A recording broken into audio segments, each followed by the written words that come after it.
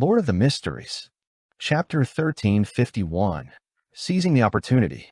While transmitting information to the mandated punishers, Alger quickly came up with a plan in his mind.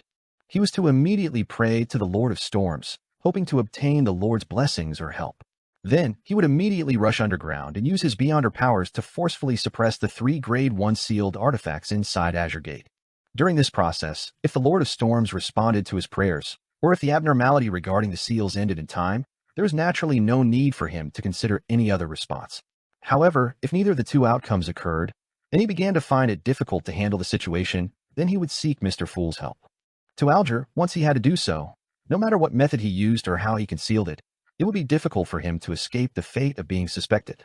After all, it was unbelievable for a single person to suppress 3 Grade 1 sealed artifacts single-handedly.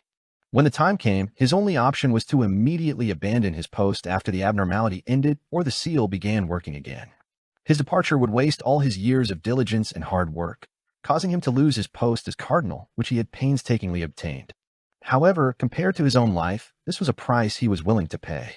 As for the consequences resulting in him almost not having any chance of obtaining the Book of Calamity, Alger didn't care about it at the moment. He was still a great distance from considering such problems. Of course, as a demigod of the Church of Storms and a cardinal, he believed that he was definitely under the watch of the Lord of Storms. After abandoning his job and escaping, he needed the protection of other existences to survive. Otherwise, his outcome would be unimaginable. And regarding this matter, he could only rely on Mr. Fool. Taking a deep breath, Alger quickly chanted, "The king ruling over the skies, the emperor who controls the seas, the great god of storms, I pray for your watch and pray for your blessings." After chanting, Alger reached out with his hand, bringing with him a hurricane as he flew underground. About 10 seconds later, outside the Cathedral of Waves, there's a tidal wave that surged into the air. The blue sea water poured down, enveloping the cathedral in a thick barrier. Inside the barrier, silver bolts of lightning flashed as they drilled underground. Rumble. The lightning struck down like torrential rain, illuminating all of Utopia, illuminating more than half of the Berserk Sea. At that moment, a pitch-black cathedral with many embedded skulls appeared in midair.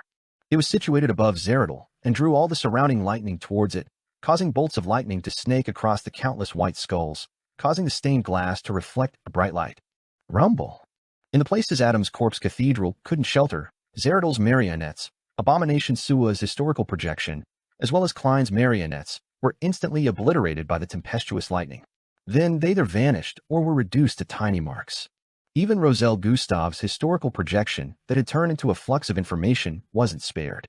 A strong electromagnetic hurricane wreaked havoc in the city, destroying all information structures. Taking advantage of the moment the visionary was fending off the tyrant, Zeradol took a step forward and entered the void ahead. And this void was connected to another island, one he had previously set in the Berserk Sea, using his Beyonder powers of an attendant of mysteries. The distance between the two was reduced to 0. The black-robed, hooded Zeradol quickly vanished into the void illuminated by lightning. But in the next second, he didn't appear on the distant island, but above the Iris' hotel in Utopia. Just a moment ago, when Zeradol was stunned by the might of the storm, Klein, who was in Sapphira Castle, took the opportunity to use the curtain that was draped over his body and use the power of the Sapphira to forcefully graft the void in front of his target to the Iris' hotel. He had secretly changed Zeradol's key arrangement.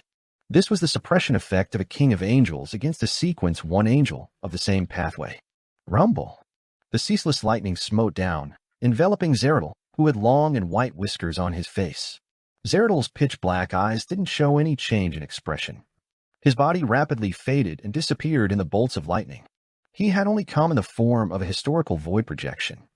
His true body was hiding in a particular fragment in the fog of history.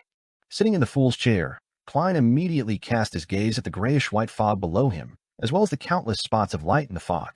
He was temporarily unable to find Zeradol, because the latter definitely used a secret fragment of history that only he or a very small number of existences knew.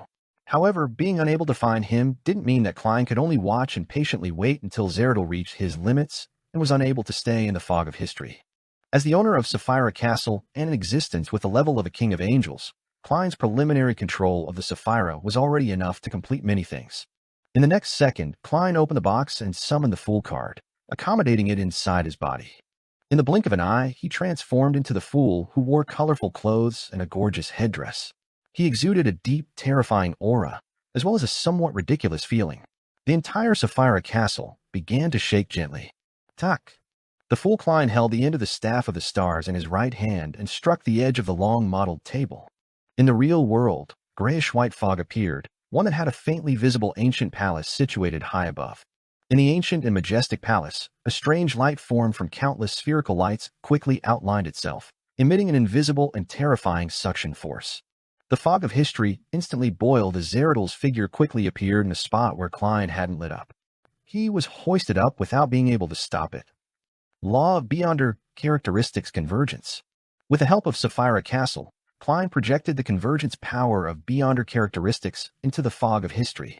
At this moment, Zeradol's black-robed and hooded figure collapsed and became a pale paper figurine. His true body appeared on another island in the Berserk Sea. He quickly used the Attendant of Mysteries Beyonder powers to connect the convergence inclination effect to various paper figurines. Seizing the opportunity given to him by the paper figurines, Zeradol quickly made a wish. A wish for my Beyonder characteristic to temporarily calm down. Just as he finished speaking and pressed his palms together, he had already caught sight of his fulfilled wish. This allowed him to escape the suction force from Sapphira Castle, the Fool card, and the Attendant of Mysteries Beyonder characteristic collective.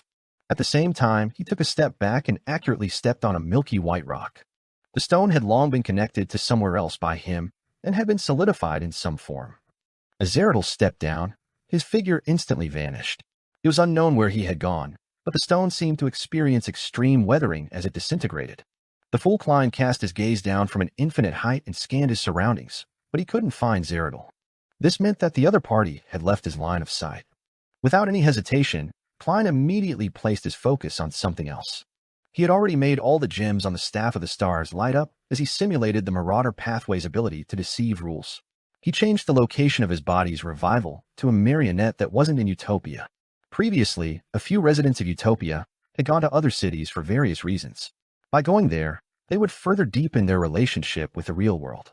Klein had chosen a travel enthusiast. He was now in a particular mountain range. As the second half of his resurrection was carried out, Klein took out the Fool card. He summoned the 9 unique Spirit World specialties he had prepared previously and placed them together with the curtain. Right on the heels of that, he used the Staff of the Stars to activate the power of Sapphira Castle, and once again simulated the powers of the Marauder Pathway's ability to deceive the rules, allowing the 9 Spirit World specialties and that curtain to become a part of his body. In the next second, countless fragments of light appeared around the marionette that was halfway up the mountain. And inside the marionette's body, a worm of spirit flew out. It kept fracturing and fused with the fragments of light. Soon, the fragments of light condensed into a ball of light as it solidified into Klein's figure. Just as Klein's figure finished outlining, he turned into transparent maggots that scattered in all directions, allowing the curtain and the 9 Spirit World specialties to drop to the ground.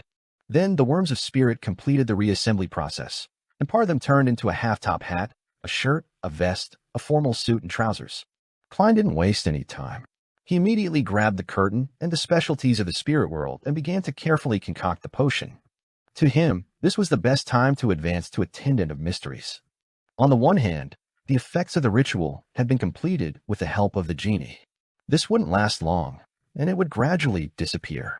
On the other hand, Adam, who was most likely to destroy his ritual, was being suppressed by the Lord of Storms and had no time to interfere. If he were to consume the potion and advance to Sequence 1 at any other time, Klein was really worried that Visionary Adam would make use of the Sea of Collective Subconscious to inject a negative emotion into him at a critical moment. That way, losing control was inevitable. The reason why he had called Leotaro wasn't to deal with Zeradol, but to hold back the true god Adam. During the Attendant of Mysteries ritual, there was no way to use the power of Sapphira Castle to produce a nascent form of a divine kingdom in advance, isolating Klein from the outside world. This would result in the ritual being unable to establish a connection with the corresponding region in the spirit world, resulting in failure. In less than 10 seconds, a potion that was as dark as the night sea appeared in Klein's palm. At the same time, the figure left in Sapphira Castle snapped his fingers, granting the small number of wishes accumulated in the prayer lights and the crimson stars, allowing him to digest the last bit of his miracle invoker potion. The figure inside Sapphira Castle immediately faded away, allowing Klein's body to become complete so that he could consume the potion in his best condition. As the lightning lit up the sea once again, Klein raised his right hand and brought the bottle that came from his marionette to his mouth. He gulped down the potion that was as light as air. Lord of the Mysteries. Chapter 1352. Attendant of Mysteries. As the Attendant of Mysteries potion entered his body, Klein immediately felt a burgeoning feeling. In the blink of an eye, he lost his perception of his body and worms of spirit. He watched helplessly as they dissipated and fused into the spirit world that couldn't be described with ordinary words or common sense. It was as though he was about to disintegrate into abstract and random pieces of information. At that moment, Klein only barely maintained his consciousness and had self-awareness. Just like that, he floated in the spirit world filled with countless strange figures. After losing the ability to sense his body and beyond her characteristics, he began to experience all kinds of thoughts, information, knowledge, symbols, and labels. He completely lost himself and was teetering on the border of fusing with the spirit world. If this continued, Klein would definitely be completely lost, but at this moment, there was a connection between the spirit world and his consciousness. That place corresponded to a town. The people inside lived ordinary lives. They had their own names, their stories, and their fates. They intertwined with each other, bringing about complete information in the spirit world, which was the concept of abstractness. This town was eventually destroyed by a calamity and buried in the dust of history. Klein dispersed like a mist, almost fusing into the spirit world's body. Under the guidance of fate, he fused with the spirit world projection of the different utopian marionettes, allowing him to become corporeal again. Biome, deep underground in the Cathedral of Waves, in a room that was no longer sealed, Alger extended his hands and pressed down on the door in front of him. The surface of the door was blue in color, with numerous mysterious and odd reliefs protruding out. It was ajar, and there was no light behind the door. It was unknown which world it was connected to. The darkness seemed to have a life of its own. At this moment, a stream of water silently surged out, eroding the surrounding area. Bang! Alger's feet exerted strength, causing ground to crack and spew out scarlet, nearly white lava. This was a calamity he had created. His goal was to prevent the darkness from advancing. However, after the surging lava entered the darkness, it disappeared without a trace.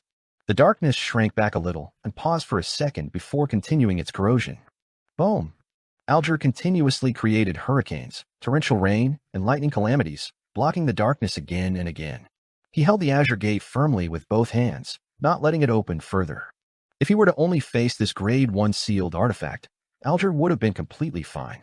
He would even have the capacity to attempt sealing it, but at that moment, he still had two similarly dangerous items around him. This forced him to sing loudly.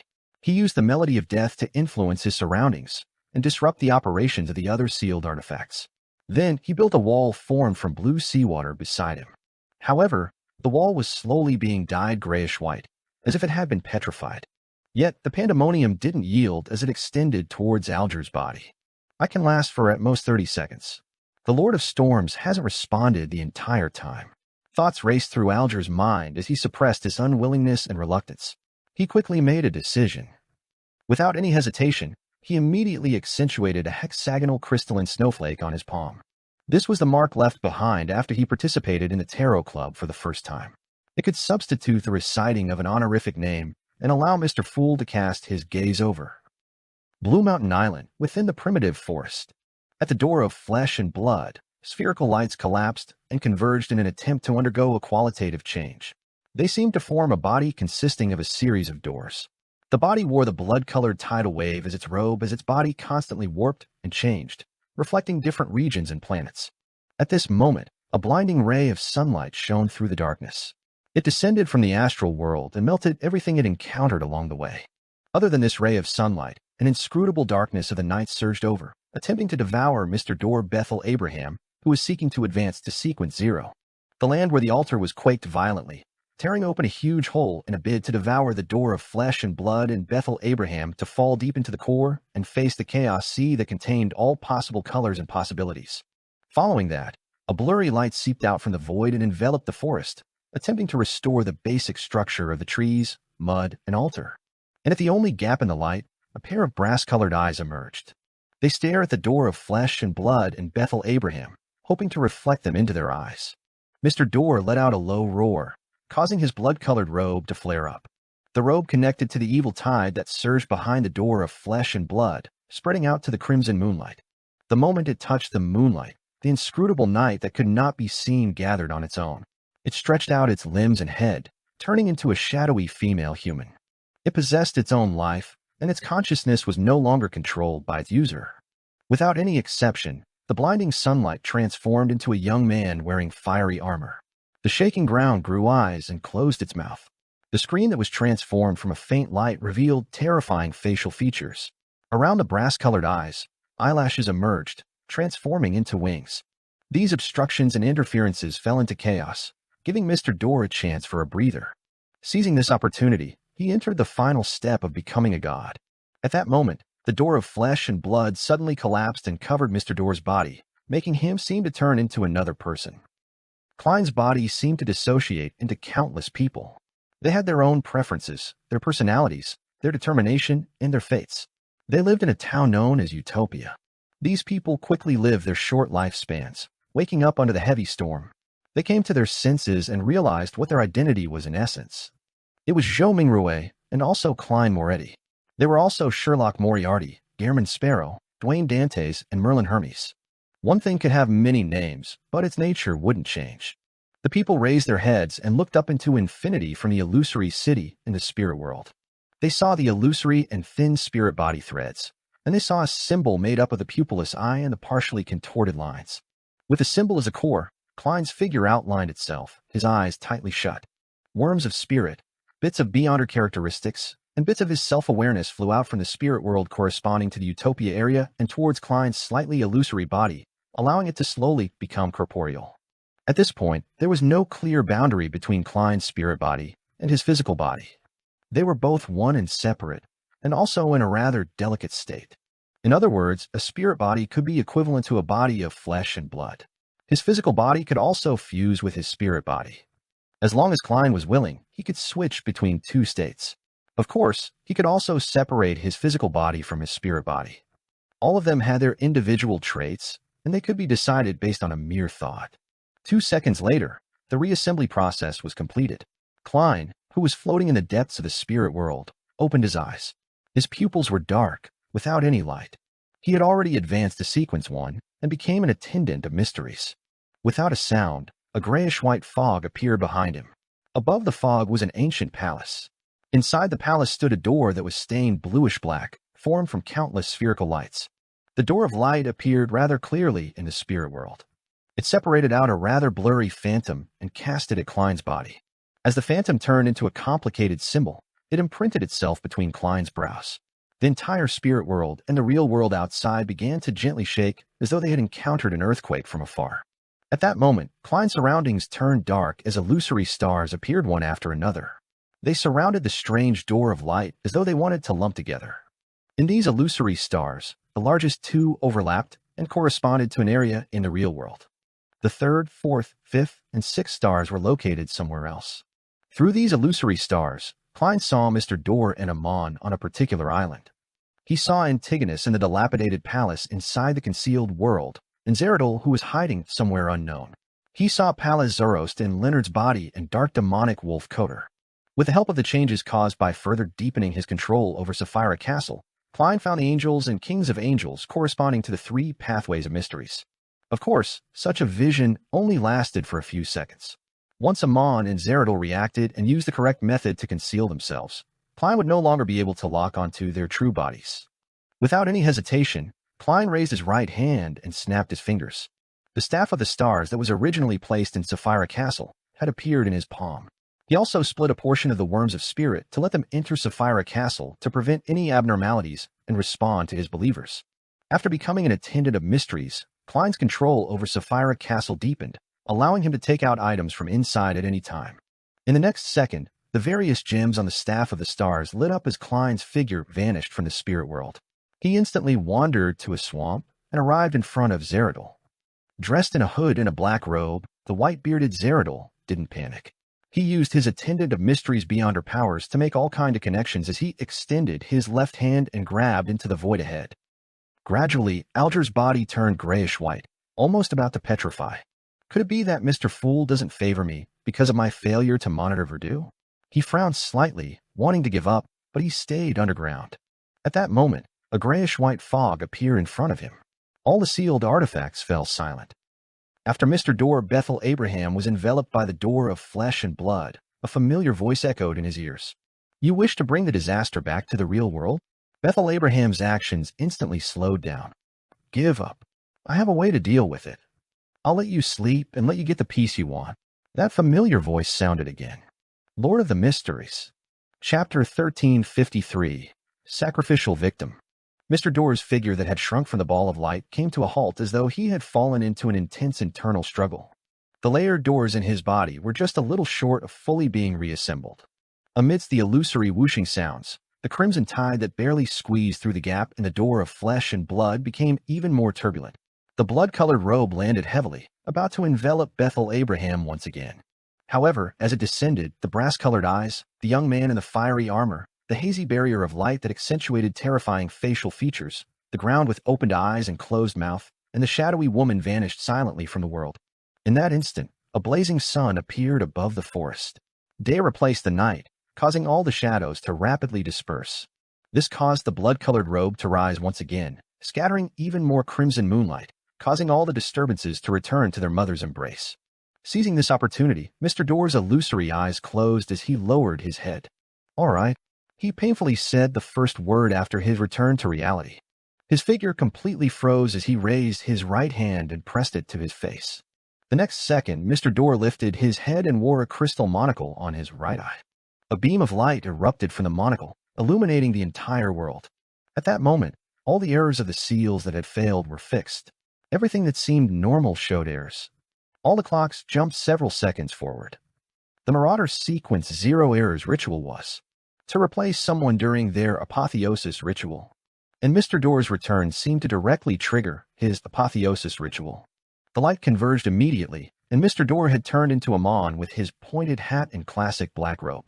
The blasphemer held a simple and unadorned key that seemed to be forged from pure starlight in his hand. Above him, the blood-colored robe descended, wanting to embrace him into its arms. Behind him, the crimson tide angrily squeezed through the remnants of the door of flesh and blood in a last bid to enter the world. In that short moment, the blood-colored moon glowed even brighter, blocking the sun, night, earth, blurry light, and the strange white tower outside. Faced with the corruption from an outer deity, Amon's lips curled up slightly. He extended his right hand and took out an abnormally ancient stone slab from an unknown location. The first blasphemy slate. Then he used the stone slab formed from the Chaos Sea to block the remnant opening of the door of flesh and blood. Then he used it as a substitute to receive the falling blood-colored robe. The first blasphemy slate turned illusory, as though it was connected to an infinite sea that contained all the possible colors. The sea surged and swallowed the blood-colored robe, blocking the crimson tide from the cosmos. The already collapsed door of flesh and blood rapidly shrank before quickly disappearing. An angry and terrifying roar resounded in the air from within. In the next second, the crimson moon appeared in the sky. The color quickly faded and turned pure. On it was a huge, distorted, crimson figure. Wearing a pointed hat and a classic black robe, Amon adjusted the monocle on his right eye and waved his hand at the crimson figure and the bright moon that were staring at him. He then smiled and bowed slightly in all directions.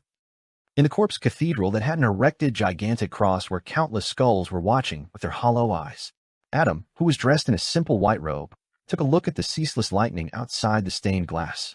He slowly got up and walked to the pool of blood that Klein had left behind. He bent down and picked up the ancient and mysterious mirror. Following that, he turned around and walked towards the second blasphemy slate. The first figure that Zeradal summoned out of the fog of history was still Roselle Gustav, who wore a dark red coat embroidered with gold thread and had chestnut-colored curly long hair. To this attendant of mysteries, there were quite a number of angels that he got to know in his long life. There were only a few that were stronger than a Sequence One Knowledge Emperor. For example, the Antigonus ancestor before he became the half-fool Angel of Fate Ouroboros, or the Red of War Brass who could indirectly obtain the strength of the Red Angel.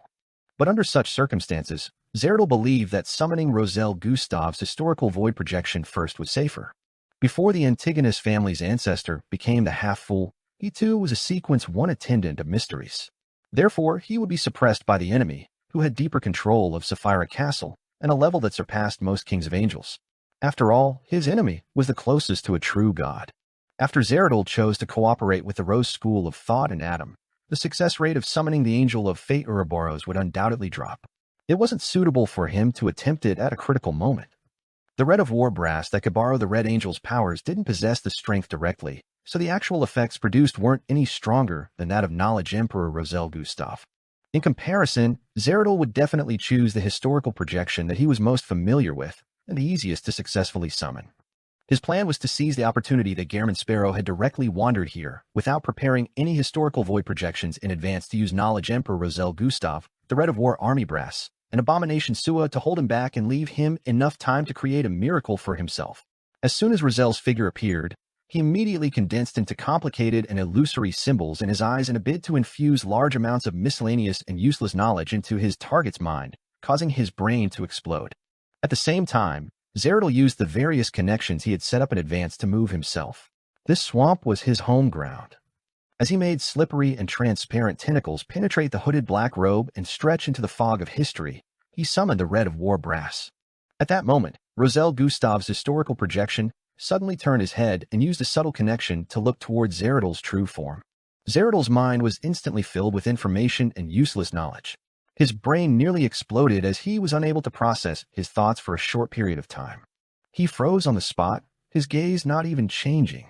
The historical projection, Knowledge Emperor Roselle Gustav, that he had summoned had betrayed him. Klein was both surprised and unsurprised by this outcome. It wasn't surprising, because this was his own doing. The Worms of Spirit in Sapphira Castle had already grafted Roselle's present state to the concealed state that Klein had met. The surprising thing was that Adam had never reminded Zeradol to be careful of Roselle Gustav. Klein had previously sensed the coincidences in certain matters. His preparations included using the full symbol's connection to Roselle Gustav's seal. Through the corresponding prayer point of light, he could throw a worm of spirit that contained certain words or intent to his fellow earthling who was in deep sleep and awaken him.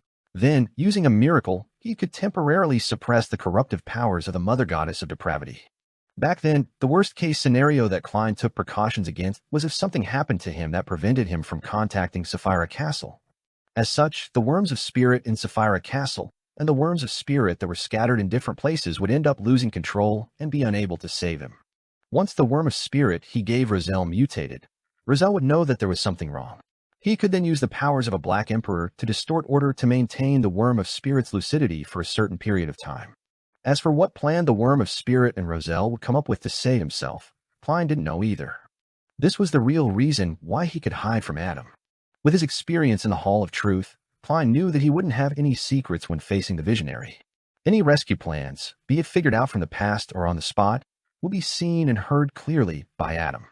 At his level, the only way to avoid it was if even he himself didn't know how to save himself. Of course, Visionary Adam knew without a doubt that Klein had a Worm of Spirit in Roselle Gustav's Black Emperor Mausoleum. He knew that his backup plan definitely came from this, but he wasn't able to pry into the secrets of it because it was contaminated by the Mother Goddess of Depravity. It was a place that had been corrupted by the cosmos, and the thought of prying into Roselle Gustav was like prying into an outer deity. This was the difference in level. It was precisely because of this that Klein could calmly ask all kinds of secrets and read the second blasphemy slate. On the one hand, knowledge was indeed tempting. And on the other hand, he was stalling for time, waiting for the other side to complete the task of rescuing him. At the same time, he didn't want to occupy his mind. Otherwise, he couldn't help but think about how he could save himself. As a result, Klein began to suspect that other than the unknown reasons as to why Adam had shared so many secrets with him, was because he was also trying to lure him into thinking of the solutions he would use to save himself, so as to find clues and stop him in advance. Therefore, the question and answer session in the Corpse Cathedral was a clash of minds. Klein had to constantly control himself to prevent his thoughts from going astray. And under this premise, Adam clearly knew that there might be problems with Roselle Gustav, but he didn't remind Zeradol. Regardless of the reason, Klein had no intention of letting the opportunity slip. He immediately raised the Staff of the Stars in his hand and skillfully simulated Amon's Worm of Time's powers. Gong. An ancient model stone clock phantom appeared.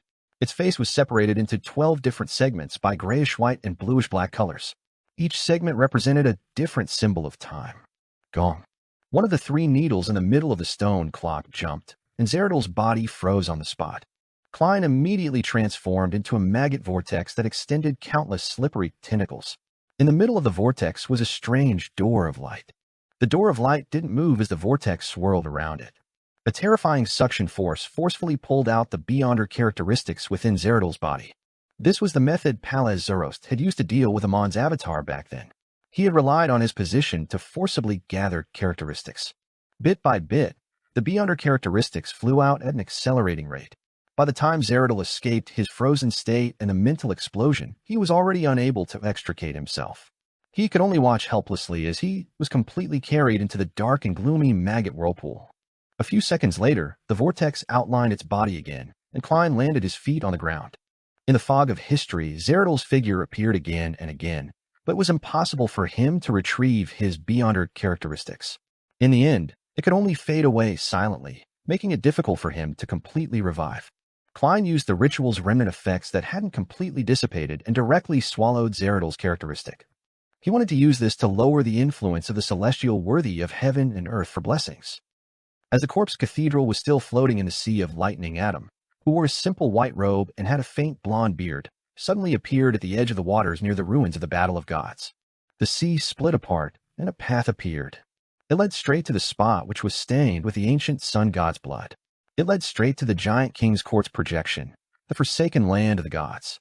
In the depths of the forsaken land of the gods, at the top of a mountain peak, there was a huge cross erected, and there was an indistinct figure hanging upside down on it. End of the 7th volume, The Hanged Man. Lord of the Mysteries. Chapter 1354, This Night. Late at night, the clanging sound of the door and windows opening woke Wendell up from his deep sleep. He wearily rolled off the bed and surveyed his surroundings. What happened? Utopia encountered a super heavy storm. It wasn't easy for the recently insomniac Wendell to fall asleep, but he had no choice but to get out of bed. His mind was still lethargic, and he looked rather lost. He soon realized that there was no wind blowing in from the open window, nor did the rain enter. It was like he had opened it while sleepwalking to take in fresh air. Wendell suddenly thought of the supernatural events that he had experienced and learned from the dossier. He was reminded of the fear of the unknown that once ruled his heart. He didn't know what else would happen next, nor could he guess what he would encounter. He felt a chill run down his back as he shivered again. At this moment, he heard the commotion outside the door. All sorts of voices entered his ears.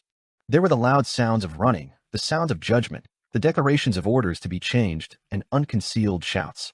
Something is wrong with the underground seal. Be on high alert. Undergrundsel. What kind of item is sealed beneath the Iris' hotel? Wendell was surprised and confused. He couldn't help but walk to the door and look around. He then saw an MI9 colleague who he barely knew and Colonel Zyodericha, who was on duty tonight. Did MI9 find Utopia because of me?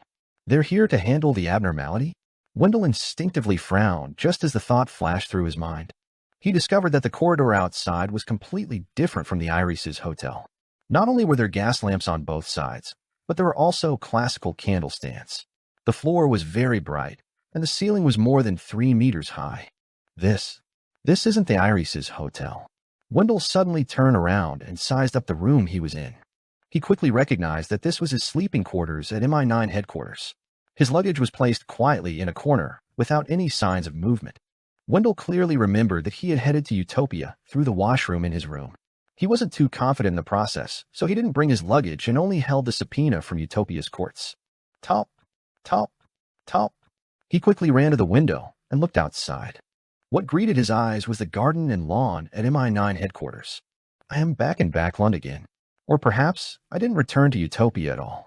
I was just too tired and ended up having a dream in my sleep. Wendell dazedly walked back to his bed and sat down. After about 10 seconds, he suddenly jumped up and picked up his coat from the ground. Then he saw the Utopian subpoena in the inner pocket of the coat when it should be inside a drawer. Wendell fell silent, as though he had become a statue. Travel columnist Monica also woke up from the banging of the doors and windows. She sat up straight, pulled the blanket up, and placed it in front of her chest. The sleepy-eyed Monica's first reaction was that a robber had barged into the hotel.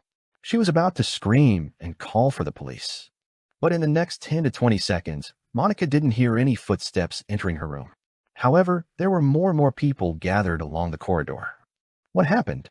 It doesn't seem like a hurricane. Was it a prank? Damn clown, if I knew who it was, I would definitely kick his ass hard.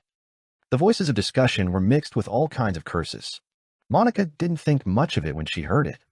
Instead, she thought of using the crowd's discussion to consider the reason underlying the paranormal activity and write it in her traveling column.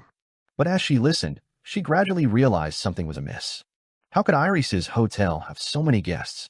She remembered clearly that on this floor, there were at most 5 rooms with guests. This included her room. At that moment, Monica thought of the ghost stories she had heard. She immediately felt as if there were wraiths and shadows outside. She had originally stretched her feet towards the bedside, preparing to leave the room to participate in the discussion and grasp more details for her writing material. But now, she retracted her feet and curled into a ball, trembling. A few seconds later, she heard a man say, "I asked the hotel owner, and he said that he had no idea what happened. Perhaps there was a short storm just now. Return to your room and get some rest. Remember to lock the windows." Yawn. "I have to get up early tomorrow to go to the Royal Museum." Royal Museum. Monica was stunned. As a travel columnist, as a traveler who had been in Utopia for a long time, she naturally knew that there was no Royal Museum. In the Lone Kingdom, a museum with such a royal name would definitely be in Backlund. To take a steam locomotive from Utopia to Backlund required many hours. Even if he woke up early, he wouldn't be able to arrive before the Royal Museum closed. Monica was puzzled. She slowly lifted the blanket. She heard the sound of the door and windows closing continuously. She got off the bed carefully and walked towards the door. During this process, she gradually saw the room through the moonlight. Hiss. Monica almost screamed. This wasn't the guest room she had slept in previously. Regardless of the layout or arrangement, they were completely different. The ghost stories that she had thought of earlier surged into her mind again, causing her legs to give way, and she almost couldn't support herself. Just as Monica's teeth were chattering, she saw a hotel name card on the table. It was prepared for guests. If she brought it out, she would be able to get someone to guide her back when she was lost, even if she didn't know the language. Monica subconsciously approached it and used the moonlight to identify the words on the name card. Carlpinsa Hotel, Backlund Westboro, 19 Morning Street. Backlund Westboro. Backlund. Monica's eyes widened as she felt like space and time had gone topsy-turvy. Backlund, Hillston Borough, in a house with a fireplace. Furs heard the door and windows open, but she didn't immediately wake up. This was because she had fallen into a strange nightmare and couldn't break free. She dreamed that her teacher, Dorian Gray Abraham, had been influenced by the family's sealed artifact, dying in front of her with blood dripping. She dreamed that she had lost control and mutated, turning into a series of starlight insects that warped into the shape of doors. She couldn't help but fly towards a door of flesh and blood. She dreamed that the apocalypse had dawned, and the surging blood-colored tide had drowned the entire world, preventing Zio, Gehrman Sparrow, and company from escaping. Finally, Furs escaped the dream and sat up, panting heavily. As a demigod, one who was once an astrologer, she knew what such a dream meant. She hurriedly suppressed her emotions and looked up ahead. The glass on the oriel window in the bedroom all bore open at some point in time. Something must have happened. Furthermore, it has a certain relationship with the apocalypse, the Abraham family, and the apprentice pathway. Furs silently muttered to herself before standing up and wearing a cloak, preparing to teleport to her teacher to confirm his safety. Such a change made her feel a sense of urgency towards advancing to Sequence 3 or even Sequence 2. After learning about the apocalypse from Mr. Fool and the world Gehrman Sparrow, Furs had actually been working hard, but the secret sorcerer potion wasn't something that she could digest in a short period of time. Furthermore, without making any contributions, she couldn't bring herself to ask her teacher for the Wanderer's formula and ingredients. Of course, if she was willing, she could have obtained it from Mr. Dorr. However, how could she have been bewitched after receiving all kinds of reminders? Phasing away, Furs vanished from the room. A few seconds later, she appeared at Dorian Gray Abraham's residence and saw her teacher sitting there, pressing down on his heart as though he had been frightened. "Do you need medicine?" Furs asked carefully. She had purchased medicine from Mr. Moon to treat ailments of age. Dorian took a deep breath and shook his head. "There's no need." Furs immediately relaxed.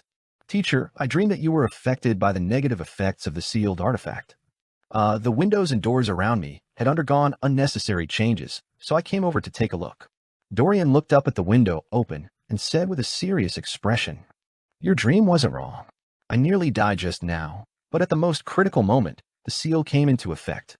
Having said that, he suddenly stood up and said to Furs, "Quick, bring me somewhere else. I'm worried that something might happen to the other family members." Without any hesitation, Furs immediately grabbed her teacher's arm and asked for the exact location. Their figures rapidly faded away and disappeared. After traveling through the spirit world that was covered in gray fog for several seconds, Furs and Dorian suddenly left their present environment and landed in a place that looked like a study. There were quite a few people standing there. They were members of the Abraham family who wielded different sealed artifacts and could travel. "Velos? Why are all of you here?" Dorian blurted out.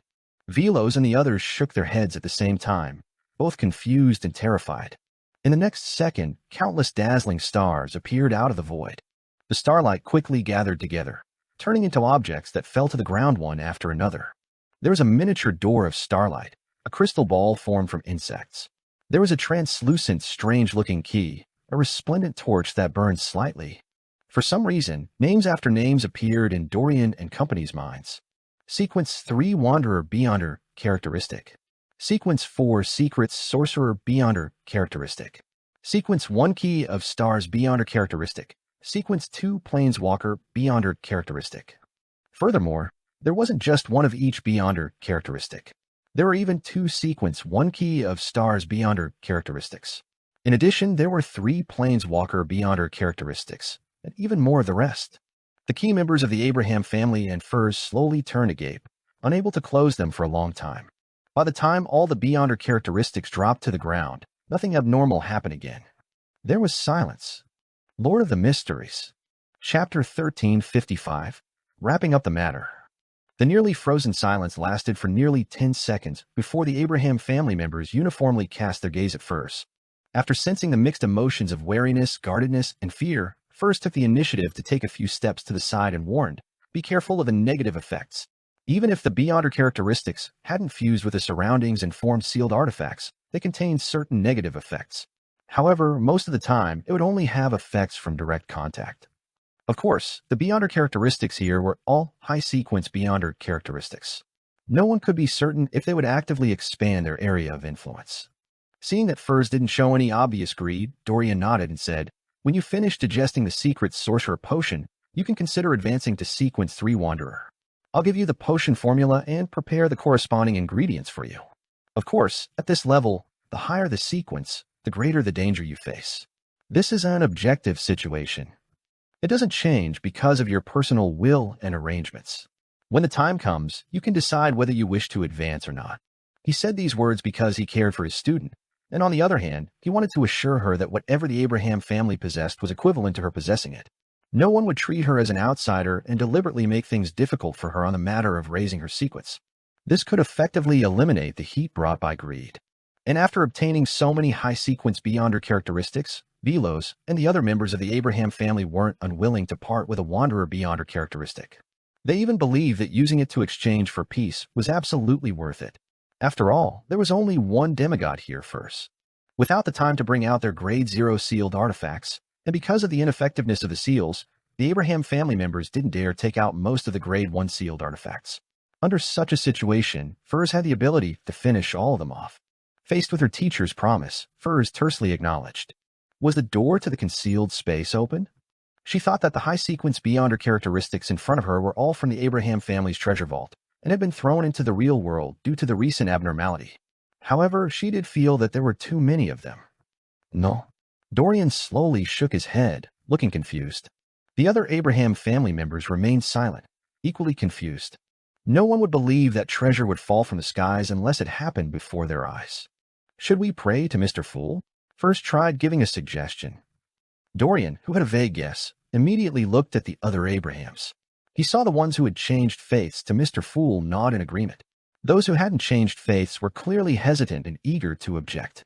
After some consideration, Dorian composed himself and said, "Gather the ones with negative area of effect traits while using the correct method. Prevent them from combining with the surroundings. I'll pray to Mr. Fool at the side." All right. The few members of the Abraham family hesitated for 2 seconds before agreeing. Following that, they seized the opportunity to identify the characteristics and attempt to gather them. After some of the members had obtained a certain amount, Dorian finally retreated to Furz's side and bowed his head to pray to Mr. Fool. Soon, a grayish-white fog and an ancient palace deep in the fog appeared in front of him. A high and solemn voice resounded in his ears. "These are the relics of Mr. Door. Your bloodline curse has been completely removed." Relics of Mr. Door. Relics. Dorian ruminated over the word and opened his eyes, casting his gaze at the high-sequence Beyonder characteristics. He looked on silently, his vision gradually blurring. East Chester County, the Hall family manor. Alfred and the others, who had just figured out the source of the explosion and the enemy attack shout, saw the doors and windows opening at the same time as they crashed into the walls. During this process, several pieces of glass shattered. There is indeed something abnormal. Alfred raised his hand with a solemn expression. He said to his adjutant, squire, personal guards, and bodyguards, retreat back to the main house to prevent any accidents that might happen next. At the same time, send a telegram to the Archbishop of Eastchester Diocese and request for assistance. He felt that the most important thing right now was not to investigate the anomaly, but to protect his father, mother, and sister. He had plenty of time to do the former after daybreak. But if anything happened to the latter, it would be impossible to make up for it. After returning to the manor's main house and arranging for strict patrols, Alfred walked into the living room and said to Earl Hall, there was indeed something abnormal, but the guard couldn't describe what he saw. He only felt extreme fear at that moment. Earl Hall nodded calmly and said, we'll do further investigations after daybreak. Sit down and get some rest. Beside him, Audrey was holding her mother's arm as she quietly listened to her father and two brothers talking. Of course, this was only an image. She had been continuously releasing virtual personas in an attempt to find the reason for the sudden opening of doors and windows from the memories of eyewitnesses. After a few minutes, she ended the investigation, somewhat disappointed. For the time being, she temporarily attributed it to the influence left behind by the Mind Dragon, Airy Hog, and Mr. Wrath. At that moment, she realized that the golden retriever Susie had a strange look in her eyes. She quickly sent out a virtual persona and entered the mind island of the other party's soul to have a private conversation. What did you discover? Audrey asked directly. On Susie's mind island, a voice resounded. I smell a thick scent of blood. At the edge of the manor, it happened sometime before the doors and windows opened. Yes, it happened about 10 seconds after the explosion. After hearing that, Audrey pursed her lips and fell silent for a few seconds. Go take a look. Susie immediately stood up and tiptoed out of the living room. She left the manor's main house from a side door on the first floor. During this process, there would be people looking at her from time to time, but they didn't mind her and didn't attempt to stop her. After all, she was just a dog who had mastered psychological invisibility. After walking the path to the furthest building from the manor's main house, Susie twitched her nose and chose an open window before jumping in. Then she saw a bloody corpse on the bed. Its skin had shed, and what she saw was equivalent to Audrey seeing it through the virtual persona that she planted in her mind island. In the living room inside the main house of the manor, Audrey, who was holding her mother's arm, lowered her head. Then she lifted her head, and her eyes swept slowly and deeply across her family's faces, Earl Hall, Lady Caitlin, Hibbert, and Alfred. She maintained her silence, becoming increasingly silent. Byam, inside the Cathedral of Waves. Alger, who was wearing a robe embroidered with the storm symbol, walked out from the underground area one step at a time. He nodded at the mandated punishers and priests who were waiting by the sides. The seals were restored to normal in time. You can return the items under your watch. Yes, Your Eminence. The mandated punishers, priests, and bishops heaved a sigh of relief as they struck their left chest with their right fists. Alger didn't say anything else as he responded with the same salute. After returning to his room, he slowly looked around. He took a deep breath and found a seat to sit down. The fool that doesn't belong to this era. Alger silently prayed to Mr. Fool, expressing his thoughts of preparing to leave the Church of Storms. The explanation that the seal was restored to normal in time could only convince relatively low-level members of the church. It was impossible to hide from any cardinal or high-ranking deacon, much less the pontiff and the Lord of Storms. And if he didn't get Mr. Fool's approval and protection, Alger didn't dare leave the Church of Storms so casually. He would definitely suffer the wrath of a god. A few seconds later, he saw the familiar boundless gray fog and heard Mr. Fool's reply. Okay. Go to the Church of the Sea God. Phew. Alger relaxed, stood up, and took off his storm robe. After changing into a linen shirt, brown jacket, and pantaloons, Alger looked at the cardinal robe on the table and fell silent for a while. Then, he reached out and folded the robe neatly. After carefully examining it for a few seconds, Alger retracted his gaze and flew out of the cathedral through the open board window by controlling a strong wind. He first flew to the bell tower and landed on the top. He looked down at the surrounding streets and down at Byam. During this process, Alger stepped on the edge of the roof and slowly circled it.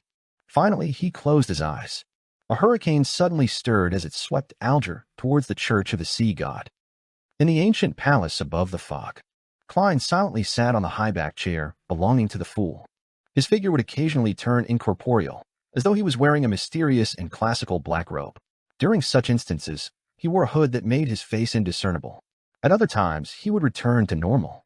However, he was enveloped in a faint gray fog. The frequency of this change gradually slowed down. And every time Klein transformed into the black-robed, hooded figure, slippery tentacles with strange patterns growing would extend out from under his clothes. These nearly transparent tentacles flailed about, striking everywhere as if taking the palace for itself. After a while, Klein's figure finally stabilized. Out of habit, he raised his right hand and rubbed his temples as he muttered to himself, "The awakening of the celestial worthies will is faster and more intense than I expected. If I hadn't devoured Zeradol's Beyonder characteristic and used the remnant mental imprint to balance it and stall for time, I wouldn't have been able to adjust my state and stop him from awakening." However, this made Klein's mental state rather unstable. And he didn't lose control because his miracle invoker potion had already been completely digested, and the new attendant of Mysteries Beyonder characteristic he consumed was mostly digested shortly after consumption. The identity of the world was a blessed of the owner of Sapphira Castle, making it directly equivalent to the attendant of Mysteries. Therefore, Klein had already acted the role of attendant of Mysteries for a very long time, and it had been quite successful. As for the second attendant of Mysteries Beyonder characteristic, he still needed some time to digest it. Lord of the Mysteries. Chapter 1356, Urgency. After stabilizing his anchors, the will of the celestial worthy, and the weak balance of his consciousness, Klein leaned back in his chair and observed the various powers brought about by the attendant of Mysteries Beyonder characteristic. Among them, there were three most important ones. They were all grasped by Klein using Sapphira Castle and the Curtain ahead of time, but he just didn't know the exact names. The first was Regenerate. If the materials that made up an item once has spirit body, then the attendant of Mysteries could use the powers of Regenerate to summon the corresponding spirit body threads, making the item become his marionette. Then he could establish a deep connection with the item and also naturally transform it into a marionette. To put it simply, an attendant of Mysteries couldn't allow something that didn't have spirit body threads to produce spirit body threads, but he could allow some items to regenerate their spirit body threads that had long disappeared. The former represented metallic items, gold coins, gold pounds, and so on. The latter mainly consisted of beef, fish, and other food. Once humans ate food that were marionettes, they would also transform into marionettes, as though they had encountered intense corruption. The second was reassembly, which was also known as tampering. It could reassemble many physical objects or abstract concepts into something different, resulting in an unbelievable effect. It was like changing the definition, logic, orientation, or rules. The third was the realm of mysteries. This was an ability used to create an embryonic form of a divine kingdom. It could bring about a certain concealment effect. Reassembly represents the authority of change, while the realm of mysteries represents concealment. The two essential elements of the fool symbol are in place. However, reassembly and tampering doesn't sound nice, and the meaning isn't clear enough. Grafting is still better. It's obvious at a glance. Klein mumbled inwardly before casting his gaze around. Now he had deepened his control of Sapphira Castle. He could directly borrow the powers nearing Sequence 0 of the Seer pathway. He could also use most of the Beyonder powers below Sequence 0 of the Marauder and Apprentice pathways. It was quite similar to Dark Angel Sassurer from back then. Of course, Dark Angel Sassurer could only use the first blasphemy slate to indirectly use the powers of the Chaos Sea. As for Klein, he was the owner of Sapphira Castle, one that hadn't fully gained control of the Sapphira. Therefore, his level was higher than Dark Angel Sassurer's. As for strength, in theory, he was stronger, but his strength was affected by too many factors. Having only become a Beyonder after a few years, Klein couldn't guarantee that he would definitely be able to defeat Heaven's Deputy and the Left Hand of God. In short, he was now considered a king of the King of Angels, and he was very close to the level of a true god. After gaining a deeper grasp of Sapphira Castle, the difference between me and here and in the outside world is almost gone. It wouldn't result in me being a king of angels outside, but having the power of a true god in Sapphira Castle. The greatest advantage here is it provides me a defensive barrier that even a true god can't break. Yes, whether the outer deities can do it remains to be seen. Klein slowly exhaled as he focused his attention on the current situation. There were two things he was most worried about at present. The first was the primordial moon, which was also the mother goddess of depravity. Although she failed to fully descend into the real world with Mr. Door's return, a little portion of her strength had invaded. Furthermore, she maintained it for a few seconds under the attacks of the 5 orthodox deities of Evernight, Steam, and company. Whether this would affect the surroundings, the corresponding pathways, and exert certain effects on some matters remained to be seen. Second, Angel of Time Amon has already stolen Mr. Door's ritual and became Sequence 0 of the Marauder pathway. He would be Klein's most direct and most powerful enemy. I wonder if Amon has taken the opportunity to accommodate Mr. Door's uniqueness and sequence 1 key of stars. If he has completed this step, he will be the most powerful true god in the real world. I wonder how he compares to the Evernight goddess. No one knows how much of the death and god of combat uniquenesses the goddess has accommodated. Typically speaking, Amon shouldn't have the time to accommodate the apprentice pathway's uniqueness. Although Mr. Door's return is equivalent to the ritual itself, the most important matter at that moment was to replace Mr. Door, allowing the three sequence 1 Beyonder characteristics and uniqueness of the Marauder pathway to gather together, resulting in a qualitative change. There's no time to accommodate the uniqueness of the apprentice pathway. Also, this operation has a high chance of awakening the celestial worthy. Amon wouldn't take such a risk. In other words, Amon's subsequent focus is to accommodate the uniqueness of the apprentice pathway and become a true god of two pathways. Otherwise, under the watch of the other true deities, it will be very difficult for him to finish off a king of angels like me. Furthermore, even if he does take the risk and succeeds, him having accommodated the apprentice pathway's uniqueness means that he has to slowly adapt and stabilize his condition, making it impossible to deal with me in a short period of time. I have to make use of the time to become the fool. Only by doing so can I use Sapphira Castle and my own level to resist Amon. I don't have much time left. Klein silently gave a self-deprecating comment. He leaned forward and gently tapped the edge of the long-modeled table. He was analyzing the possibility of him becoming the fool in a short period of time. The digestion of the Attendant of Mysteries potion was relatively simple. By the time Klein used his anchor and consciousness to suppress the awakening of the celestial worthy of heaven and earth for blessings, and not lose control or become someone else, he could use Sapphira Castle to create an avatar like Amon. Then he could use the power of Sapphira Castle to steal the undigested Attendant of Mysteries Beyonder characteristic he got from Zeradol. At this point, Klein would immediately turn the avatar into a marionette to prevent any unexpected developments. This way, Klein would drop to the level of an Attendant of Mysteries who had fully digested the potion, and he would have an Attendant of Mysteries marionette. This was one of the main ingredients of the potion. And the Attendant of Mysteries who had digested the potion was qualified to consume the Fool's potion and become a Sequence 0 true god. These series of operations weren't too complicated, but was prone to mistakes. Furthermore, an ordinary dual Sequence 1 King of Angels from the Seer pathway couldn't do it unless they have a Sequence 2 Trojan Horse of Destiny friend of the Marauder pathway who's willing to sacrifice himself to provide help. Of course, a Sequence 1 Worm of Time friend could do it. Therefore, to Klein, the most troublesome thing was the other two matters. First, how to deal with a half-fool of the Antigonus family, and secondly, how to complete the ritual of fooling time, history, or fate. With my current level and strength, it isn't impossible to deal with the Antigonus family's ancestor. Of course, the prerequisite is that I should first familiarize myself with the corresponding Beyonder powers and changes in Sapphira Castle. So I don't have any idea on how to approach the Fool's ritual at all. Klein raised his hand and pinched his forehead, casting his gaze at the grayish-white fog beneath Sapphira Castle. Among time, history, and fate, he was undoubtedly more familiar with history. Now he could use Sapphira Castle to directly influence the fog of history, allowing the corresponding powers of the Seer pathway to become stronger or weaker. This was the embodiment of authority. Fooling history.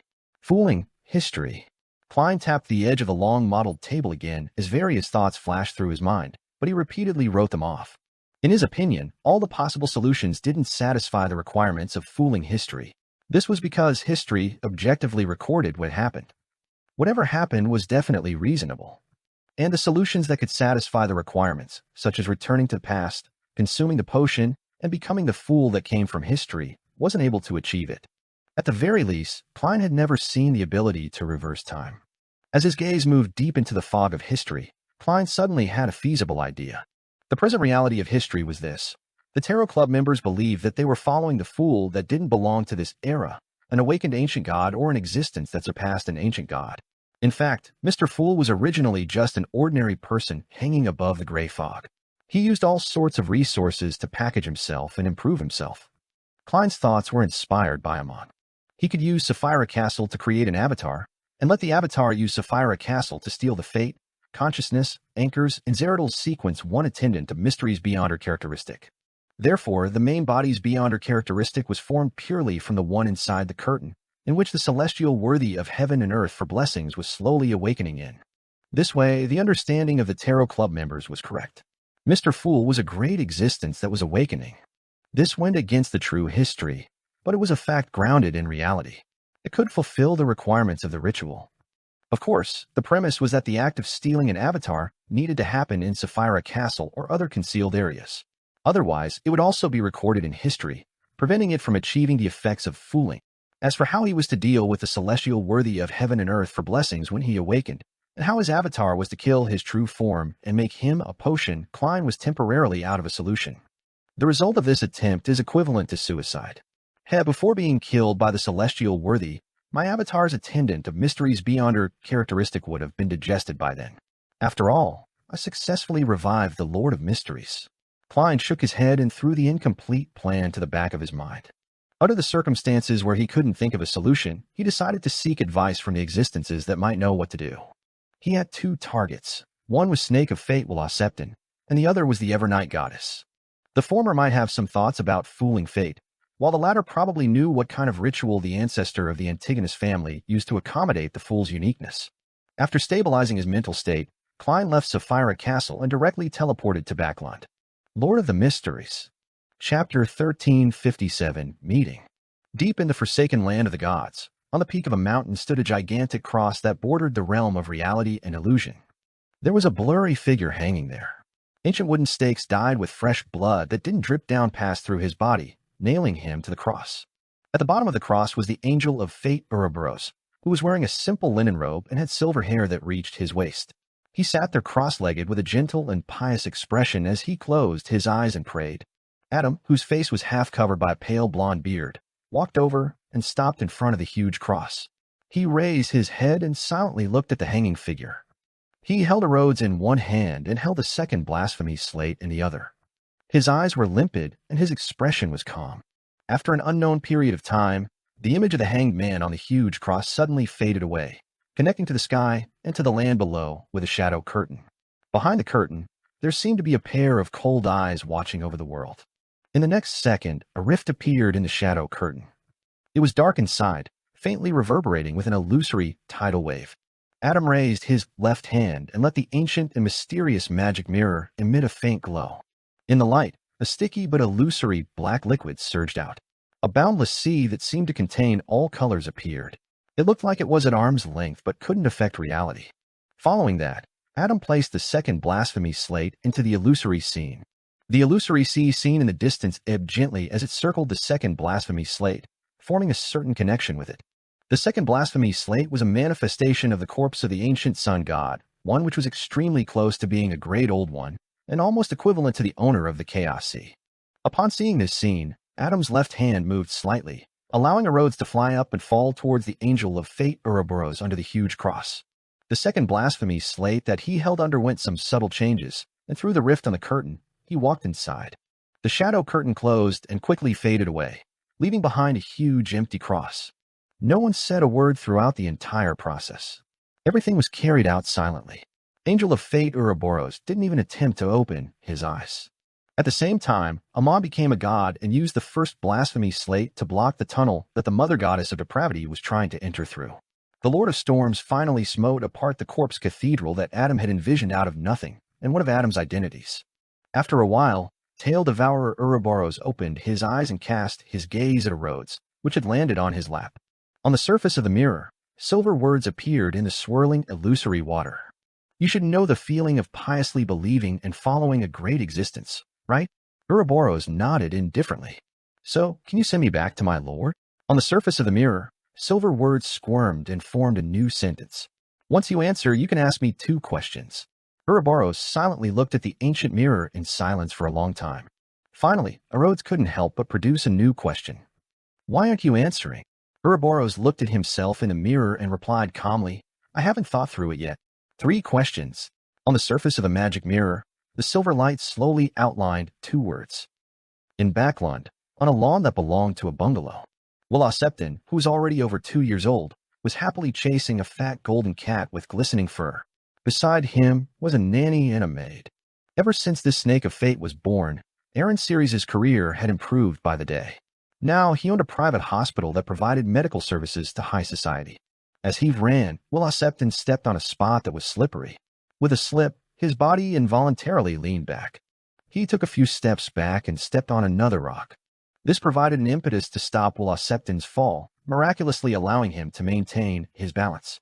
In regards to this encounter, alarms started ringing in this chubby toddler's head.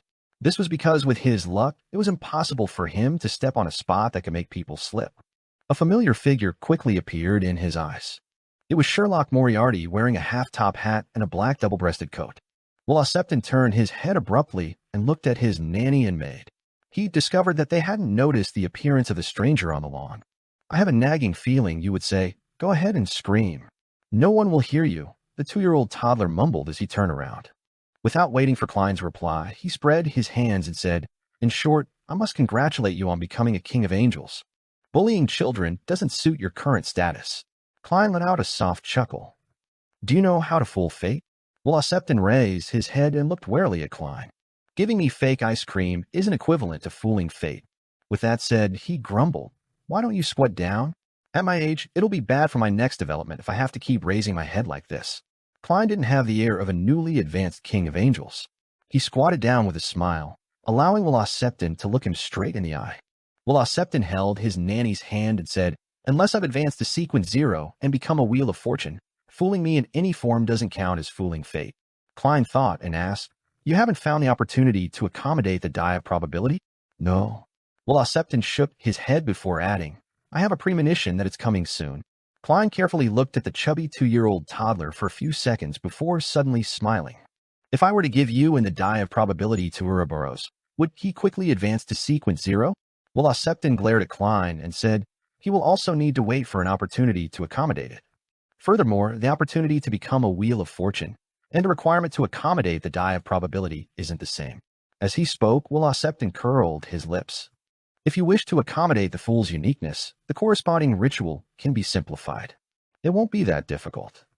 In such a situation, by ingeniously using the abilities of a Trojan horse of destiny and making a sacrifice to a certain degree, there's a chance of fooling fate. However, when you attempt to advance to sequence 0, even if you accommodate the uniqueness and absorb 3 sequence 1 beyonder characteristics on separate occasions, you will still have to hold a ritual, allowing the corresponding items to fuse and undergo a qualitative change." "Is that so?" In other words, choosing to first accommodate the uniqueness is just a trick, but in the end, I have to truly fool time, history, or fate. Klein nodded slightly and said, "I roughly understand." He smiled and added, "Enjoy your childhood. I wonder how long it will last." With that said, Klein's figure turned transparent and vanished from the lawn. Will Septon's other empty hand instinctively grabbed forward before retracting it weakly. He left just like that. He's so rude. He actually didn't prepare a present when he visited. The child couldn't help but mutter. Northborough in Backland. St. Samuel Cathedral.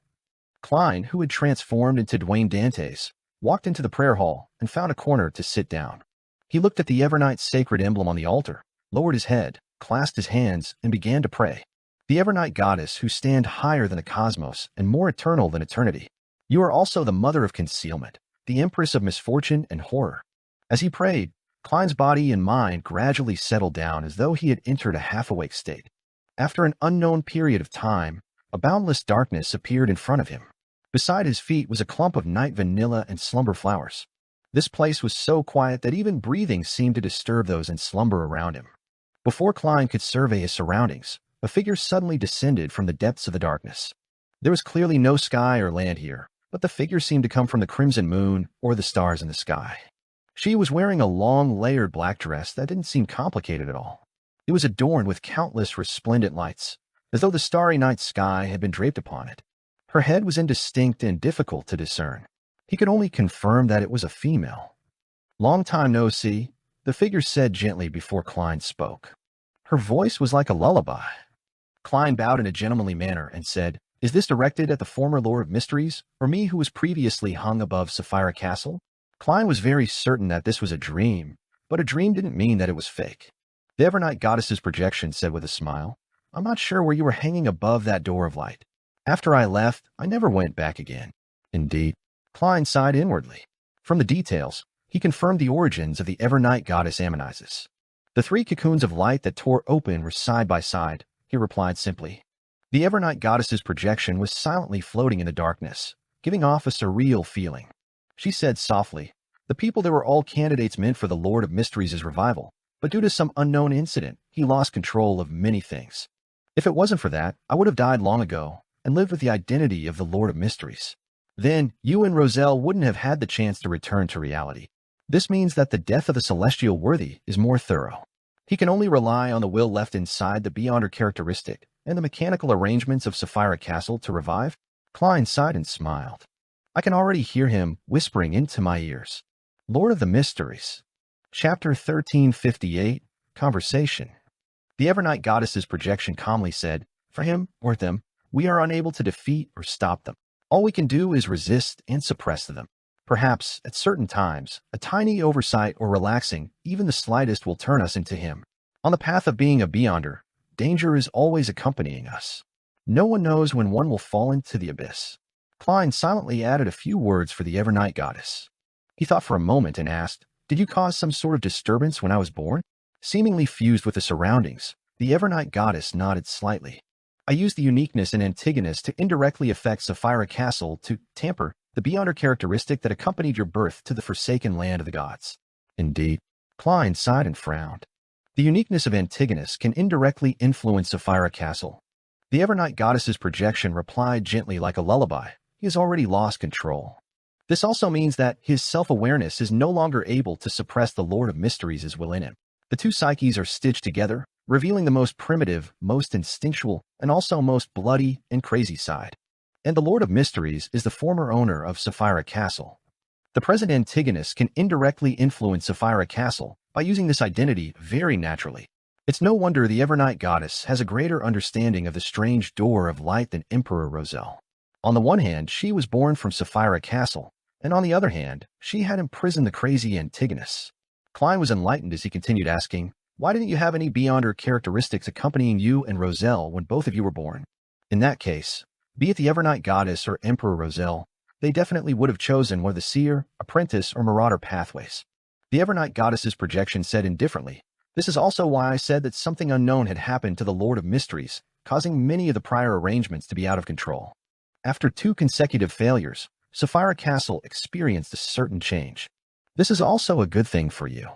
As the apocalypse arrives, the remnant will of the Lord of Mysteries is dissipated. In the end, all that's left is a mental imprint that's attempting to awaken. If you were born in the 4th epoch, you would have become him the moment you became an attendant of mysteries. This was because Klein had used the curtain left behind by the celestial worthy during his advancement. As for the Beyonder characteristics in the bodies of Antigonus and Zeradal, they had undergone generations of Beyonders and Beyonder creatures, diluting and wearing off the will.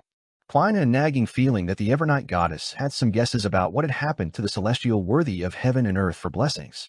However, since she deliberately didn't mention it, it wasn't appropriate for him to probe further. All he could do was say, how did Antigonus manage to accommodate the fool's uniqueness?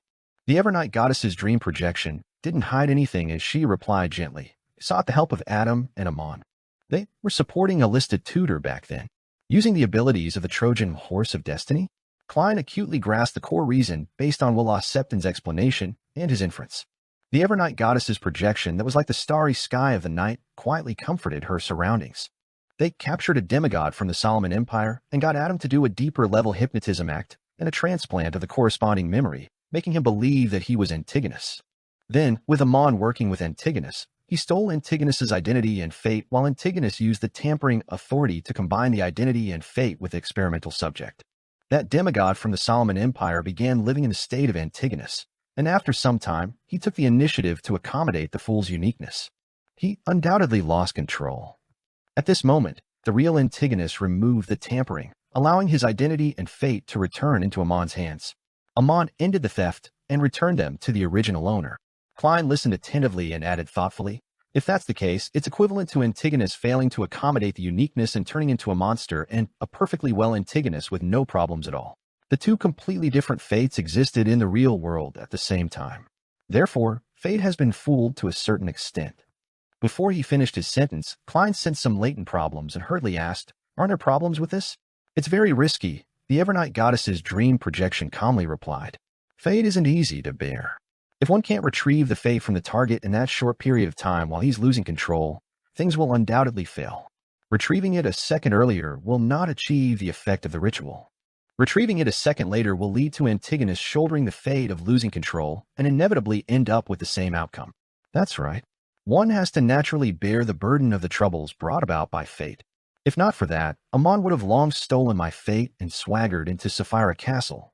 Klein mumbled inwardly as he began to think about how he should imitate the ritual of the Antigonus family's ancestor. It was difficult to complete a normal ritual, and with the urgency of the matter, using a simplified ritual to accommodate the full uniqueness was the best option. Once I become the half-fool, my control over Sapphira Castle will improve. My level and strength will at least reach the level of a true god. This way, even if I face a dual pathway true god like Amon, I'll be able to protect myself and wait for reinforcements even if I'm not a match for him. As Klein thought about the strength matchup and development he hoped for, he began coming up with a preliminary ritual plan. He planned on using the Evernight goddess's help to suppress the Antigonus family's ancestor and use Sapphira Castle to steal his identity, fate, and self-awareness. This way, his body would have his own consciousness, the will of the celestial worthy Antigonus ancestor's self-awareness, as well as the anchors from the new city of Silver, New Moon City, and Rorstad Archipelago.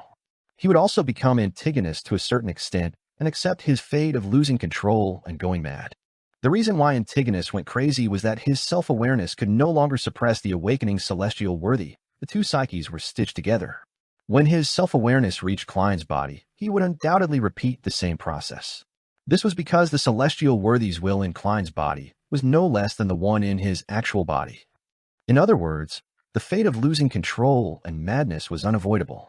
Klein believed that there wouldn't be any additional burden when bearing it. At the same time, with him having more anchors than Antigonus, his own consciousness could remain center stage in a harmonious state, maintaining a sliver of rationality. In such a state, he would use the identity of the Antigonus family's ancestor to accommodate the fool's uniqueness. And in the corresponding fate, this was something that he had long accommodated, so it wouldn't bring about any further repercussions. Hence, fate had been fooled.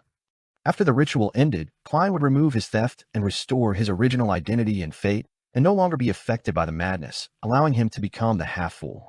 The main problem of this plan was in two places. First, it was to maintain his own state. Any slight accident could easily cause Klein to go crazy and be powerless to save himself. Second, no one knew for sure how much the celestial worthy's will in the body of the Antigonus family's ancestor would awaken or bring about unsuppressed changes. He could only rely on the Evernight goddess to balance it out. At this moment, the Evernight goddess's projection seemed to have guessed his thoughts. If you wish to steal the fate of Antigonus, it's best to let him enter a temporary state of eternal slumber. I can try to help you, but I need a medium to have the necessary confidence. This is an angel that had accommodated the fool's uniqueness. What medium? Klein asked, seemingly in thought. The Evernight goddess's projection said with a smile, the river water of the river of eternal darkness. As expected. To Klein, this answer wasn't surprising at all. It was even within his expectations. This made him feel rooted to the ground. He deliberated for a moment and said, just the river water? The Evernight goddess's projection nodded slightly and said, you won't be able to take away the entire river of eternal darkness at the moment. You'll understand once you reach the depths of Calderon City. You can ask the questions when you're back. Without waiting for Klein to answer, she added, for you there's an unusual danger there. You better wait until your mental state is stable before you go. All right. Although Klein didn't know what he would encounter in the depths of Calderon City, he knew that he wasn't in the right state to take risks, especially when it involved a Sapphira. The Evernight goddess's projection continued. When you wake up, hold a bestowment ritual. I will give you an item that can be used to scoop up the river water of the river of eternal darkness. Klein nodded and said without a word, Adam is part of the ancient sun god, one of his identities. The Evernight goddess's projection didn't show any obvious signs of emotion. She gently said, he has already gone to the forsaken land of the gods and met the true creator. That's fast. After feeling a little surprised, Klein felt that it was only right. The reason why Adam allowed the secret to be exposed was that the secret was no longer of value. The Evernight goddess's projection continued. No matter what happens next, it will take a long period of time. You don't have to pay attention to it for now. After Klein nodded, the figure in front of him quickly turned blurry. The night vanilla and slumber flowers under his feet flew up one after another, scattering throughout the darkness. He opened his eyes and saw the dark hall, and the pure light shining through the holes in the wall. The latter were like stars embedded into a velvet night sky. Lord of the Mysteries. Chapter 1359, Early Morning. Klein watched as scarlet flames suddenly appeared and engulfed him. When the sparks scattered, his figure had already vanished from St. Samuel Cathedral. In an ordinary inn's empty room, Klein walked out of the sudden rising flames and began setting up a bestowment ritual. Soon, the mysterious door formed by candlelight opened. An ancient accessory flew out from the endless darkness and landed on the altar. This accessory seemed to be made out of gold. It looked like a slender bird, surrounded by a pair of wings formed by white flames. The bronze eyes shimmered with layers of light as though there were illusory doors hidden within. Klein sincerely thanked the Evernight goddess, ended the ritual, and picked up the golden bird-shaped accessory. This seems to be the image of the legendary phoenix ancestor, Gregrace. Beyond this ancient Death Zone pathway, she had apparently grasped partial authority of the apprentice pathway. This is a preliminary conclusion from the city ruins in the forsaken land of the gods that believed in the phoenix. It's no wonder most ancient gods find it difficult to control their emotions. They were on the edge of madness. No, they were constantly teetering between madness and rationality. Before the first blasphemy slate appeared, none of the Beyonder creatures had the concept of a sequence pathway. They only had the concept of convergence, reproduction, and blind attempts. As Klein carefully examined the golden bird-shaped accessory, he sighed inwardly. As the owner of Sapphira Castle, he could sense that there was a subtle connection between the accessory and the river of eternal darkness. So it can contain the river water of the river of eternal darkness? Yes, the river water of the river of eternal darkness is definitely not river water in the true sense of the phrase, but an abstract concept or symbol. Klein nodded in thought and threw the golden bird-shaped accessory into Sapphira Castle, sealing it in the junk pile to prevent any unnecessary accidents. On a mountain peak outside Byam City, the Red Angel evil spirit watched as the edge of the sea gradually lit up as an orange sun slowly left the horizon. At some point in time, a young man wearing a pointed hat and a classic black robe appeared beside him. The man played with a crystal monocle and wore it on his right eye. It was Amon, who had become Mr. Error. Sauron Einhorn Medici turned his head and glanced at Amon. The sacrifice you provided was actually the original body. If it wasn't my true body, how could I have the time to steal the ritual and replace Bethel? Amon replied with a smile. As a qualified conspirer, you shouldn't have not thought of this. The Red Angel evil spirit scoffed. How would I know that you weren't trying to trick me? Perhaps you predicted my prediction. Amon smiled and didn't answer directly. Instead, he took out a strange crown covered in rust and blood. This is your reward. He threw the item to Sauron Einhorn Medici.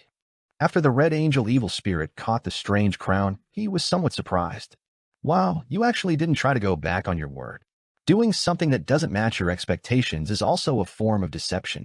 Amon pinched the monocle on his right eye and said with a smile, I'm looking forward to you becoming the Red Priest and devouring that demoness. When that happens, your image will definitely be extremely interesting. As Amon said this, his smile carried an unconcealable sense of warped humor. Sauron Einhorn Medici fell silent for a moment before saying, I don't think it will be very different from how I am now. Two bloody mouths opened on both sides of his face before quickly closing. Amon adjusted the monocle on his right eye and looked to the other side of the sea. The situation in the western continent seems interesting. With that said, the present Mr. Error, the former angel of time, turned into light and dissipated. The Red Angel evil spirit looked in the direction of where Amon was looking at and tossed the strange crown in his hand. On both sides of his face, the bloody mouths appeared once again as they said, after absorbing this Beyonder characteristic, you'd better stay away from Bansi. If you wish to grow breasts and have your body swell up, you can continue staying there. Medici curled his lips and said, Isn't this something you both wish for? Facing the altar filled with materials and artifacts, Klein raised his right hand and snapped his fingers. The table in front of him instantly became empty and clean. All the junk had been split up in categories and returned to their original location. This was a miracle that stemmed from one of Klein's accumulated wishes. Compared to the past miracle invokers and attendants of mysteries, the miracles I can create can be described as quite varied. It's very practical, including but not limited to building houses, interior design, garbage classification, and environment protection. Klein looked at the cleared and laughed self-deprecatingly. He then opened the door and left. He wanted to return to the real world and return to human society to strengthen his humanity and stabilize his mental state. His problem now was relatively problematic. If he directly sought Miss Justice's treatment before first suppressing the awakening will of the celestial worthy of heaven and earth for blessings, he would only contaminate her and allow his psychiatrist to suffer mental illnesses. Of course, if Miss Justice had reached Sequence 2, the effects wouldn't be too great. The current backland had been rebuilt, and the number of pedestrians coming and going had returned to their previous peak. Just as Klein pushed open the inn's door, he heard all sorts of voices. Wait, fresh fish from Pritz Harbor. It has plenty of meat and little bones. It's great for frying. Special ginger beer matched with muffins and potato wedges. Hot and fresh oyster soup. The freshest vegetables. Most of the noise came from the street vendors, and some came from a small number of passengers who were chasing the public carriage or pedestrians who were knocked down by people in a rush. The early morning rush painted such a noisy, sonorous, and chaotic scene. Klein listened to these unfamiliar, yet familiar shouts and silently looked at the scene in front of him. He didn't move for a few minutes. Only when a thief came close did he put his hands into the black coat's pockets and walk towards the nearest coffee shop. A cup of good coffee, a set of mutton stewed with peas, and a piece of oatmeal bread, Klein said to the affordable coffee shop's owner. A total of 11 pence, the boss said after a mental calculation. Then he added, "The price of everything is rising now." Klein didn't say anything. He took out a one-solely note from the junk pile in Sapphira Castle and handed it to the boss. He then found a seat by the window, which wasn't very greasy. He took out a few pieces of tissue to line the table. Following that, Klein placed a piece of letter paper on top of it and took out a dark red fountain pen. After watching the morning scenery and pedestrians, he finally wrote, "Dear Mr. Azik, I haven't written to you for another month because I had no choice but to sleep for some time. This isn't because I'm hurt, but because the ritual requires it. When I woke up and walked into human society again on the streets, it suddenly reminded me of the life I had when I was in Tianjin. At that time, it was always very noisy in the morning. A large number of citizens would leave their homes, rushing to the factories or companies. The mobile peddlers gathered on the street and peddled their vegetables, food, and fruits of questionable quality. They were always cheap. I would always protect my wallet and carefully squeeze through them before heading to the station and wait for the public carriage with many people. I worked at the Blackthorn Security Company at 36 Zutland Street and had a group of good colleagues. Dunn Smith was the captain, the supervisor there. He was an experienced, kind, and responsible beyonder. He had a mild personality and was experienced in his job. He also cared for all the members in the team, and his only flaw was his bad memory. For matters which weren't too important, he might forget about it the moment he turned around. He often said, "Hold on, there's still another thing." Of course, there was a reason why. He had lost too many companions. He hoped that they would all stay in his dreams, so he often became lost as to which matter was reality and which belonged to dreams. Old Neil was my first mysticism teacher. The most useful skill he taught me was expense claims. He always designed strange ritualistic magic, hoping to obtain help from the goddess. Some of it succeeded, while others produced ridiculous accidents. Until today, I can still recall them. He was a very kind person. Even when he was seeking to fulfill his everlasting dream, he didn't wish to harm others. Leonard is a poet with his own secrets. At first, I thought he was very mysterious and a hidden expert that needed attention to be placed on. Later, I realized that he was a crude, simple, impulsive, rebellious, aloof, and rude young man. Furthermore, he really doesn't have any literary talent, so he could only rely on memorizing things to complete the acting requirement. Yes, he barely has some merits. He's considered rather brave, and he has sharp intuition and terrifying reasoning abilities in certain matters. However, this is limited to certain matters. Fry was a cold-looking beyonder who no one dared to approach. But in fact, he has a sense of responsibility and a warm heart. He would always extend his hand when others needed help. Kenley was very short.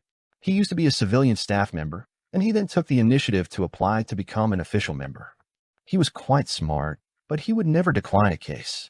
Every time he played cards, he would talk about his fiancée. Roseanne is the receptionist at the Blackthorn Security Company. She's lively and lazy, and she's loved by everyone. To us, she's like a younger sister. She also likes every single one of us, but she also hates all the official members because her father was once an official beyonder who later died in the course of duty. Perhaps, in her heart, official members were equivalent to people who received a notice that they were infected with a critical illness. Mrs. Oriana is an accountant, a victim of a supernatural case. She's delicate and gentle, and she pursues an exquisite life. She usually doesn't speak much, but she takes good care of everyone and doesn't make things difficult for us regarding finances. For example, she rarely rejects old Neil's expense claims, no matter how ridiculous the reason was. She would only leave it to the captain to make a decision. Ma'am Seekatron has rare natural white hair, and she's an unsuccessful author. She has an outstanding temperament, a quiet personality. She doesn't seem like a beyonder who fights at night. She's also very brave and very firm. Even when facing death, she doesn't flinch. Ma'am Royale is very similar to Fry. They don't talk much, but are very concerned about their colleagues. Yes, except at the card table. Brett is the best at writing reports among the clerks. He's a romantic gentleman. Even though he's been married for 15 years, he still loves his wife very much. I think he'll live a good life because he lives by the maxim that the less he knows, the longer he'll live. Chaser A. Francis is our carriage driver. Despite being a civilian staff member, he often encounters dangerous situations. Therefore, the captain handed over the matters regarding the purchase of goods and applications to him. He doesn't make his presence known, and perhaps this is the key to his survival. I occasionally think about it. If it weren't for the things that happen later, I would definitely still be living in Tingen. I would work on time every day. I'll be on duty to man the basement, and I would deal with a few cases that crop up while playing cards with my colleagues. I would occasionally accompany Melissa and Benson to watch a play or a circus show. If I can come home early one day, I'll study cooking. That's a huge hobby of mine. When the weekend comes, I might come to visit you and talk about the history of various fields. It's a pity that life is always pushing us forward and making us face changes. Lord of the Mysteries. Chapter 13, 60 Choice. After Klein wrote down his impression of Tingen, he briefly mentioned that he had completed the ritual to become a Sequence 1 attendant of mysteries, as well as resolve one of his longtime traumas, the leader of the secret order of Zerdal. He didn't describe his predicament in detail, only seriously discussing the mental problems that Angel suffered. Putting away the fountain pen and folding the paper, Klein reached out to take out Azek's copper whistle from Sapphira Castle and blew at it. Inside the cheap coffee shop, white bones spewed out like fountains, forming a huge messenger. The messenger then shrank his body, becoming only the height of a normal person. At the same time, it knelt down on one knee and stretched out its palm. There's no need to be afraid of me. Upon seeing this, Klein laughed. It's not like I would do anything to you. As he spoke, he picked up the letter and placed it in the skeleton messenger's hand. The messenger nodded heavily a few times. It was unknown what it was agreeing with. Then its body disintegrated, turning into bones that drilled into the ground. At this moment, the boss brought coffee, oatmeal bread, and mutton stewed with peas. As Klein enjoyed breakfast that wasn't too delicious but was filled with a bourgeois style, he looked out the window and enjoyed the morning scenery without any reason. He admired the pedestrians, carriages, trees, mist, food, and machinery that made up the scene. If there was no apocalypse, it's best to be a Sequence 7 Beyonder to maintain the life in Tingen and live rather leisurely while being capable of handling most cases. When prepared, a magician who has many tricks up his sleeve won't appear too weak when facing Sequence 6 and Sequence 5 Beyonders. As for Faceless and Marionettist, one can easily get lost while acting. It's relatively easy to lose control when one advances, making it rather dangerous. Of course, if one has a sealed creeping hunger, it will be perfect. Klein casually thought as he recalled creeping hunger, which had landed in Amon's hands. He didn't know how Amon would treat this sealed artifact, but he only felt that an item of this level was of no value to an Angel of Time. After playing for a while, he would probably throw it into a secret warehouse in the darkness. I wonder if there's a chance to retrieve it. Just as this thought flashed through Klein's mind, he suddenly felt a little guilty. This was because even if he could snatch creeping hunger back from Amon's hands, he would throw it into the junk pile, making it wait to be bestowed to the blessed or believers that needed it. This was no different from being in Amon's hands. Klein quickly diverted his attention. I lost the mirror again. Adam shouldn't be interested in a mirror at the saint level. Perhaps I can get it back. No, a road seems to have been spewed out from the Chaos Sea. In certain matters, it's possible that it can be a medium. I only hope that Adam doesn't damage it, and that I have the time to retrieve it. After becoming an attendant of mysteries and gaining a deeper control of Sapphira Castle, Klein already possessed a certain level of authority in the concealment domain. Whenever he was thinking about important matters, there would always be a thin shadow around him that no one else could see. This was equivalent to the embryonic form of a divine kingdom, the realm of mysteries. Therefore, he dared to directly think of Adam's name. After sighing, Klein suddenly recalled something and hurriedly got the Worms of Spirit on duty in Sapphira Castle to graft a certain area in the spirit world he fixed when he advanced over. Immediately after, he finished the leftover mutton and the last bit of oatmeal bread that he dipped into the soup. He finished the coffee beside him. After putting on his hat and standing up, Klein took a step forward and entered the spirit world that corresponded to Utopia. Then, he removed the grafting and returned to the ruins of Utopia. This was to use the abilities of grafting and his ability to freely enter the spirit world to indirectly achieve a teleportation effect. Of course, the prerequisite was that he could locate the corresponding region in the spirit world. On this point, as the owner of Sapphira Castle, Klein had a unique advantage. As for Zeradal and the other attendants of mysteries, They could only rely on their preparations. As soon as he stepped into the ruins of Utopia, Klein surveyed the area and discovered that the collapsed houses and charred corpses were shimmering with different colors.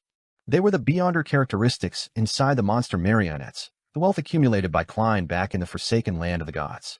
This might be useless to him, but he still had many believers and blessed that would gradually increase in numbers. As a deity, he had to stock up some Beyonder characteristics in order to bestow them. Thankfully, the Lord of Storms didn't take the opportunity to sweep them away. As Klein silently muttered to himself, he couldn't help but thank Leodoro. East Chester County, inside the Hall family manor. After the sun finally rose, the suffering people returned to their rooms one after another to make up for their lack of sleep. Only Alfred, Earl Hall's personal bodyguards, the deacons, and Nighthawks sent by the Church of Evernight to investigate the reason behind the incident last night remained. As Audrey used the golden retriever Susie to monitor the development of the situation, she opened her bedroom door and walked in. Through the curtains and the weak sunlight in the room, a figure sat quietly on a high stool like a large doll. It was a huge, snow-white rabbit. Audrey's brows twitched as she whispered, "Mr. Wrath." This was Mr. Wrath from the psychology alchemist that had pursued the mind dragon, Aerihawk. It was suspected to be one of Hermes' identities. As she spoke, Audrey reached out her hand and closed the door. And with this action, the back of her hand flashed with a starlight crimson tattoo. "I'm sorry, I made use of you." When the door closed, the giant white rabbit took the initiative to say, "However, I might have been used by someone else as well." Audrey thought of the opening of the doors and windows in the middle of the night and took 2 steps forward. She replied and thought, "There's no need to apologize. Just don't disturb me in the future." She was tactfully expressing that she wanted to leave the psychology alchemists, hoping that no one would come looking for her again.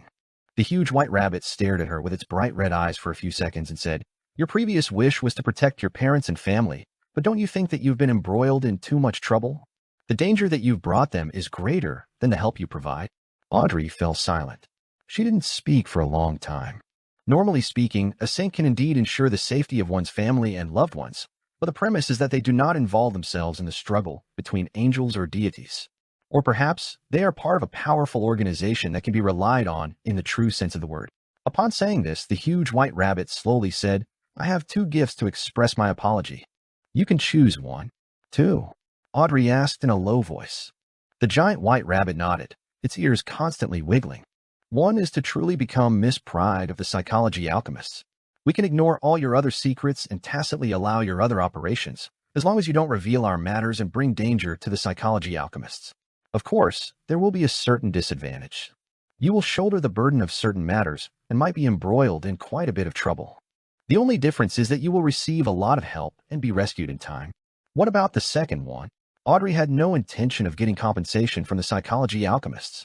To not have the secret organization disturb her again was the best form of apology. Furthermore, she suspected that Mr. Wrath's true intention behind his apology was just another form of exploitation. The huge white rabbit answered calmly, "I can help you divide another identity for you so that she can stay by your family and provide them with some protection and emotional comfort. As for you, you will stay away from them and live on in this world with another identity. This way, your troubles will not affect the people you want to protect." In the supernatural world, under certain circumstances, distancing yourself is the best form of love and protection. Audrey fell silent once again as her green eyes seemed like a still lake. "You don't need to answer me at once. Or you can combine the 2 methods." The giant white rabbit got off the high stool and stood up. "You know how to get into the Garden of Eden." As it spoke, its figure gradually disappeared into the sea of collective subconscious. Biam, in a room in the Church of the Sea God. The Oracle Danitz, dressed in a gorgeous robe, sat on a chair, silently looking at Alger Wilson. The sleepiness from waking up in the middle of the night was gone from the fright. The Cardinal of the Church of Storms actually wanted to defect to the Church of the Sea God. This was a huge matter in the field of religion, in the world of mysticism and international politics. Even though he only had a rough understanding of the Church of Storms, Danitz believed that with their style in handling matters, they definitely wouldn't let this matter go. Perhaps a calamity was already on its way to the entire Rorstad archipelago to destroy it. Furthermore, Cardinal is definitely highly valued by the Lord of Storms. Alger's betrayal might attract the god's punishment at any time. The more Danitz thought about it, the more he trembled, afraid that he would be affected. This made him recall a saying from his hometown: "Don't be near people abandoned by the gods." This was because those guys might get implicated when lightning smote down. If not for the fact that Gairman Sparrow had sent me a message in the name of being Mr. Fool's attendant to help me settle Alger Wilson in, I would have already tied up this ticking bomb and sent him back to the Church of the Lord of Storms. The more afraid Danitz was, the more he couldn't help but mutter inwardly. Of course, he was just letting his thoughts run wild. He didn't even consider their difference in strength. After a while, someone knocked on his door. Danitz jumped up and quickly walked to the door, opening a crack. "Any results?" he asked in a low voice. The intel supervisor of the Church of the Sea God said simply, "Lord Oracle, the Church of Storms has switched cardinals." "What about the original one?" Danitz pressed in surprise. It said that he was transferred back to their headquarters. The intel supervisor recounted what he learned from some of the servants at the Cathedral of Waves. Transferred back to their headquarters. As Danitz was confused, a grayish-white fog suddenly appeared in front of him. He heard Mr. Fool's words. "From this day forth, Alger shall wear a mask and become the pontiff of the Church of the Sea God, Lord of the Mysteries." Chapter 1361, Joint Operation. Pontiff. Danitz jumped in fright, nearly unable to believe the revelation he had received. If it wasn't for the fact that this order directly came from Mr. Fool, he would have definitely cursed. Of course, if the person opposite him was Gairman Sparrow, he would suck it up. "Lord Oracle, is there anything else?" The intel supervisor of the Church of the Sea God saw that Lord Danitz's expression was rather odd. This left him a little afraid. Danitz retracted his thoughts and forced a smile. "Pay close attention to the development at the Cathedral of Waves." "Yes, Lord Oracle." The intel supervisor heaved a sigh of relief and hurriedly bowed to bid farewell. Danitz turned his head and looked at Alger Wilson as he said with a brilliant smile, "Mr. Fool has already issued a revelation." Alger didn't hesitate. He immediately stood up and pressed his right palm against his left chest. Danitz straightened his back and solemnly said, "God said that from this day forth, Alger shall wear a mask and become the pontiff of the Church of the Sea God. Mr. Fool's will is my will." Alger couldn't hide his smile as he bowed.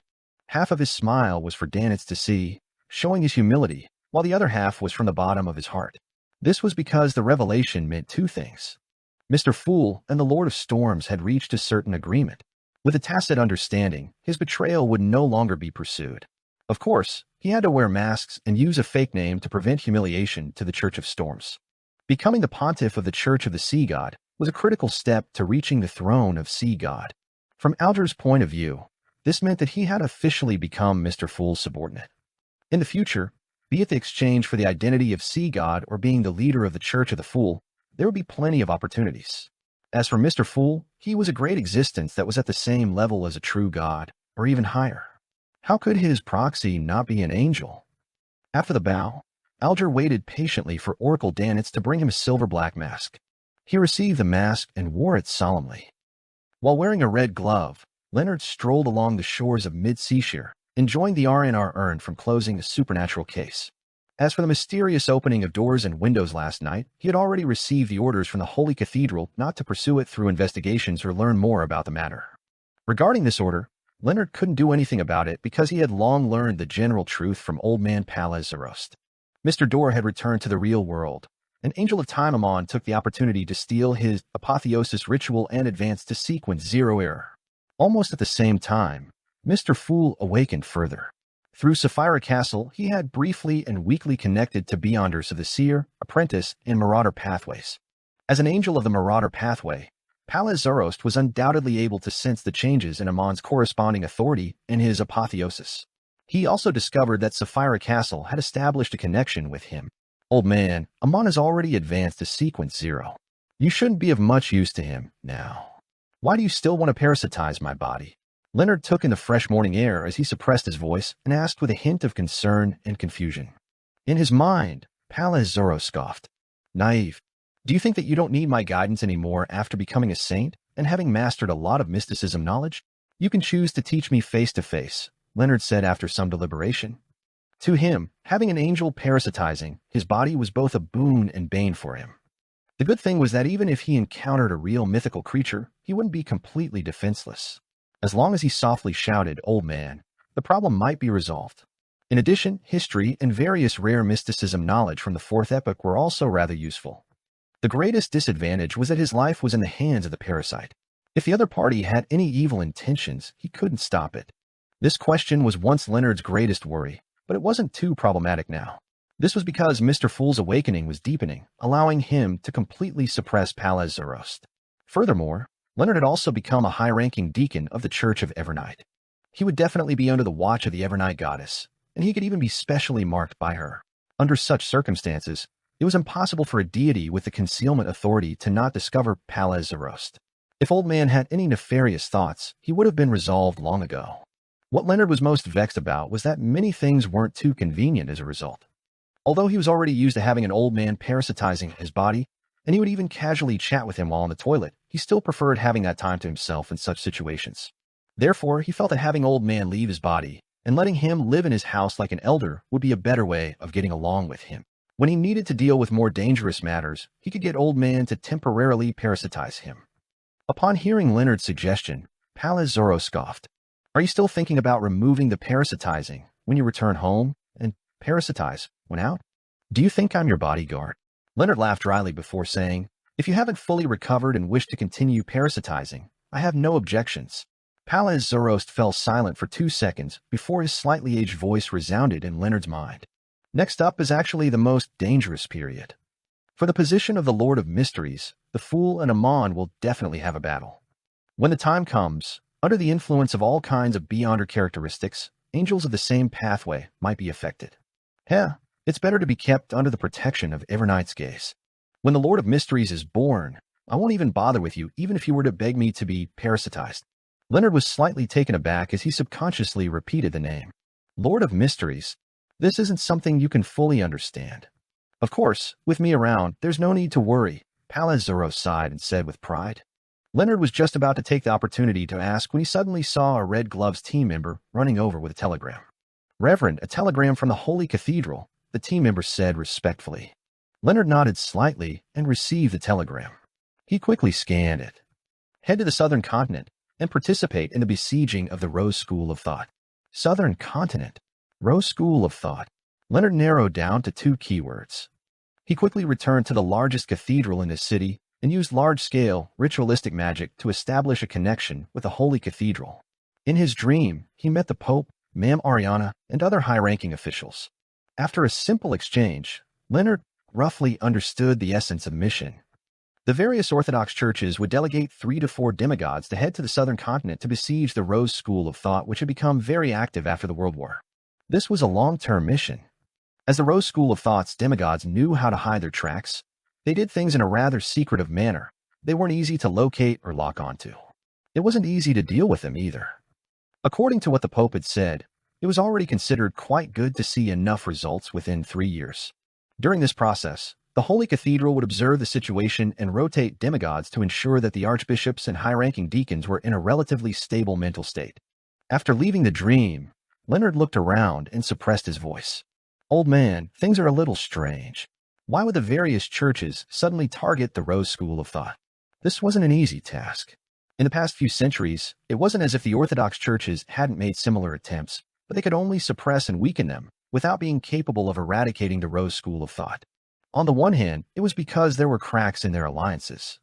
There was suspicion among each other and a lack of cooperation.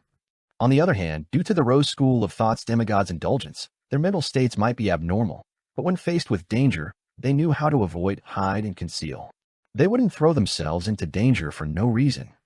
In addition, with the blessings of the Chain God and the Mother Tree of Desire, it was difficult for the deities to provide precise guidance for their actions. Palaz Zoroast didn't immediately answer Leonard's question.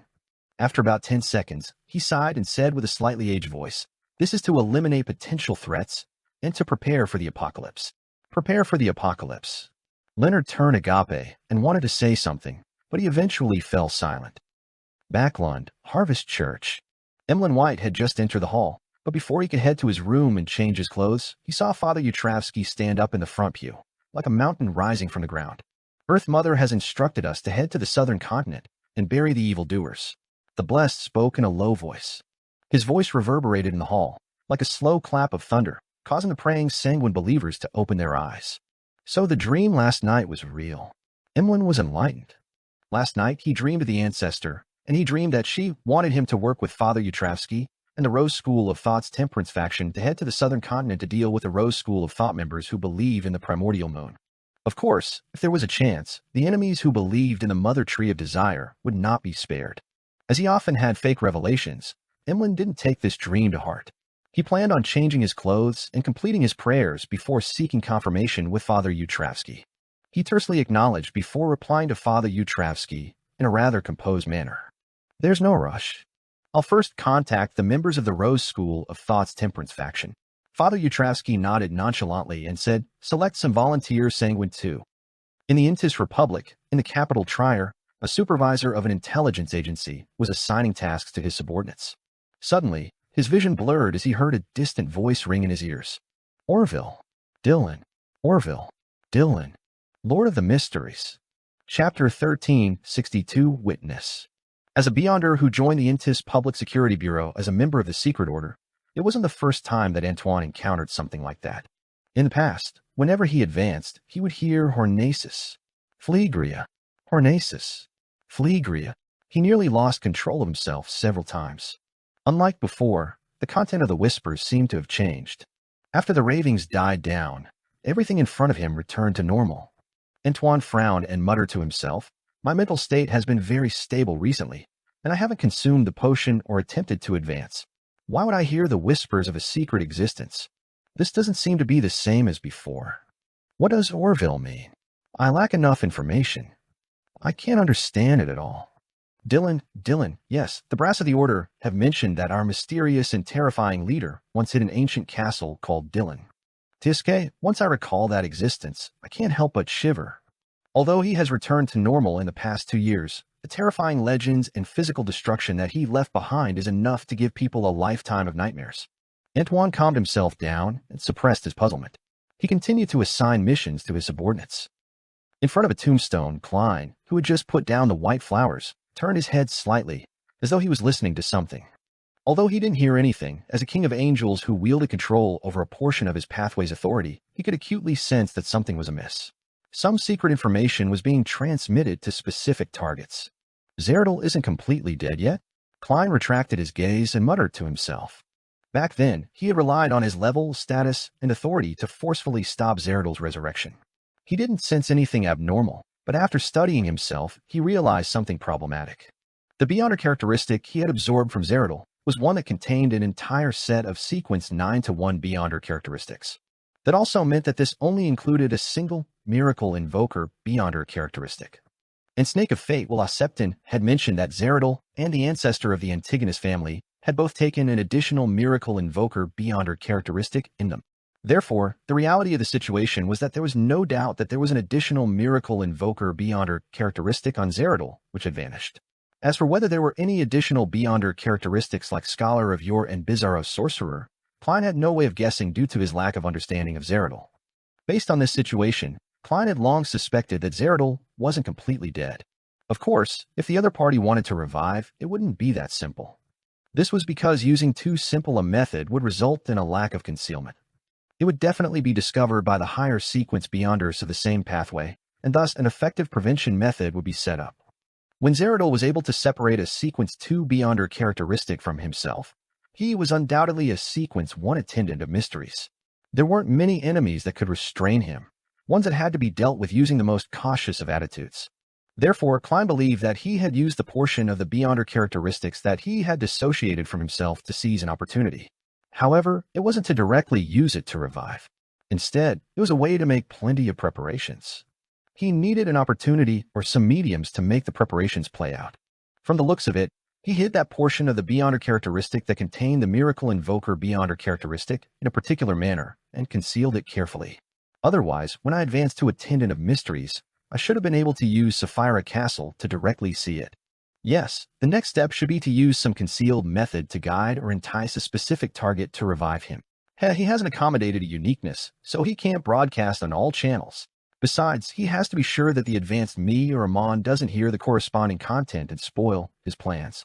Therefore, the number of targets he can entice is rather limited.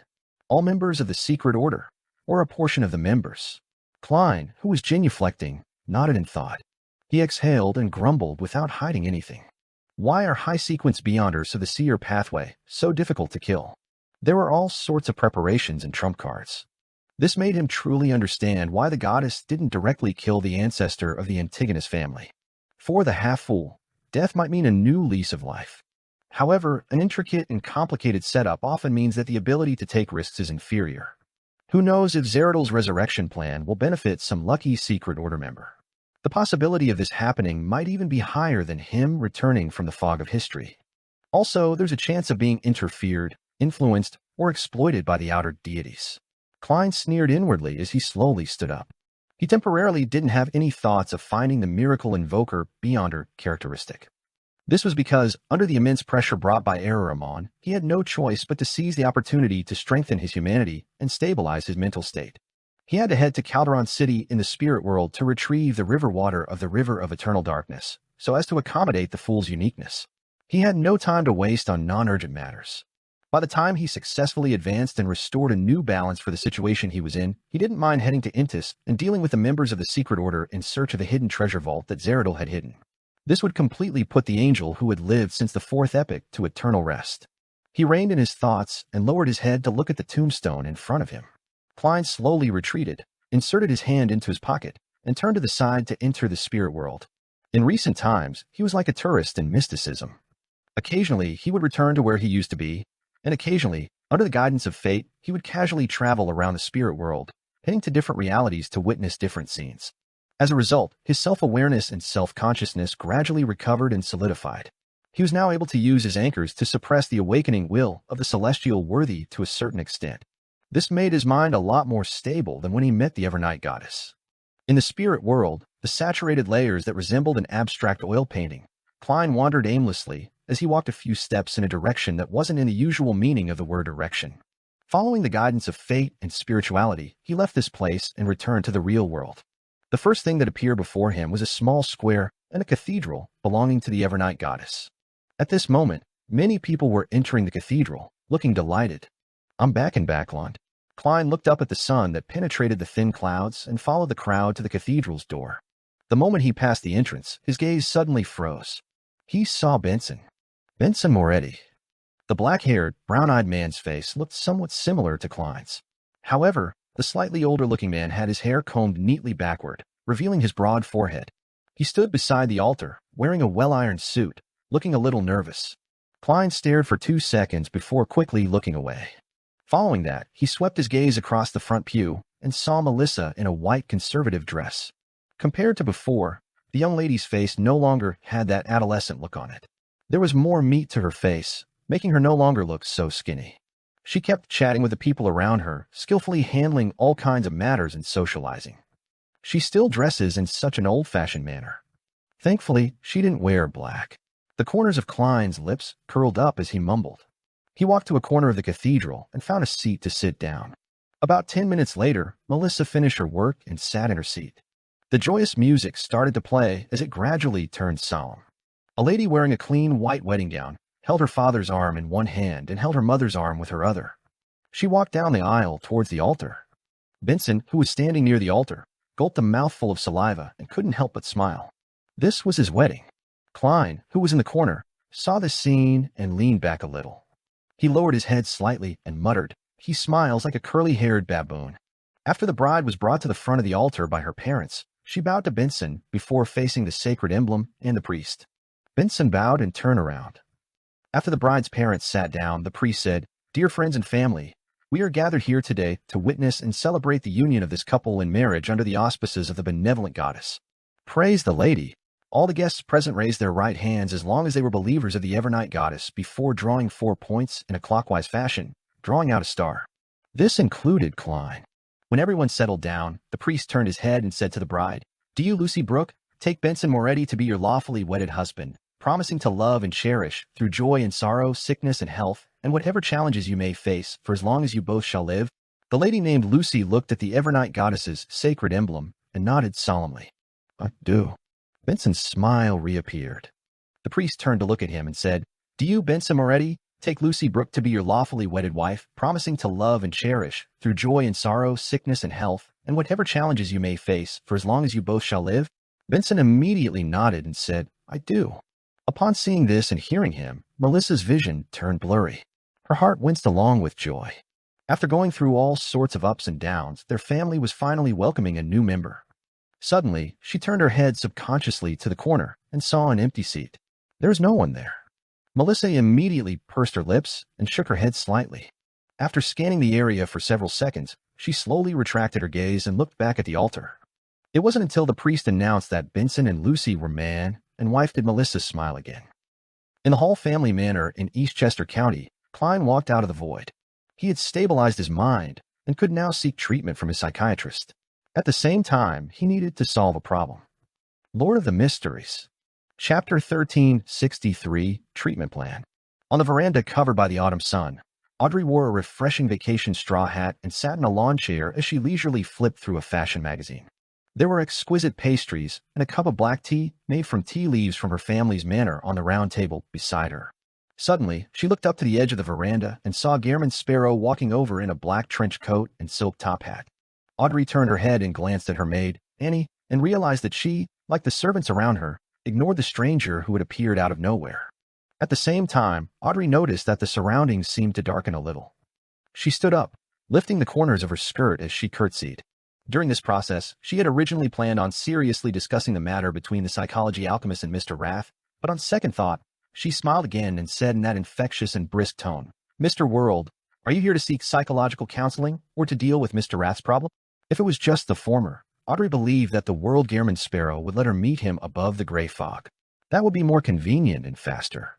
Therefore, this angel was definitely here under Mr. Fool's instructions to complete a mission in the real world. At the same time, she acutely sensed that Mr. World's emotions were rather mixed. He was satisfied and happy, yet depressed and sad. As Gairman Sparrow's main doctor, this situation wasn't rare. It often meant that he needed a certain degree of counseling or comfort. Both. Klein pulled a chair over and sat by the round table. "Do you want black tea or coffee?" Although Audrey hadn't taken the initiative to investigate Mr. World, she had met Dwayne Dantes many times before. They had attended meetings, banquets, and dances together, and under the keen observation of a spectator, many details weren't secrets. For example, Audrey knew that when Dwayne Dantes was Gairman Sparrow, he preferred food that was sweet with a little sourness. He liked to drink coffee with sugar without milk. For black tea, he loved having lemon slices. Out of all the pastries, his first choice was the cream pastries. He loved foie gras, roasted chicken skin, and loved ribeye steaks more than beef tenderloin. His love for desi pie far exceeded bread. In addition, Audrey was undoubtedly certain that the other party was a spice enthusiast. He had high expectations of condiments, and his preferences in this aspect were inclined towards that of Desi County. Due to these details, Audrey believed that it would be very rude to not invite Mr. World to enjoy the pastries on the table. And the beverage of choice to match these snacks was undoubtedly either black tea or coffee. Black tea, Klein answered after some thought. Miss Justice's relaxed and amiable attitude made him feel much more at ease. He felt that this state would be more beneficial for the subsequent placating. Since that was the case, it would definitely be better for him to enjoy the pastries while receiving psychological treatment. "Give me another cup of black tea and add a lemon slice," Audrey said to her maid, Annie. Annie wasn't surprised by the instructions, finding everything reasonable. She turned around and walked to the veranda's entrance, giving instructions to the servants standing there. Audrey wasn't in a rush to begin the psychological treatment process, nor did she ask Mr. World why he was in a complicated mood. She smiled as she carefully introduced the local products of the manor. She made a comparison with Dwayne Dantes' Mager Manor and naturally informed him of the present situation regarding his butler and servants. Some stayed in the manor and continued their previous work. With Mager Manor's production, it was perfectly fine sustaining them. There was even some surplus that could be converted to funds to repair the houses and be donated to charity organizations. Audrey only sent an accountant, an assistant butler, and a staff member from the foundation to do a check on them. Some felt that, without a true employer, they couldn't play their role to their fullest potential. They felt ashamed of the salary they received and chose to resign and look for work.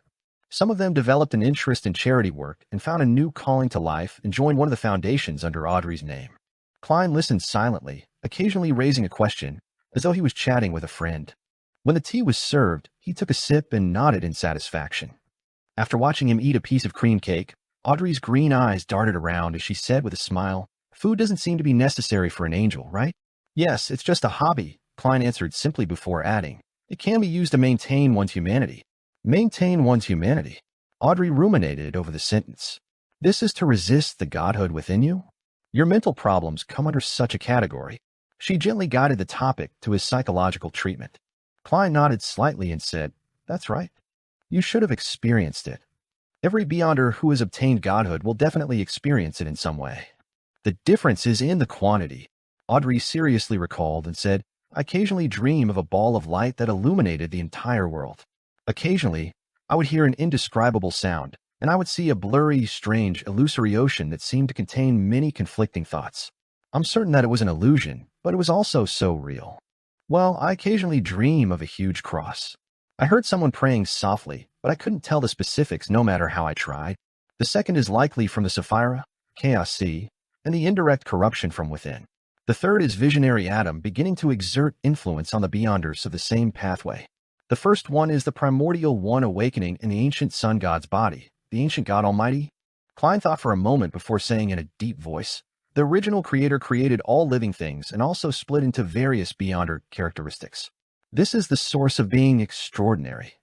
Therefore, every one of us has godhood in our bodies. They have the original creator's will. The more Beyonder characteristics gathered, the more it will awaken and replace us."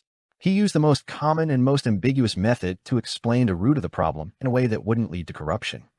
This had been discussed to a certain extent at the Tarot Club, so Audrey didn't find it difficult to understand. She said thoughtfully, "That's why one needs to use one's humanity to resist godhood. At the same time, anchors are needed. Yes, the light you dream of, the indescribable sounds you hear, and the illusory ocean that you see are all a type of corruption. And the gigantic cross and prayer sound should be a result of the influence that visionary Adam has on the Beyonders of the same pathway." Klein explained the two different situations. Audrey subconsciously sat up straight and looked around. She appeared a little afraid. Gehrman Sparrow actually said the name of the he who must not be named. "Don't worry. You can't hear me with me by your side," Klein explained. Audrey retracted her gaze and didn't hide her surprise and astonishment. "You've already advanced to Sequence 1. Isn't that too fast?" He had only become a Sequence 2 angel slightly more than half a year ago. Klein answered frankly, "More like a king of angels." Audrey was silent for a few seconds. She pursed her lips and said with a vexed smile, "I nearly had a psychological problem just now." Klein chuckled as well. "To me, becoming a king of angels isn't necessarily a good thing. Yes, high-sequence Beyonders of the spectator pathway have to pay particular attention to their mental state.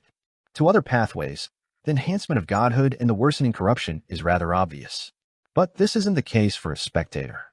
You have to constantly inspect and check yourself. Any tiny changes to one's personality and their understanding of things should be traced back to the source. It must be confirmed that there are no problems and that the difference can be considered a normal change. Otherwise, you'll unknowingly become another person who can coldly kill those who you originally wanted to protect. It's not easy for Beyonders of the spectator pathway to go crazy, but it's also the easiest for them to go crazy." Audrey replied in shock, "I understand." She continued the topic and began asking, "Your mental state is unstable, and you have a psychological problem. Is it because you became a king of angels in such a short period of time that it exceeded your expectations?" "Yes." Klein drank a mouthful of black tea and said, "The will that doesn't belong to me, within me, has mostly awakened. I can only barely suppress it and maintain some basic level of mental stability." As Audrey listened to Gehrman Sparrow's description, she used her Beyonder powers to observe and analyze him. After the other party finished speaking, she revealed a comforting smile and said, "I roughly understand your current situation. The initial treatment plan is divided into 2 steps. I'll first enter your mind world and awaken the memories related to your humanity. Oh, it doesn't include the kind that will make you so miserable that you wish to give up. Then, when your godhood reacts, I'll use placate, hypnotism, and other Beyonder powers to reduce the corruption and the negative effects it brings, so as to help you better suppress it."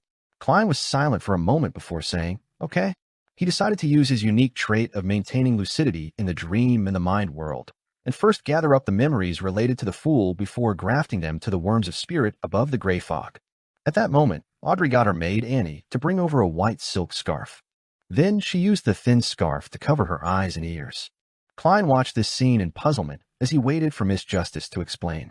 After tying the scarf, Audrey smiled and said, "This is a hypnotism that allows me to seal my spirit body's perception.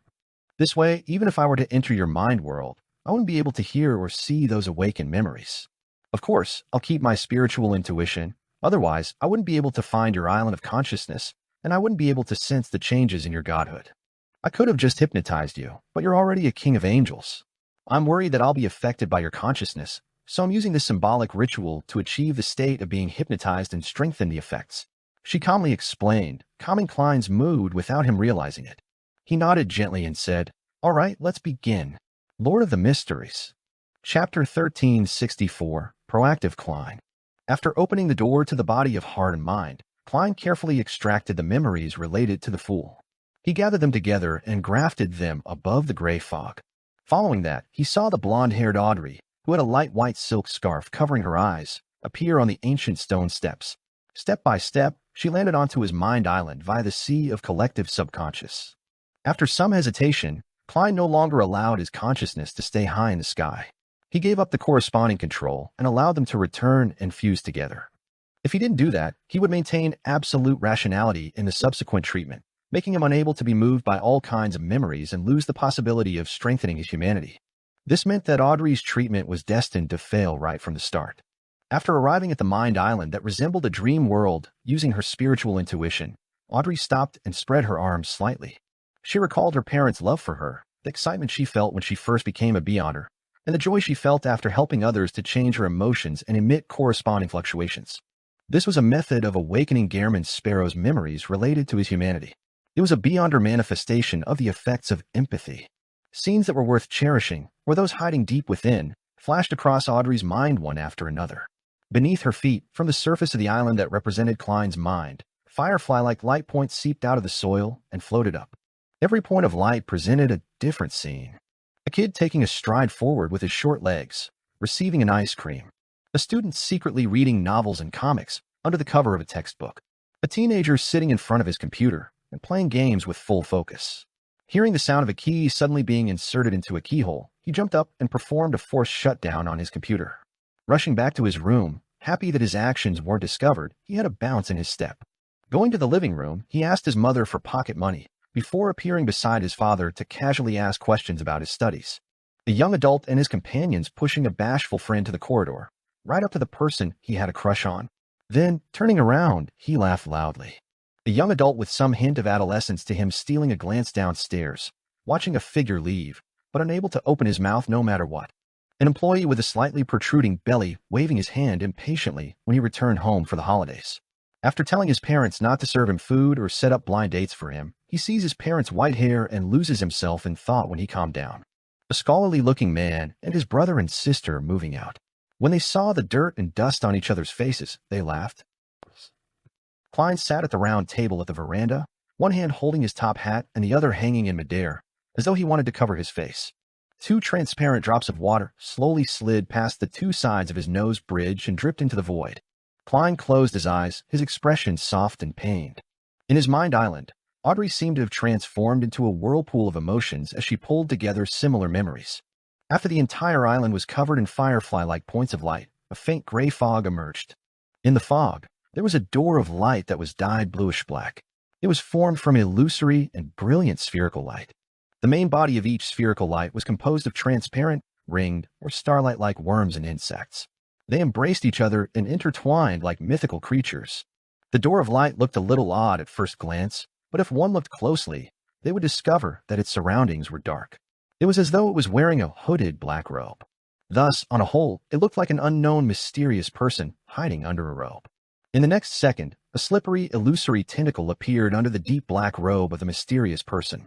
At that moment, although Audrey's consciousness couldn't see or hear anything, her spiritual intuition gave her a strong sense of danger. She had a feeling that a sea consisting of corruption was about to drown her. No, this isn't an illusion. She believed that if things continued to develop like this, she would get infected with severe mental illness, or even lose control and go crazy on the spot. Audrey was just about to placate herself with all her might, weakening the corruption ahead of her when the firefly-like light dots floating above the island rapidly gathered. They illuminated the grayish-white fog, diluting the darkness around the strange door of light, making the tentacles covered in mysterious patterns shrink back. This was also the reason why Klein could receive psychological treatment only after barely suppressing the awakening celestial worthy's consciousness. This made Audrey sense the weakening of the danger, and she quickly did a psychoanalysis. Then, she immediately placated the corruption, performing a true act of hypnosis. After repeating it over and over again, Audrey took an unknown amount of time before she finally managed to obtain the initial results she expected. She then left Gehrman Sparrow's mind island and returned to her body. This treatment was very difficult, so she didn't use a virtual persona and directly used her body of heart and mind. After sensing the end of the treatment, Klein raised his hand to wipe his face, allowing the fool's memories grafted above the gray fog to return to his true body. A few seconds later, Audrey removed the white silk scarf wrapped around her eyes and nose, snapping herself out of her self-hypnosis. She looked at Mr. World opposite her and muttered to herself poignantly, "Is this the mental problem brought by godhood? How terrifying." Klein nodded slightly and said, "Yes, every angel has one. The only difference is whether it's serious or very serious. Saints have it too.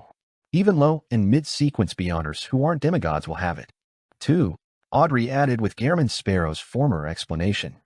To a low or mid-sequence beyonder, the remnant mental imprint of the former owner of the characteristic is relatively more dangerous. Klein picked up the gold-lined cup and took a sip. This is the cruel law of the mysterious world. This is because our beyonder powers come from external objects, from the beyonder characteristics. Audrey nodded before shaking her head gently. As she contemplated, she said, "I don't think it's that pessimistic. Just like the source of every human life comes from something else, air, bread, meat, water, etc. When we absorb them, we will also absorb their negative effects, accumulating all kinds of problems that eventually make us fall sick. However, this doesn't mean that we have to completely resist them and treat them as external objects. Once they're absorbed, there will always be some part of it that belongs to us. I didn't express it well, but I believe you should understand what I mean." Klein was taken aback for a moment before replying thoughtfully, "A beyonder's acquisition of a beyonder characteristic is like humans having food. Then one should have peace of mind and not have too many repulsive thoughts. It's about resisting it, but also working alongside it and suppressing it, but also fusing together with it. Roughly like that." After Audrey said that, she laughed self-deprecatingly. "However, this also seems to imply a negative message. Humans will eventually die, but beyonders." She didn't finish her sentence, unwilling to agitate the patient opposite her. She switched topics and said, "Pay a visit another 2 times this week. I'll be able to stabilize you under normal conditions." "Yes, normal conditions. Also, you can reminisce about things when you're free, or go somewhere you yearn to go."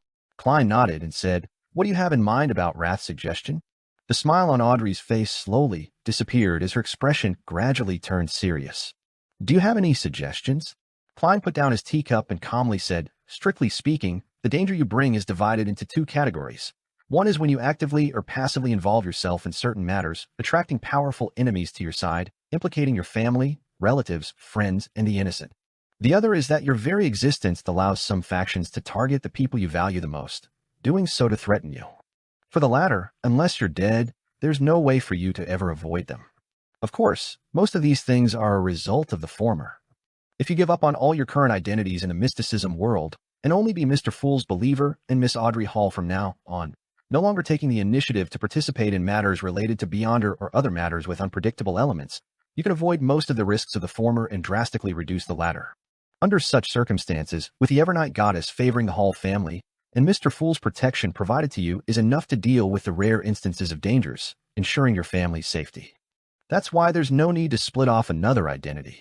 Audrey fell silent for a while. She bit her lower lip indiscernibly and asked, "What if I do want to split off an identity? As long as you let that identity believe in Mr. Fool, it's not much different from what I said just now. The only difference is that, from this point forth, you'll have to stay away from your family and friends and live with another identity." Klein's voice sank slightly as he said in a serious tone, "Also, are you really fine with Hermes splitting off an identity for you?" Audrey's emotions were disrupted by this question. Her eyes flickered as she said, "However, splitting identities should be beyond her powers of a Sequence 3 Dreamweaver. She definitely wouldn't be able to accomplish it by herself." The corners of Klein's mouth curled up as he suddenly asked, "You're able to use that pride mask to enter the Garden of Eden directly?" As Audrey couldn't take the initiative to mention the psychology alchemist, he very directly pointed it out. Audrey nodded gently, surprised, puzzled, and guessed something. "I'm unable to pay the equivalent price, and..." Without waiting for her to finish, Klein said with a cold expression, "On the one hand, Adam has drifted from Mr. Fool and nearly killed me. On the other hand, with the apocalypse approaching, Mr. Fool has prophesied something. When the time comes, he might fall asleep again. As his blessed, I won't be able to escape a similar fate. The payment you need to pay is that, when such an anomaly happens, perform certain dangerous things according to Mr. Fool's instructions and try hard to awaken him. Without giving Miss Justice a chance to digest this sentence, Klein extended his right hand and grabbed a few times at the void ahead of him, pulling out a grayish-white cold persona mask. Using his status and Audrey's trust in him, he forcefully summoned the projection of the Pride mask from the historical void. It's connected to my mind, so no one else can use it. Audrey subconsciously pointed out the problem when she saw this. Give me a strand of hair, Klein said calmly. Audrey didn't think too much about it. She plucked out a strand of blonde hair and handed it to Gehrman Sparrow. Klein took the strand of hair and wrapped it in the eye holes in the persona mask. Then he held his silk hat in one hand and the grayish-white mask in the other as he slowly stood up. During this process, he mobilized Sapphira Castle and deceived the rules. But Klein wore the Pride mask without facing any resistance. Immediately, he saw human-clothed animals walking upright. He had entered the Garden of Eden directly. Looking at the black cathedral in the middle of the city, Klein curled his lips and took out the Staff of the Stars and wore the silk top hat over his head. Lord of the Mysteries.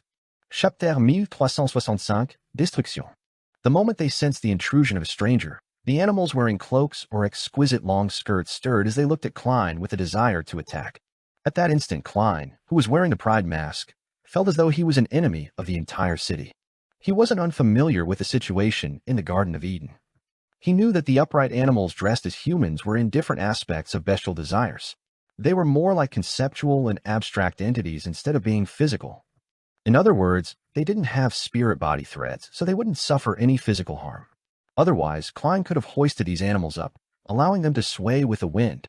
In the next second, with the bear whose suit was about to rip apart taking the lead, the animals in the Garden of Eden either bared their fangs or let out low growls as they surged towards Klein from all directions. Once bitten or hugged by them, one would be corrupted by the corresponding bestial desire. One could only rely on their willpower or the various beyonder powers of the spectator pathway to resist them.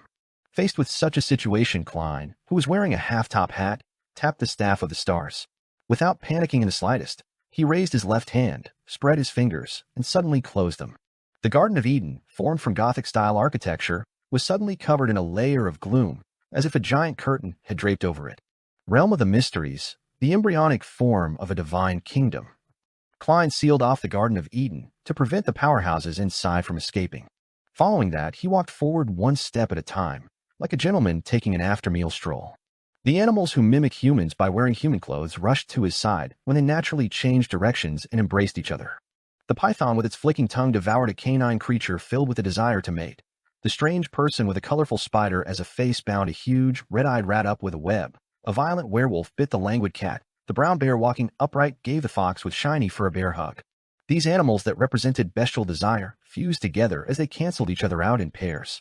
Klein, who had grasped the authority of grafting, slowly walked through them, as though he was inspecting the concepts of humanity and bestial desires. Just like that, he walked to the 80-meter-tall cathedral and stopped. Then he lifted his head and looked at the skulls embedded in the black pillar for 2 seconds. Klein's expression didn't change at all. He raised his left hand to press down his hat and walked up the stairs into the cathedral. He immediately saw a grand and spacious hall, with a huge cross and a grayish-white dragon statue wrapped around the cross. In front of the cross was a small long table, with 5 seats on both sides of the long table. At this moment, at the end of the long table, there was a man in a black wheelchair. His face was abnormally pale, and his pale yellow eyebrows were long. His hair was neatly combed, and there were some wrinkles on his forehead. This was the leader of the psychology alchemist, Paulie Derlau. At the same time, he was also the famous hermit Eric Drake and the king of the Black Throne Barrows Hopkins. Of course, whether he was the main body or one of his various identities, no one knew. Seeing Gehrman Sparrow, who was wearing a silk top hat and a black trench coat, walk over slowly and in an extremely oppressive manner, Paulie Derlau clasped the armrest of the wheelchair with both hands. When the other party entered the Garden of Eden, he didn't hesitate to leave this mind city, but he failed to do so. The eyes beneath the pride mask that seemed to move towards his forehead seemed to be mocking him. Phew. Paulie Derlau quickly placated his emotions before his eyes lit up with a pure, illusory light. This light formed a pair of holy wings in front of him. Under the layers of wings, there was a pious person of light genuflecting in prayer. This was an angel. At the same time, an elder with white hair and ordinary looks appeared to the left of Paulie Derlau. To his right, a priest with a pale blonde beard covering his face stood up. Ancient angel, Hermes. Visionary Adam. Klein didn't stop walking forward as he muttered to himself, I wish for all illusions to disappear. Just as he said that, he raised his left hand and snapped his fingers. The Angel of Light, Hermes, and Visionary Adam instantly dissipated and vanished, leaving behind a single Polly Derlau sitting in the black wheelchair. He had just used the beyonder powers of a dreamweaver to weave a few almost realistic images. Once the enemy believed that they were real, they would become real. Although the damage they caused didn't have any physical manifestations, it would make the target die for unknown reasons. Polly Derlau has made countless targets die from fright and such nightmares. Unfortunately, he encountered Klein, a king of angels who could maintain his lucidity in dreams and also possessed true vision. He used the wish's power of a miracle invoker to easily crack the illusion. Seeing this, Polly Derlau's eyelids twitched. Without any hesitation, he pushed himself up from the black wheelchair. During this process, his body rapidly expanded as he transformed into a huge grayish-white dragon. Dragon transformation. An incomplete mythical creature form. Compared to a sequence form manipulator, the incomplete mythical creature form that Polly Derlau exhibited was even larger. Furthermore, there was a certain change to his head, making it closer to a lizard and not human. It had golden vertical pupils and scales that were intertwined with mysterious patterns, making it cold and warped. As the incomplete mythical creature form appeared, all kinds of thoughts, consciousness, desires, and wills swept out like a storm, attacking Klein's mind island in half illusory and half realistic ways. This was a combination of mind deprivation and mental plague, allowing every creature that was affected to experience corruption and go crazy on the spot. To an angel, such attacks were the most sinister. This was because all of them had certain problems with their mental states. They could lose control at any moment due to the tilting of the scales. Klein, who was wearing the grayish-white pride mask and half-top hat, didn't stop walking forward. He didn't attempt to avoid the plague storm at the mental level. He remained firm and stoic as he walked step by step towards Polly Derlau. In the next second, transparent insects appeared on the back of his hand. His clothes expanded as though countless indescribable monsters were crawling underneath. Suddenly, Klein lost control and turned into a huge whirlpool formed by transparent maggots. The vortex extended out slippery tentacles with strange patterns. In the middle, there was a door of light that was dyed bluish-black. Upon seeing this scene, even in his incomplete mythical creature form, Polly Derlau found it difficult to stop his thoughts from coming to a halt as he stood, rooted to the ground. The massive grayish-white dragon seemed to have become a puppet. Its head was filled with mush, and its joints were all rusted. He had stared straight at a great existence that he shouldn't look at. Above the gray fog, Klein, who was sitting at the fool's seat, immediately dispersed the out-of-control historical projection. After entering the Garden of Eden and pulling out the Staff of the Stars, he had switched places with the historical void projection that the worms of spirit inside Sapphira Castle had summoned and directly returned to his ancient palace. He clearly knew that Visionary Adam had gone to the forsaken land of the gods and was attempting to fuse with the true creator, making it impossible for him to descend with his true body any time in the short foreseeable future. At most, he would send out one of his other identities, but it would be useless against the King of Kings of Angels. However, Klein still felt that he should be cautious, lest he fall into Adam's or Amon's trap. Following that, he summoned himself from the fog of history. He wore the pride mask and held the Staff of the Stars in his hand as he projected himself back into the cathedral of the Garden of Eden. Seeing that Polly Derlau had lost most of his rationality and was unable to control his body, Klein didn't directly control his spirit body threads to turn the mind dragon into his marionette. He maintained his pace as he slowly approached the target. In Polly Derlau's eyes, Gehrman Sparrow was like death incarnate. He approached him slowly with his own rhythm, but there was no chance of escape. At that moment, the grayish-white dragon statue on the huge cross behind him moved. Almost simultaneously, Klein raised his left hand and pulled downwards. The shadow curtain that enveloped the Garden of Eden instantly contracted, enveloping the huge cross, the grayish-white dragon statue, and Polly Derlau within. In the next second, Klein raised the curtain. The incomplete mythical creature that Polly Derlau had transformed into combined with the gigantic cross as though it was a knotted giant tree. And the grayish-white dragon statue connected the entirety of the Garden of Eden, turning the city outside the cathedral into an abnormally illusory sea that contained all colors. This wasn't the Chaos Sea, rather the loaning of its strength. It had been tampered by Klein and reassembled. At that moment, Gehrman Sparrow, who had been walking slowly forward, arrived beside the knotted giant tree. He raised his right hand, and under the vacant yet slightly fearful gaze of Polly Derlau, he lashed out with the Staff of the Stars. This cane that was embedded with many gems hit the target heavily, separating it into two. Between the sounds of parts falling to the ground, Polly Derlau's body that had been combined with the huge cross fell to the ground. The leader of the psychology alchemists died before he could even say his last words. While waiting for Polly Durlow's Beyonder characteristic to appear, Klein looked around and chuckled inwardly. As expected, Hermes' true goal was to use the faction backing Miss Justice to destroy the Garden of Eden and use it to escape from Adam. The Mind Dragon, Arihog's words made him steel his resolve. However, he should have still left a few sealed artifacts for me. There's no need to abscond with everything. Could it be that the rabbit should be wearing a greed mask instead of wrath? The psychology alchemists might appear again in the future, but the one controlling it in the shadows is no longer the Twilight Hermit Order, but Hermes himself. Lord of the Mysteries. Chapter 1366. Setup. Retracting his gaze, Klein cast his gaze at the Beyonder characteristic that Polly Durlow's body had produced. It was formed from thin mist, seemingly an unreal grayish-white brain from a dream. He believed that the Garden of Eden was the safest place, so he placed his true body here. All activities in the outside world are just as many different identities. Who would have known that Hermes, who was supposed to be a defensive barrier, had abandoned this place? If a real angel were guarding the Garden of Eden and had fully utilized the uniqueness of this Mind City, I wouldn't be able to so easily deceive the rules and successfully infiltrate it. As Klein thought to himself, he randomly made a wish to accelerate the Beyonder characteristics formation and condensation. But he snapped his fingers and fulfilled his wish. Following that, he picked up the Dreamweaver Beyonder characteristic and something that could be used as the supplementary material. He took off the pride mask on his face and left the Garden of Eden. As he left, the remaining parts of the city collapsed and merged into the boundless sea of collective subconscious. From that point onward, the legend of the Garden of Eden would emerge in many dreams, eventually drawn out by some artists or fabricated into widespread stories. And all the stories would come to a consensus. The Garden of Eden was eventually destroyed. Returning to the Hall family manor's veranda, Klein looked at Miss Justice, who had already composed herself, and handed over the Dreamweaver Beyonder characteristics, the corresponding ingredients, and the potion formula he had seen from the second blasphemy slate. Before Audrey could say anything, he said in a deep voice, "You can go back on your word before officially advancing." Audrey received Mr. World's gift and nodded silently, indicating that she would seriously consider it. Wearing the exquisite straw hat, she watched Gehrman Sparrow turn around and walk to the edge of the veranda, disappearing step by step. After removing his traces and concealing the clues, Klein cleverly used grafting and the uniqueness of Sapphira Castle to return to Backlund, appearing in front of Judgment Zio, who was on holiday. The MI9 colonel, who was munching on an apple, immediately put down the food in her hands. As she wiped her mouth with a tissue, she stood up. "W, what's the matter?" She cautiously didn't address him as Mr. World, nor did she call him Gehrman Sparrow.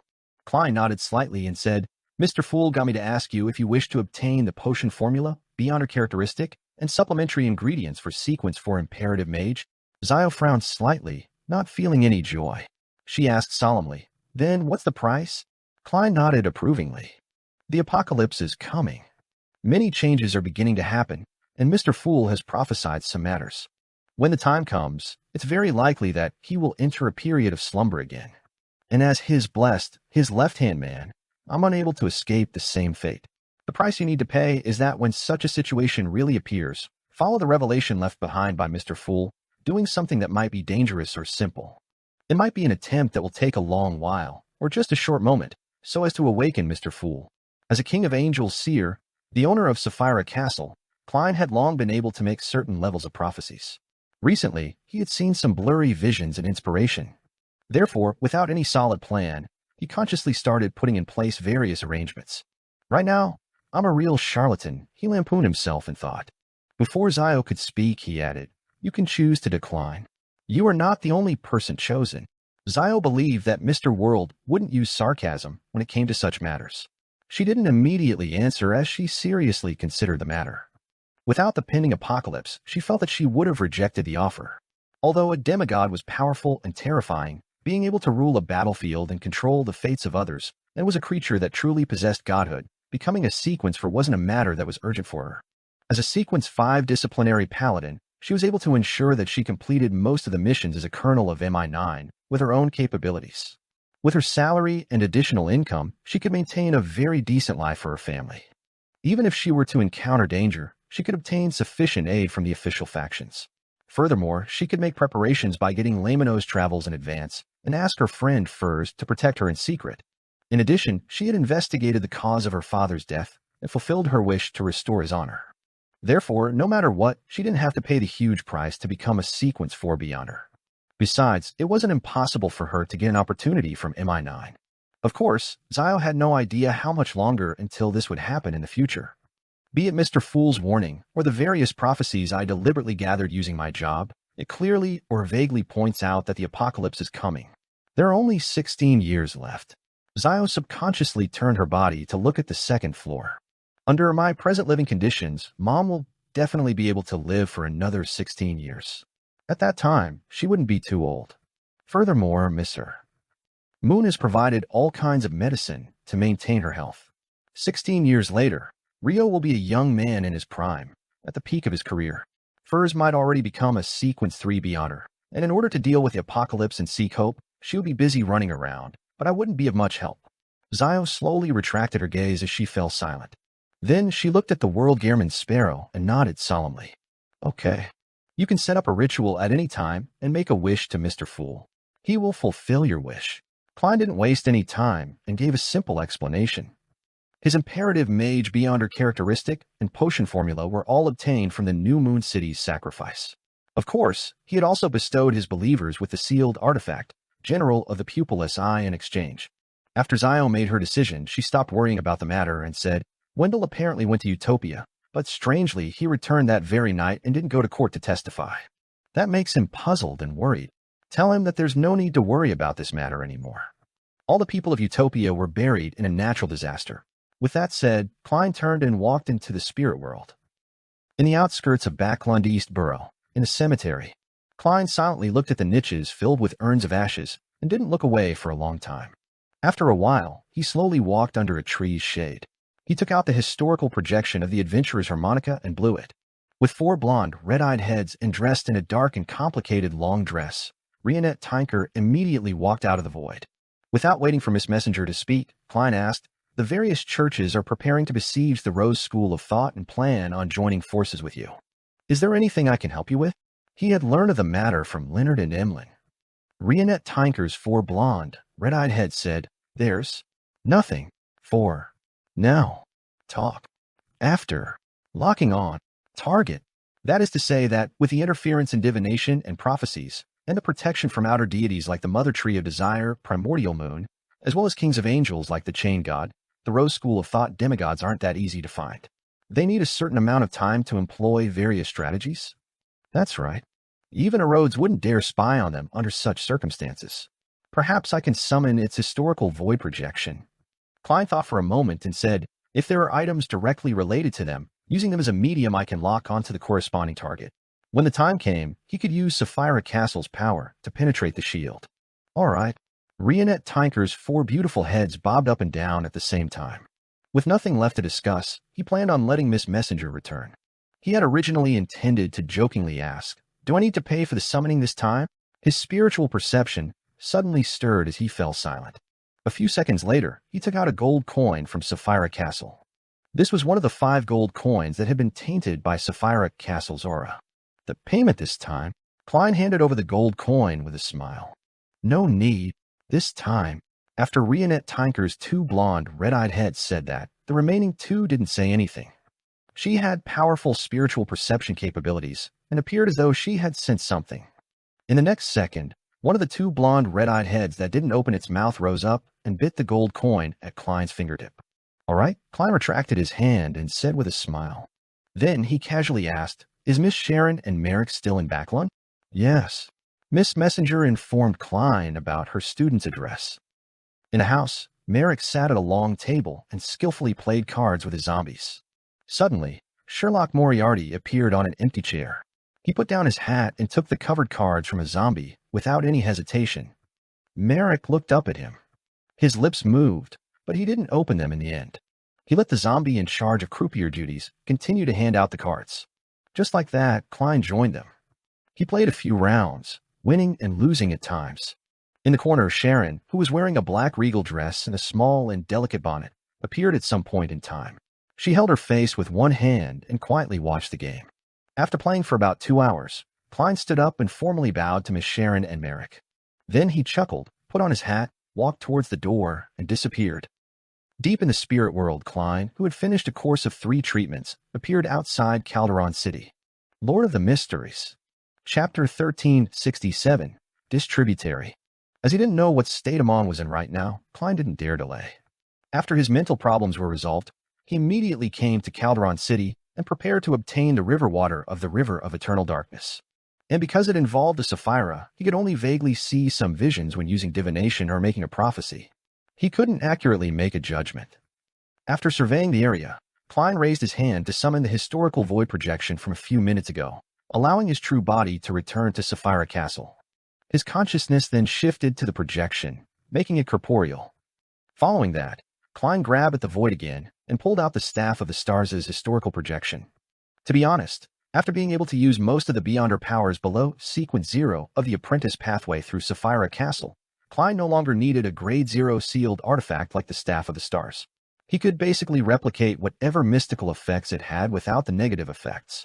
However, he always felt that an angel still had to possess a close combat weapon, because it was possible to fall into a region that nullified Beyonder powers at some point in time. In the mysterious world, this was definitely something that could happen.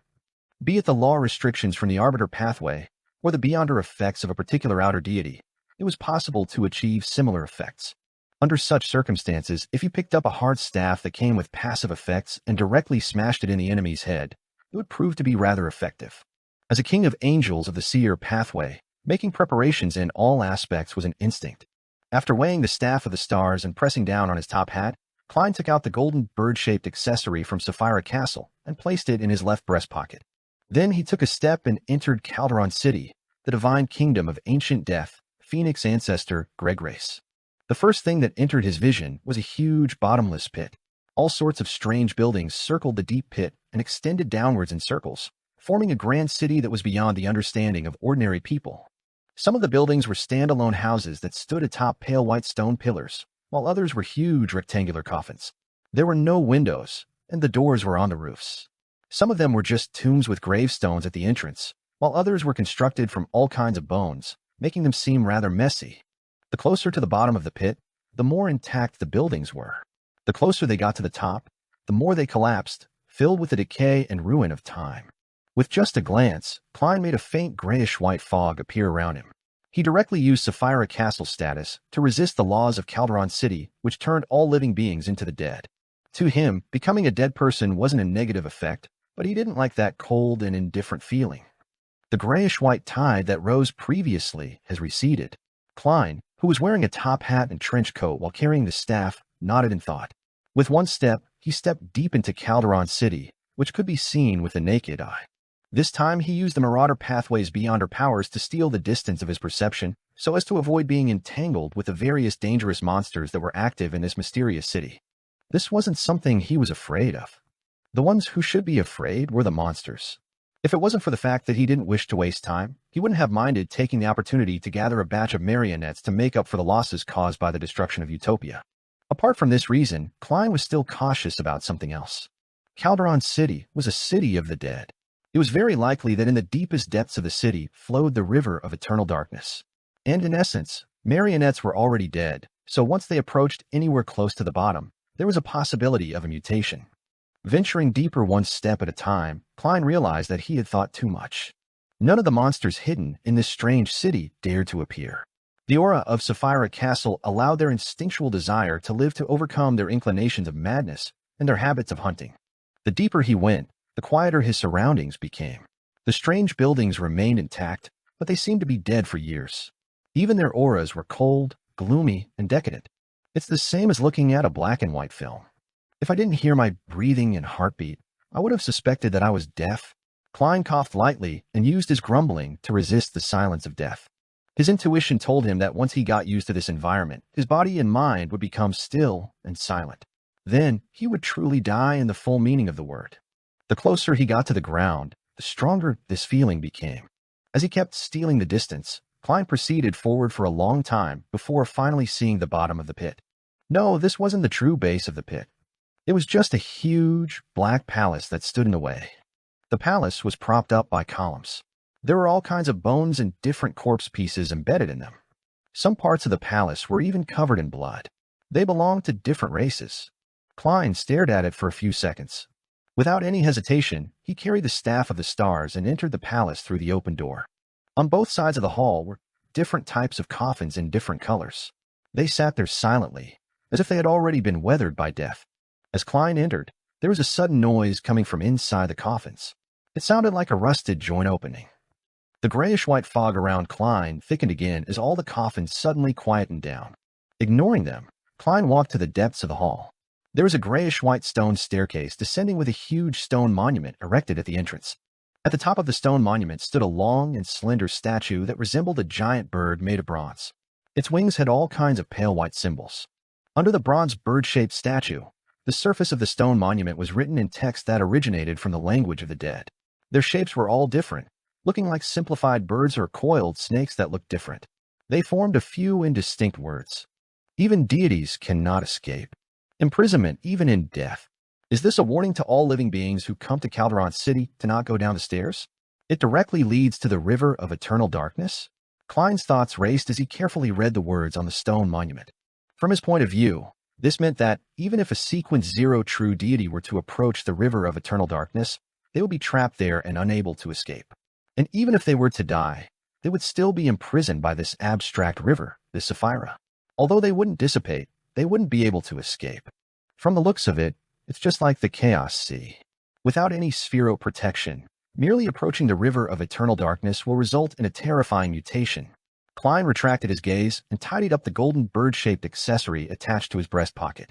He walked past the bronze statue's stone monument and walked down the grayish-white staircase. He didn't steal the distance again to prevent himself from slamming headfirst into danger. In the dark, silent, and cold environment, the golden bird-shaped accessory in front of Klein's chest released a pale white glow, illuminating a small area. It was like a tiny lifeboat struggling in the waves of death. After descending for an unknown period of time, the aura of Sapphira Castle around him expanded out of reflex and became extremely thick, like a grayish-white cocoon. At the same time, Klein turned his head slightly and heard a faint, illusory, whooshing sound. This seemed to indicate that a dark river was slowly flowing deep underground not far from him. In the next second, Klein looked down at his feet. At some point in time, there was a dark stream of incorporeal water surging out from somewhere. Even light couldn't exist on its surface.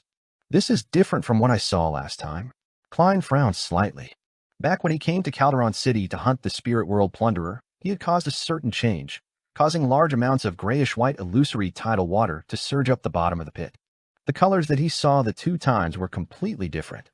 Just as Klein's thoughts raced, at the bottom of the stone staircase, where the dark tide surged over, a thin grayish-white fog spread up. Together with the illusory liquid, it expanded into a grayish-white liquid that was more mist-like. When the water reached Klein's feet, it silently shrank back as though it was constantly ebbing up and down at a particular frequency. This faint gray fog is a little familiar. Klein's expression turned solemn. After pausing for a few seconds, he continued down. This time, the rising illusory tide drowned him, causing his body to turn light, causing his emotions to quickly turn cold and his thoughts to gradually weaken. If not for the protection of Sapphira Castle's aura around him, Klein suspected that he would passively fuse with the tide without being able to resist. Following that, the grayish-white cocoon rose and bobbed up and down in the water before slowly reaching the end of the staircase. At the end was a void. Amidst the emptiness flowed a straight, wide, illusory, colorless, dark river. This river was so blurry that it was difficult to see it clearly. This was because its surroundings were covered with a swath of grayish-white like a thin layer of fog. Indeed, Klein couldn't help but mutter when he saw this. He was no stranger to this kind of fog. He had seen it behind the door in Bansis ruins before. He had seen it at the easternmost end of the Forsaken Land of the Gods before, as well as beneath Sapphira Castle. And unlike other places, there is a portion of the water from the River of Eternal Darkness that penetrated the grayish-white fog and fused to some extent with the latter, changing colors between dark black and pale white. The river water here kept swirling up before falling down, like a stream that was running through the illusory darkness. On both sides of the distributary stood huge and pale white stone pillars. They seemed to be supporting something, preventing whatever it was from collapsing. At this moment, between the stone pillars and on the banks of the distributary, countless blurry, translucent figures were pacing back and forth, slowly but unceasingly.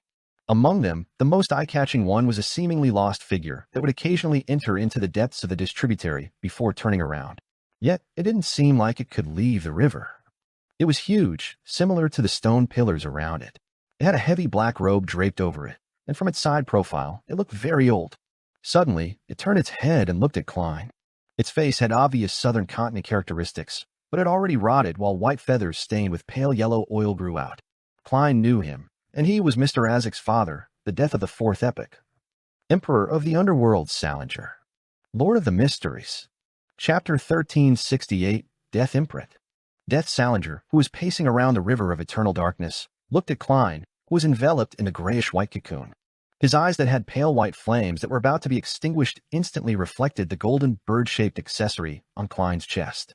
In the next second, a deep roar came from his rotting mouth, reverberating above the river, causing the entirety of Calderon City to visibly shake. The distributary that occasionally rose up or plunged down, sometimes dark and sometimes pale white, reached the end of the stone staircase with a rising of tides, surging towards Klein. During this process, the illusory tide fused with a grayish-white fog, creating a similar color. The grayish-white torrent slammed into Klein's body repeatedly, but it failed to destroy the cocoon around him. Death Salinger's rotting body took steps to the edge of the distributary, but he couldn't escape no matter what. All he could do was stand there and roar wildly. Klein's gaze swept past him as he looked at the blurry figures loitering around the banks. One of them had already been swept to the center of the distributary by the surging tide. They couldn't help but sink to the bottom of the river, melting like ice. The remaining ones didn't show any fear as they maintained their blank and lost state, moving back and forth endlessly. At a glance, Klein saw many familiar figures. They were the same person, Azek Eggers, with his bronze skin and soft facial features. This death console seemed to have dissociated into multiple selves. They constantly paced between the pale white stone pillars on both sides of the river of eternal darkness. As Klein's heart stirred, his right leg suddenly turned cold. He subconsciously lowered his head and saw a pale white hand. The palm penetrated the grayish-white cocoon and grabbed his calf. And the owner of the palm floated in the surging torrent, was like a water ghost as it attempted to pull Klein into the depths of the water. Its attack could actually ignore the aura of Sapphira Castle. Sensing Klein's gaze, the pale white palm's owner raised his head to reveal his face. He had black hair and brown eyes. His facial features were ordinary, and he had a scholarly air. Klein Moretti. The water ghost was Klein Moretti. In the next second, Klein's left leg, right shoulder, and left arm were grabbed by different pale white hands. This made him feel cold all over as his spirit body seemed to freeze. He couldn't even use all his Beyonder powers. It was impossible to resist. The three pale white hands belonged to different blurry figures, while the different blurry figures all had the same face, Klein Moretti's face. Under the pull of the four water ghosts, Klein's body gradually separated from the grayish-white cocoon and sank into the torrent. His body became colder and colder, and his thoughts gradually fell into silence.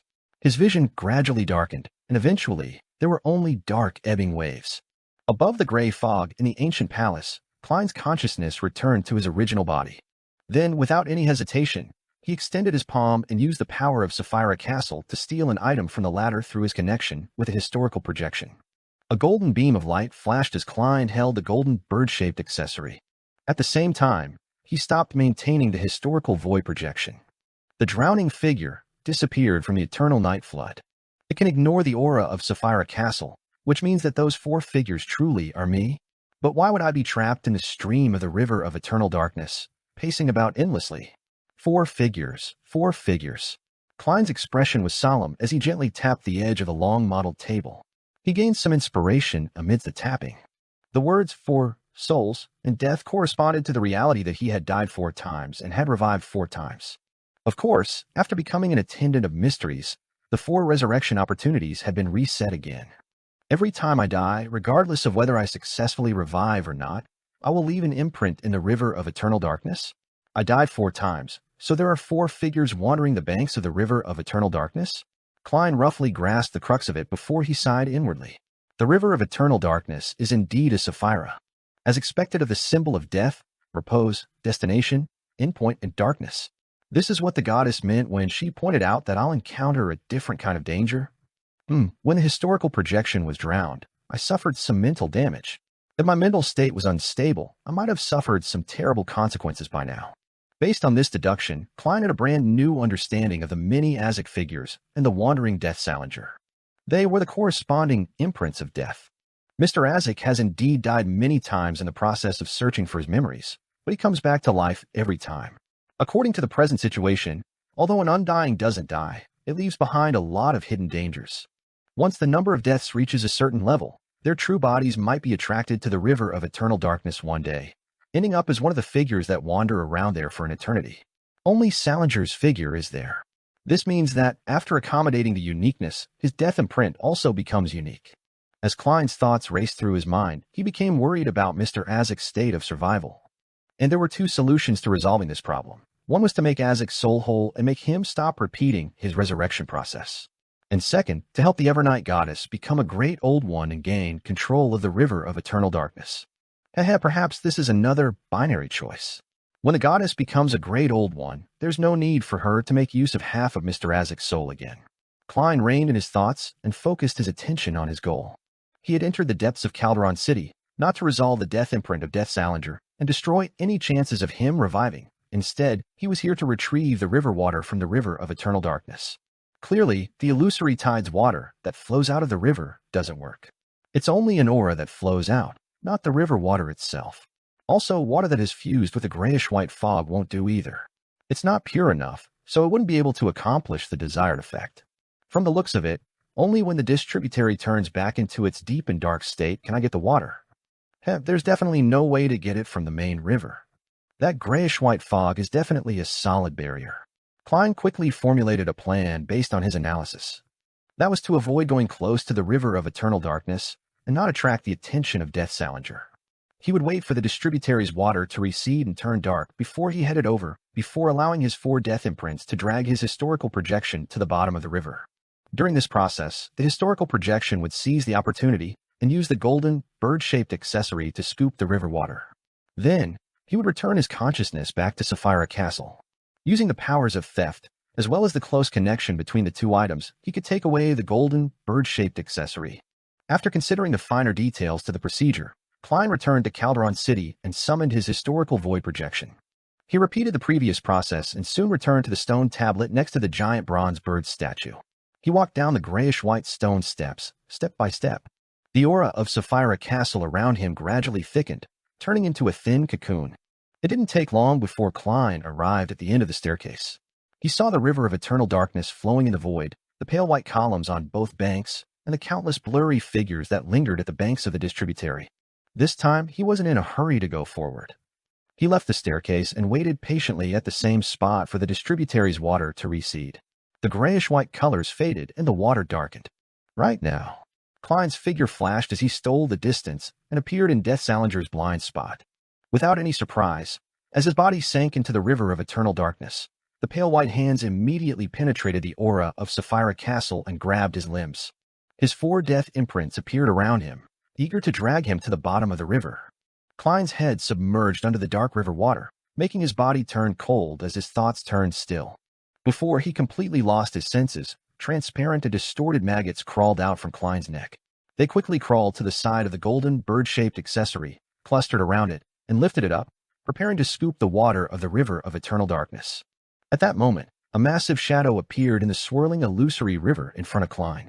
It was a giant bird floating in the water, one that was completely submerged by the river of eternal darkness's distributary. The giant bird's surface was covered with white flames, and the feathers formed from mysterious patterns, but most of them had been melted away by the river of eternal darkness. The exposed parts were pitch black and rotten, with pale yellow pus on the surface. The giant bird's eyes seemed to be made of bronze, and layers of illusory doors were hidden within. Phoenix ancestor Greggrace, the ancient death who had opened up the underworld. In front of Greggrace's eyes, a bronze beam burst out, enveloping the golden, bird-shaped accessory and Klein's historical projection in a bid to drag them over together. After weighing his current situation, Klein instantly made a decision and gave up the attempt of scooping the river water. His consciousness immediately returned to Sapphira Castle, and he stole the golden, bird-shaped accessory. His historical projection dissipated. There's danger in the water, too. The ancient god, Phoenix ancestor Greggrace, has completely sunk into the river of eternal darkness. If the goddess can truly accommodate the uniqueness of the death pathway, and if Salinger can't use that opportunity to revive in his body, he should also sink into the water like Greggrace. And the death imprint of Greggrace will melt further. Klein silently sighed as he modified the plan. Following that, he summoned the historical void projection and returned to the end of the stairs. After waiting for a while, when Death Salinger turned around and slowly walked towards the bank, Klein suddenly stole the distance and appeared in front of him. In the next second, Salinger let out a low growl, rapidly increasing the flow of the distributary. At the same time, Klein was grabbed by his death imprints and forcefully dragged to the bottom of the river. He sensed the Phoenix ancestor, Gregris. Like before, Grey's bronze eyes lit up. However, what enveloped this light wasn't Klein and the golden, bird-shaped accessory, but Death Salinger. Grafting. Seizing this brief opportunity, the worms of spirit crawled out from Klein's historical projection and lifted the golden, bird-shaped accessory. The bronze eye of the accessory also released a beam of light, scooping up a tiny portion of the river water. In the next moment, Klein's consciousness returned to Sapphira Castle. He raised his hand and retrieved the accessory. Phew, I'm finally done. Looking at the golden, bird-shaped accessory in his hand, he slowly exhaled. As the owner of Sapphira Castle, this mission wasn't too difficult. As long as he didn't rashly enter with his main body, he could rely on repeated failures to accumulate experience and figure out the situation. And if it wasn't for the fact that there were 2 deaths in the distributary of the River of Eternal Darkness, one wandering and the other sinking, Klein wouldn't have failed twice. Lord of the Mysteries. Chapter 1369 Pomp. After weighing the bird-shaped golden accessory in his hand, Klein quickly returned to the real world. He casually picked an empty plot of land and set up an altar to hold a sacrificial ritual. With regards to the other secrets hidden in Calderon City, as well as the loitering figures around the River of Eternal Darkness, he temporarily didn't have any thoughts of starting a deeper exploration of it. This was because he still had more important matters to prepare for. He also had a key question to ask the Evernight Goddess. Soon, he held the ritual and allowed the candlelight and spirituality materials to fuse together, forming a door of sacrifice and bestowment. Without any hesitation, Klein placed the bird-shaped golden accessory into the wind, allowing it to slowly pass through the mysterious door and vanish into the endless darkness. In the next second, he sharply noticed that he had been dragged into a dream. In the center of the dreamscape was a Gothic palace that seemed to blend with the darkness around it. Its details were exquisite, its color dim, but it was still gorgeous. Klein passed through bushes of night vanilla and slumber flowers before stepping into the palace. In the deepest part of the hall, the Evernight Goddess was sitting on an ancient high-back chair. She was still wearing the layered black dress that didn't seem complicated. The sparkling spots on the dress reflected the dome and the walls, and the pillars of the palace created a quiet and dreamy, starry sky. The Evernight Goddess, whose face seemed to be covered in layers of fishnet veils, held the bird-shaped, golden accessory and slowly stood up. She walked down the stairs to Klein. Her voice sounding like a lullaby. What you have to ask? Klein politely took off his top hat and bowed slightly. I want to know if the grayish-white fog that envelopes the River of Eternal Darkness has something to do with that Lord of Mysteries. That was also the celestial worthy of heaven and earth for blessings. Although he couldn't see the Evernight Goddess's face clearly, Klein felt like she was smiling when he looked straight at her. Yes. Furthermore, not only is the River of Eternal Darkness enveloped by the grayish-white fog, but the city behind Bansi Harbor and the entire western continent is enveloped by the same grayish-white fog. Klein hesitated for a moment before saying, "This is a kind of seal?" The Evernight Goddess's dream projection nodded. That's right. Apart from Sapphira Castle and the Chaos Sea, all the other Spheroid were sealed in the western continent by that mysterious Lord of Mysteries. River of Eternal Darkness, Brood Hive, City of Calamity, Tenebrous World, Nation of Disorder, Knowledge More, and Key of Light have all been sealed in the western continent by the celestial worthy? Isn't this too much? What pomp? It's no wonder that the city behind Bansi Harbor's door is like the former Shanghai. This is the City of Calamity affecting that city in the real world, as well as Bansi. Then, to a certain extent, it has caused certain changes. Klein was enlightened and amazed. Back when he saw the scene behind a door in Bansi, he had suspected that it had something to do with the western continent. Furthermore, according to the clue that Bansi was the headquarters of Red Angel Medici's family, he suspected that behind the door was the reflection of the Sapphira, the City of Calamity. After a moment of silence, Klein didn't conceal his feelings. He sighed and said, "The power of that Lord of Mysteries far exceeds my imagination. How could such a great old one, who is known as one of the pillars of the universe, silently perish?" The Evernight Goddess's dream projection shook her head. It wasn't silent. From the clues that were available, he died together with the God Almighty of ancient times. That God Almighty's corpse formed the first blasphemy slate in the Chaos Sea. And beside it was the uniqueness of the Marauder pathway.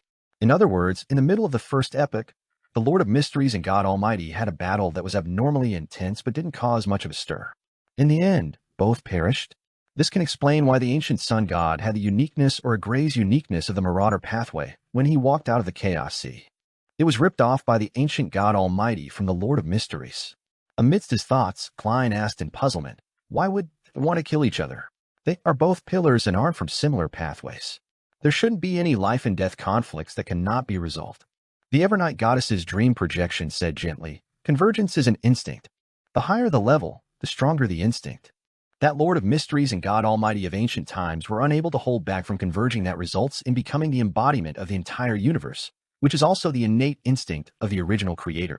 The crazier one becomes the stronger they become. And beyond cunning, powerful, terrifying, and filled with wisdom, there's such a side to the celestial worthy of heaven and earth for blessings? Klein thought for a moment and said, that Lord of Mysteries and God Almighty of ancient times are, in essence, different sides of the original creator. The Evernight goddess's dream projection said in a comforting voice, using the same existence but different personas as an analogy will be more accurate. The original creator was the maker of the universe, and also its destroyer. It is both day and also night. It's the light of holiness, and also the decadent abyss. It is an amalgamation of all contradicting concepts and symbolism. That's why he naturally has a tendency to be dissociative in a way that cannot be controlled. Once he splits, there will be a strong trend towards convergence. In a time more ancient than the era we lived in our past lives, the original sleeping creator had naturally split into multiple personas. They were also in a state of slumber, but they began to use the authority and beyonder characteristics they controlled to influence the world, making many preparations for the true dissociation when the original creator awakened. Here, the most powerful and active ones were God Almighty and the Lord of Mysteries. The latter had another honorific name in the Western continent. In the early mid-stages of the first epoch, they should have used different methods to grasp the additional Sephiroth. This made their inclination to converge more intense, making it impossible for them to control themselves, and began taking actions against each other. According to the ancient sun god's research, the pillar of support is the highest level of stability one can achieve. If a great old one exceeds this limit, just accommodating an additional Sapphira will lead to being controlled by the convergence instinct in an irreversible manner. No one knows the exact situation of the battle. Even the seven lights of the spirit world do not know. We only know that from that fateful moment onwards, the two great old ones known as the pillars vanished completely. As for the other Sephiroth, other than the Chaos Sea and Sapphira Castle, they were sealed by Sapphira Castle's powers in the Western continent. That was once the territory ruled by the Lord of Mysteries. This setup led to a problem. It was that, before the reappearance of the Lord of Mysteries and God Almighty, and before removal and breaking of the Western continent seal, no sequence 0 in this world could become a great old one to resist the outer deities. As the apocalypse approaches, this problem will force all the true deities to nurture a Lord of Mysteries or God Almighty. And the former Lord of Mysteries and God Almighty are very likely to awaken in their bodies. Therefore, the sealing of the other Sephiroth was done deliberately by the celestial worthy, preventing the later sequence 0 true deities from deliberately avoiding this pathway, killing the chances of the birth of a new Lord of Mysteries. And as long as a new Lord of Mysteries is born, he has a high chance of being revived and completely awakening. Isn't this too sinister? From a certain point of view, there's no need to be afraid of others knowing this arrangement. The more entities that know of it, the more they will be inclined to quickly support the growth of a Lord of Mysteries, so as to prevent them from only having a few years towards the end to gain control of their corresponding Sephiroth. The more Klein thought about it, the more terrifying the celestial worthy of heaven and earth for blessings appeared. This made him sigh inwardly, as expected of a pillar that can make the genie fall into such a predicament to this day. Klein immediately asked, then why didn't you support the growth of a Lord of Mysteries in the fourth epoch? He actually knew the answer to this question. As time passed, as the original creator's different personas, the celestial worthy and God Almighty will have their wills constantly weaken. The closer they got to the apocalypse, the weaker the corresponding will became. This made those of the future be able to resist and suppress them and avoid losing themselves. This could be proven by the fact that Adam had waited until recently to advance to visionary.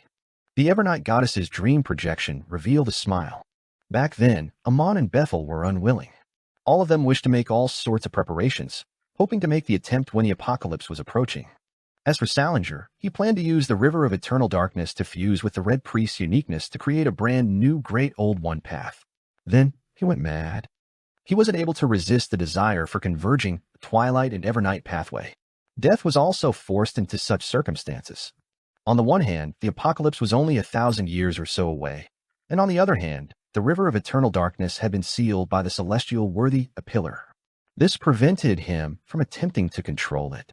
It's too sinister, too much. Klein couldn't help but inwardly criticize the celestial worthy. At this moment, the Evernight goddess's dream projection continued. The seal on the western continent is gradually weakening with time. The Sphirot will instinctively or consciously use their symbolism to corrode the uniqueness and high sequence beyonder characteristics within their own symbolic range to influence the world beyond. The first to seep out energy was the river of eternal darkness.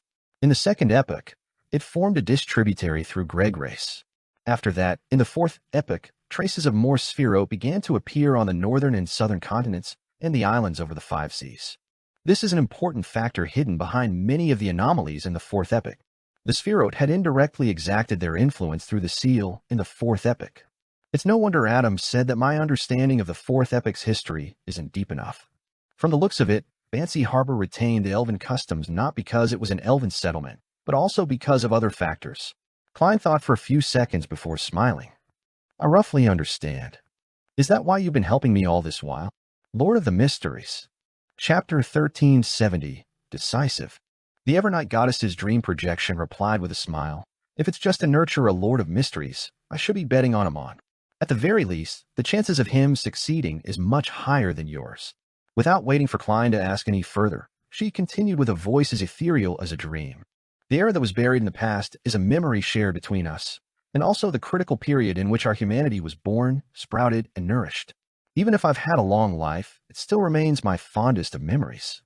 You have its imprint in you, so I'm more willing to help you.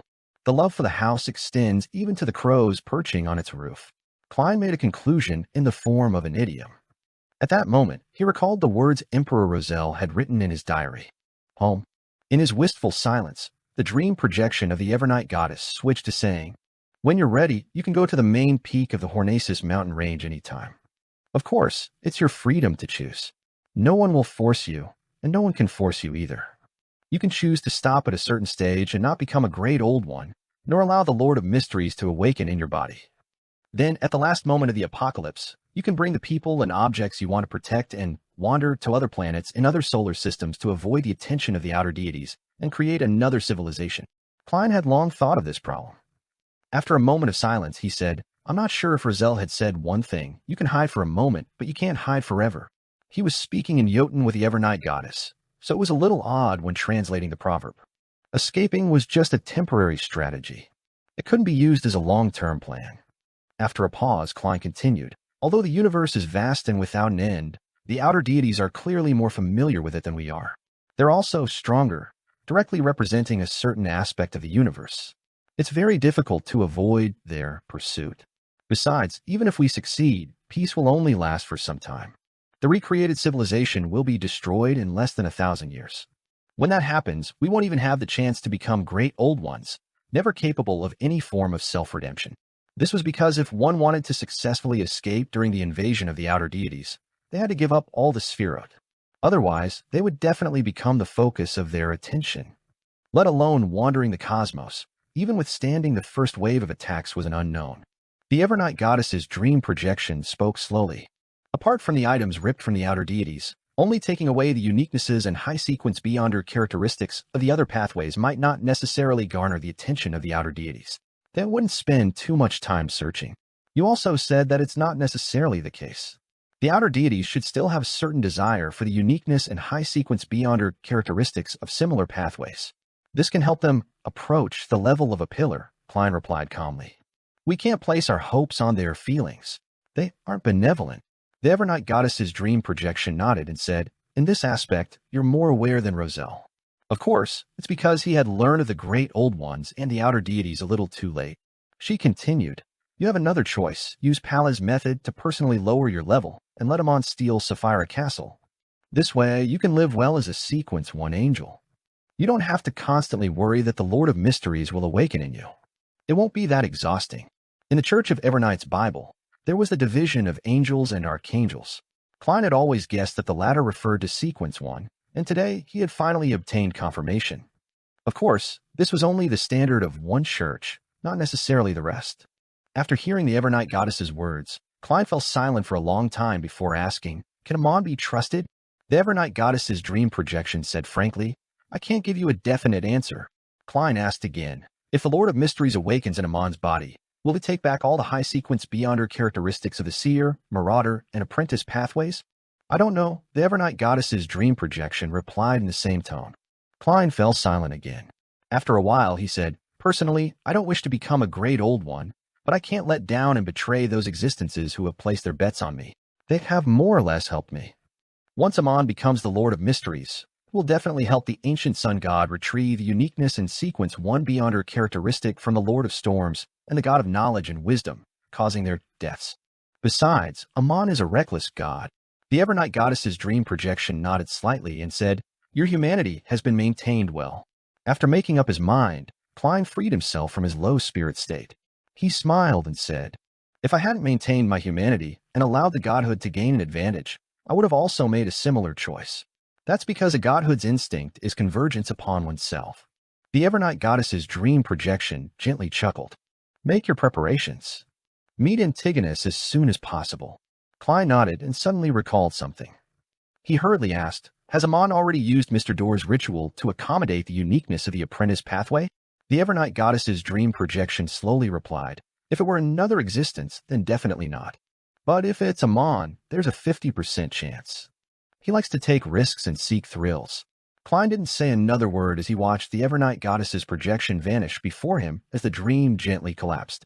The altar that he had yet to clear occupied his vision again. To him, heading to the main peak of the Hornacis mountain range to face the Antigonus family's ancestor didn't require much preparation from him. He would mainly rely on Sapphira Castle to produce an avatar to steal the Attendant of Mysteries Beyonder characteristic, the one from Zeradal, that he hadn't digested yet, allowing his main body to be in a unique state that could accommodate the uniqueness.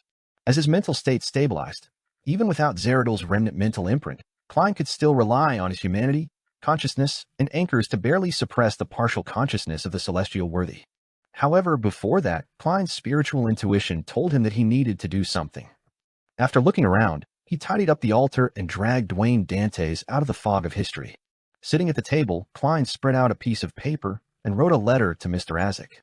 As it hadn't been a while since he wrote the previous letter, there wasn't much content. He only mentioned the river of eternal darkness that was situated underground in Calderon City, as well as the death imprints on both banks of the distributary.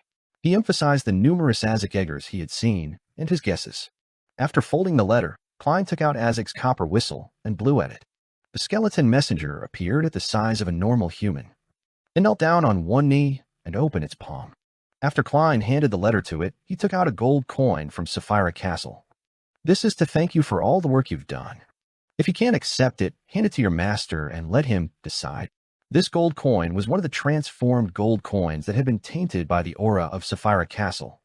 He had already used one of them to pay Miss Messenger's fee, and he had lost one to Merrick when they played cards.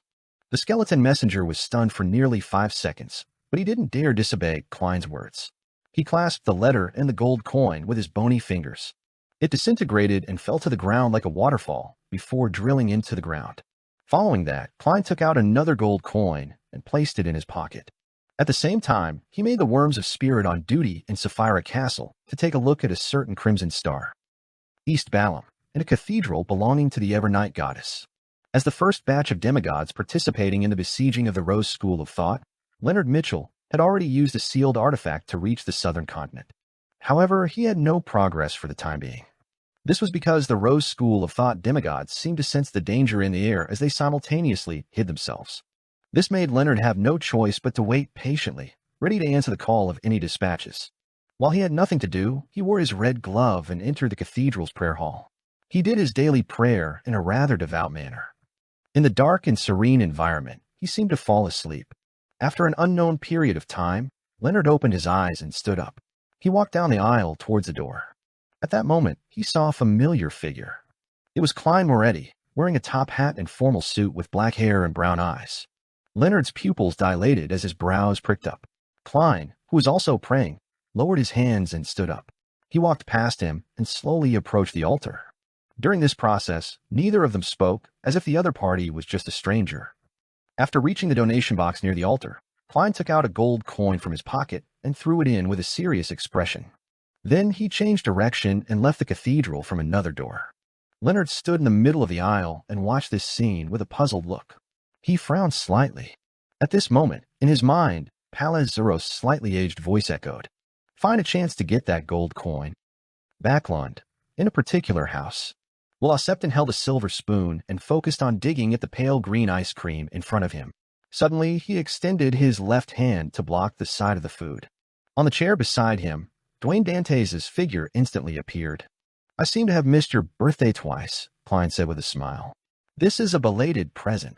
As he spoke, he took out a gold coin and pushed it to Will Septon. This is a lucky gold coin for you. Will was stunned for 2 seconds before muttering. The gift celebrating my birth was a lucky amulet. For a birthday gift, it's a lucky gold coin. You really don't have any creativity.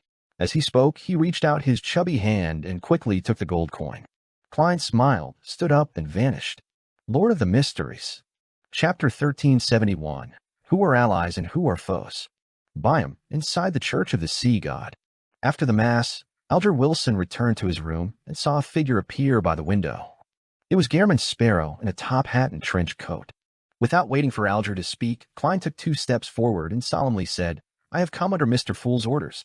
He habitually acted as the attendant of mysteries. Alger immediately lowered his head and pressed his right hand to his left chest. Praise Mr. Fool. Klein nodded slightly and took out an item from the junk pile of Sapphira Castle. Alger's eyes immediately reflected a short scepter made of bones. The tip of the scepter was embedded with tiny blue gems. A small number of them were dyed black, and a small number was covered in the light of dawn. Around it were countless pure points of light, and the sounds of illusory prayers emitted from it, stacked and holy. Alger's eyes widened as he couldn't help but reveal a hint of greed. As a Sequence 4 demigod of the Sailor Pathway, he was extremely certain that the white-boned scepter before him was the symbol of the sea god's identity, level, and strength. As he endured the slight dizziness from the prayers, he cast his gaze at the world Gairman Sparrow, waiting for the deity's attendant to speak. Klein raised the sea god's scepter with one hand and said with a solemn expression, This is Mr. Fool's gift and a sign of trust, as well as a reward for protecting a large number of believers. No matter what happens in the future, you are to keep following Mr. Fool's instructions and do your best to complete the missions he gives. Alger acutely sensed the hidden meaning. He suspected that Mr. Fool would encounter something in the future, causing him to suffer injuries or enter a nadir state.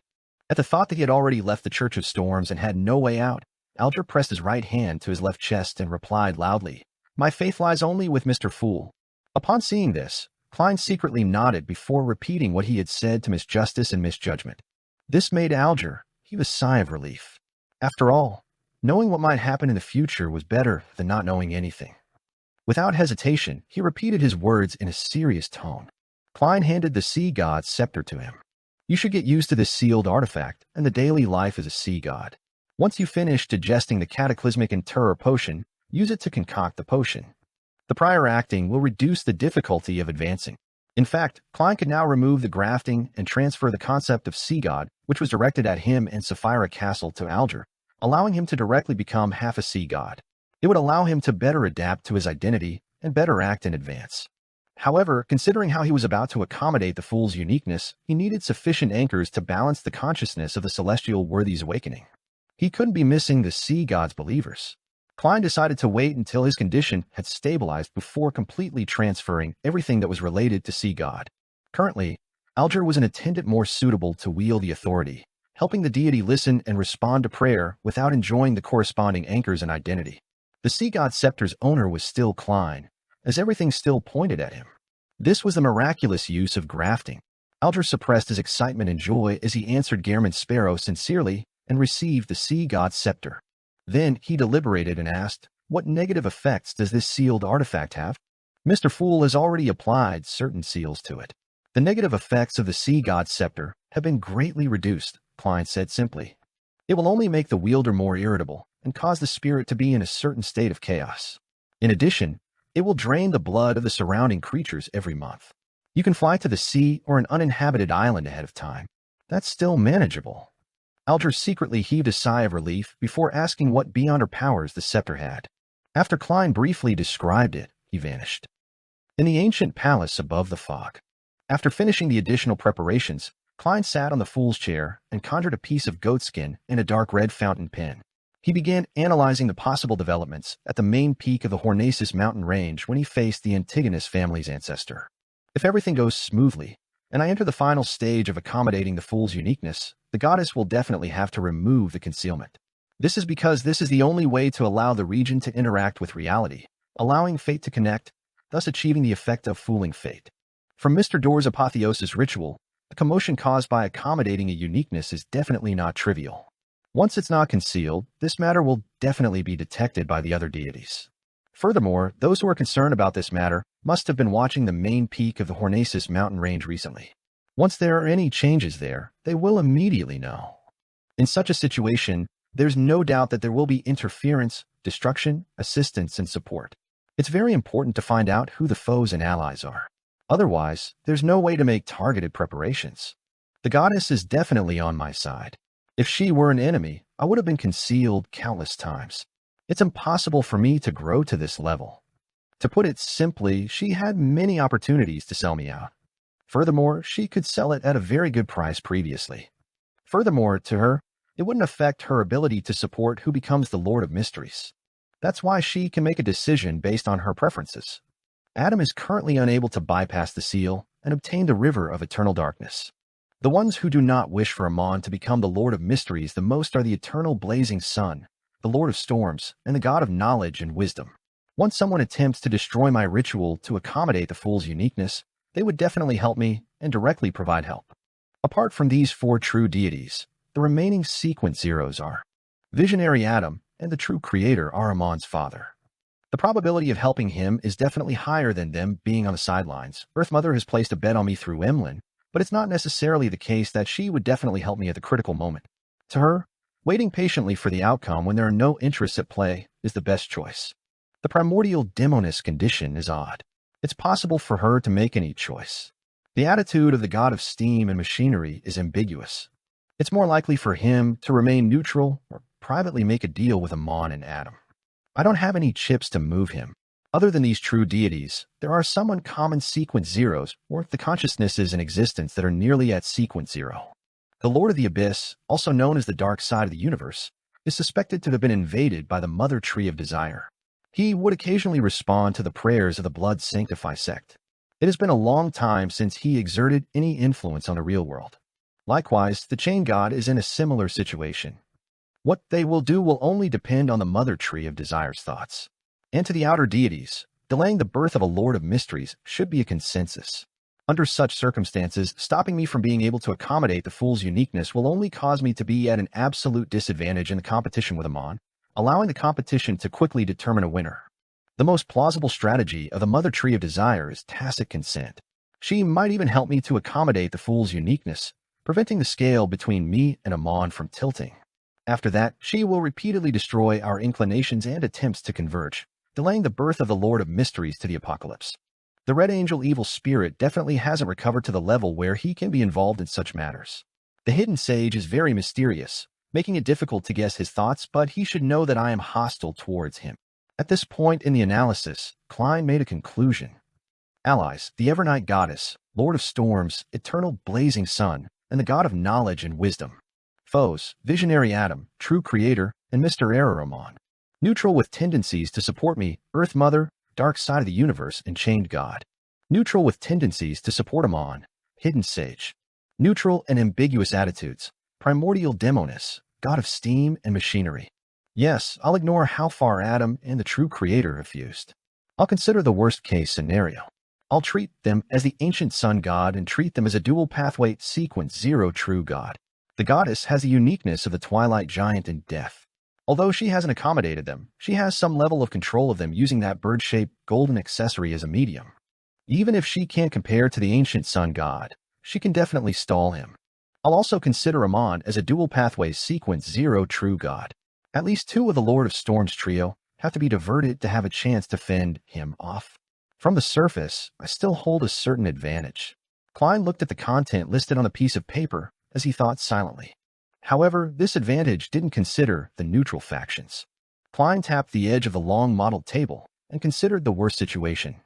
The Primordial Demoness, Hidden Sage, and God of Steam and Machinery might all choose to help Amon based on their own secret dealings or their morality. This way, even if Earth Mother participated in the battle, Klein's side would be at a disadvantage. The God of Steam and Machinery and the other god from the omnipotent and omniscient pathway would cancel out each other. The primordial demoness would hold back the Earth Mother, who had just taken back the uniqueness of the moon. The hidden sage would face the dark side of the universe, and the chain god, which were controlled by the mother tree of desire. The powers that the outer deities could sneak into the world were extremely limited. This gave the hidden sage a likely advantage. Furthermore, this cancellation was a calculation based on ideal conditions. In reality, under the chaotic situation, Amon, who was in charge of the Error Authority, could play many tricks. It was possible that he would be able to find weaknesses in an instant and bypass the obstacles, causing Klein's ritual to fail and make him lose control on the spot. In addition, some deities who supported Klein on the surface might turn to help him on due to reasons he wasn't aware of. As for the sealed artifacts that could change the power balance between the deities, Klein didn't know much about them and wasn't able to make an analysis. I didn't expect that there would be a day when I fleece the mother tree of desire. Yes, I have to make some preparations for the worst-case scenario to prevent things from developing in this direction. Klein dispersed the paper and fountain pen in front of him and cast his gaze at a particular prayer light. His figure vanished from Sapphira Castle and appeared on Bernadette's dawn. Lord of the Mysteries. Chapter 1372. The other use of the magic wishing lamp. Queen Mystic Bernadette seemed to have a sense of foreboding when she saw Gehrman Sparrow's arrival. Without any surprise, she put down the ancient scroll in her hand and cast her gaze at the visitor at the door. Klein didn't stand on ceremony and said directly, "I wish to borrow the magic wishing lamp for a day." Bernadette nodded gently and raised her hand to pick up the magic wishing lamp beside her. Her invisible servant immediately held the unique lamp and brought it to Klein. Klein took it and said in a deep voice, "Thank you." Bernadette didn't make any requests. It was as though she wasn't afraid that she would end up having accumulated an additional wish and dying a strange death. She believed that Mr. Fool would be able to resolve this problem because the existence had displayed this ability the last time. In the next second, Klein, who had transformed into Gehrman Sparrow, vanished from the dawn and returned to Sapphira Castle. When he placed the magic wishing lamp on the table in front of him, he immediately saw the candlewick light up, emitting a sticky light that formed a distorted, blurry golden figure. "You haven't fulfilled your promise yet, so I won't fulfill your wishes according to your will again," Genie said with a majestic and dignified voice. "You should know that the current owner of this lamp is Roselle's daughter. The first wish you made was to place her accumulated wishes that could allow her to suffer a backlash at the level above the sequences on you. And this time, I won't permit you to transfer her wishes onto yourself." When Klein had used the magic wishing lamp to escape, he hadn't changed the ownership of this Grade 0 sealed artifact. It still belonged to Bernadette, and its wielder was still Queen Mystic. Therefore, his wish would simultaneously be accumulated on himself and Bernadette.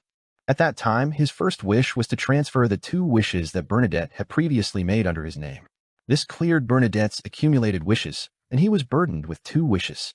But at the same time, this first wish was also accumulated. Therefore, after it was fulfilled, Bernadette's count became 1 and Klein's was 3. Following that, Klein made a second wish. It would undoubtedly be counted towards both Bernadette and him. Finally, Bernadette's wish count was 2 without exceeding the critical point, while Klein reached 4. Without any surprises, he encountered the backlash from the rules that were at the level of an outer deity. He died on the spot in Adam's Corpse Cathedral and successfully escaped. Under the premise that Klein made another wish, it would make Bernadette's wish count reach 3, causing her to unavoidably suffer something terrifying. Of course, he could also mimic the first wish he did previously, transferring Bernadette's wish count onto himself and spending 1 chance at revival. However, the genie had already made it clear that he would distort any similar wishes, allowing the wish to be realized in a way that Klein didn't wish to see. So it's also because I was in a rush the last time. And Roselle was affected by the primordial moon, so the wish we came up with was definitely flawed. At that time, I should have added a description to make the first wish only count under my name. Or perhaps, I should have added another wish between the first and second wish to transfer the ownership of the magic wishing lamp to me. After all, my death would result in the ownership being cleared, and the magic wishing lamp would return to its wielder. As Klein sighed inwardly, he smiled at Genie. "You should be no stranger to tampering and reassembly. With your level and current state as this lamp, I can now rely on Sapphira Castle to graft its ownership from Bernadette onto me. Or perhaps we can use a different method and directly use theft." Genie's blurry golden figure fell silent.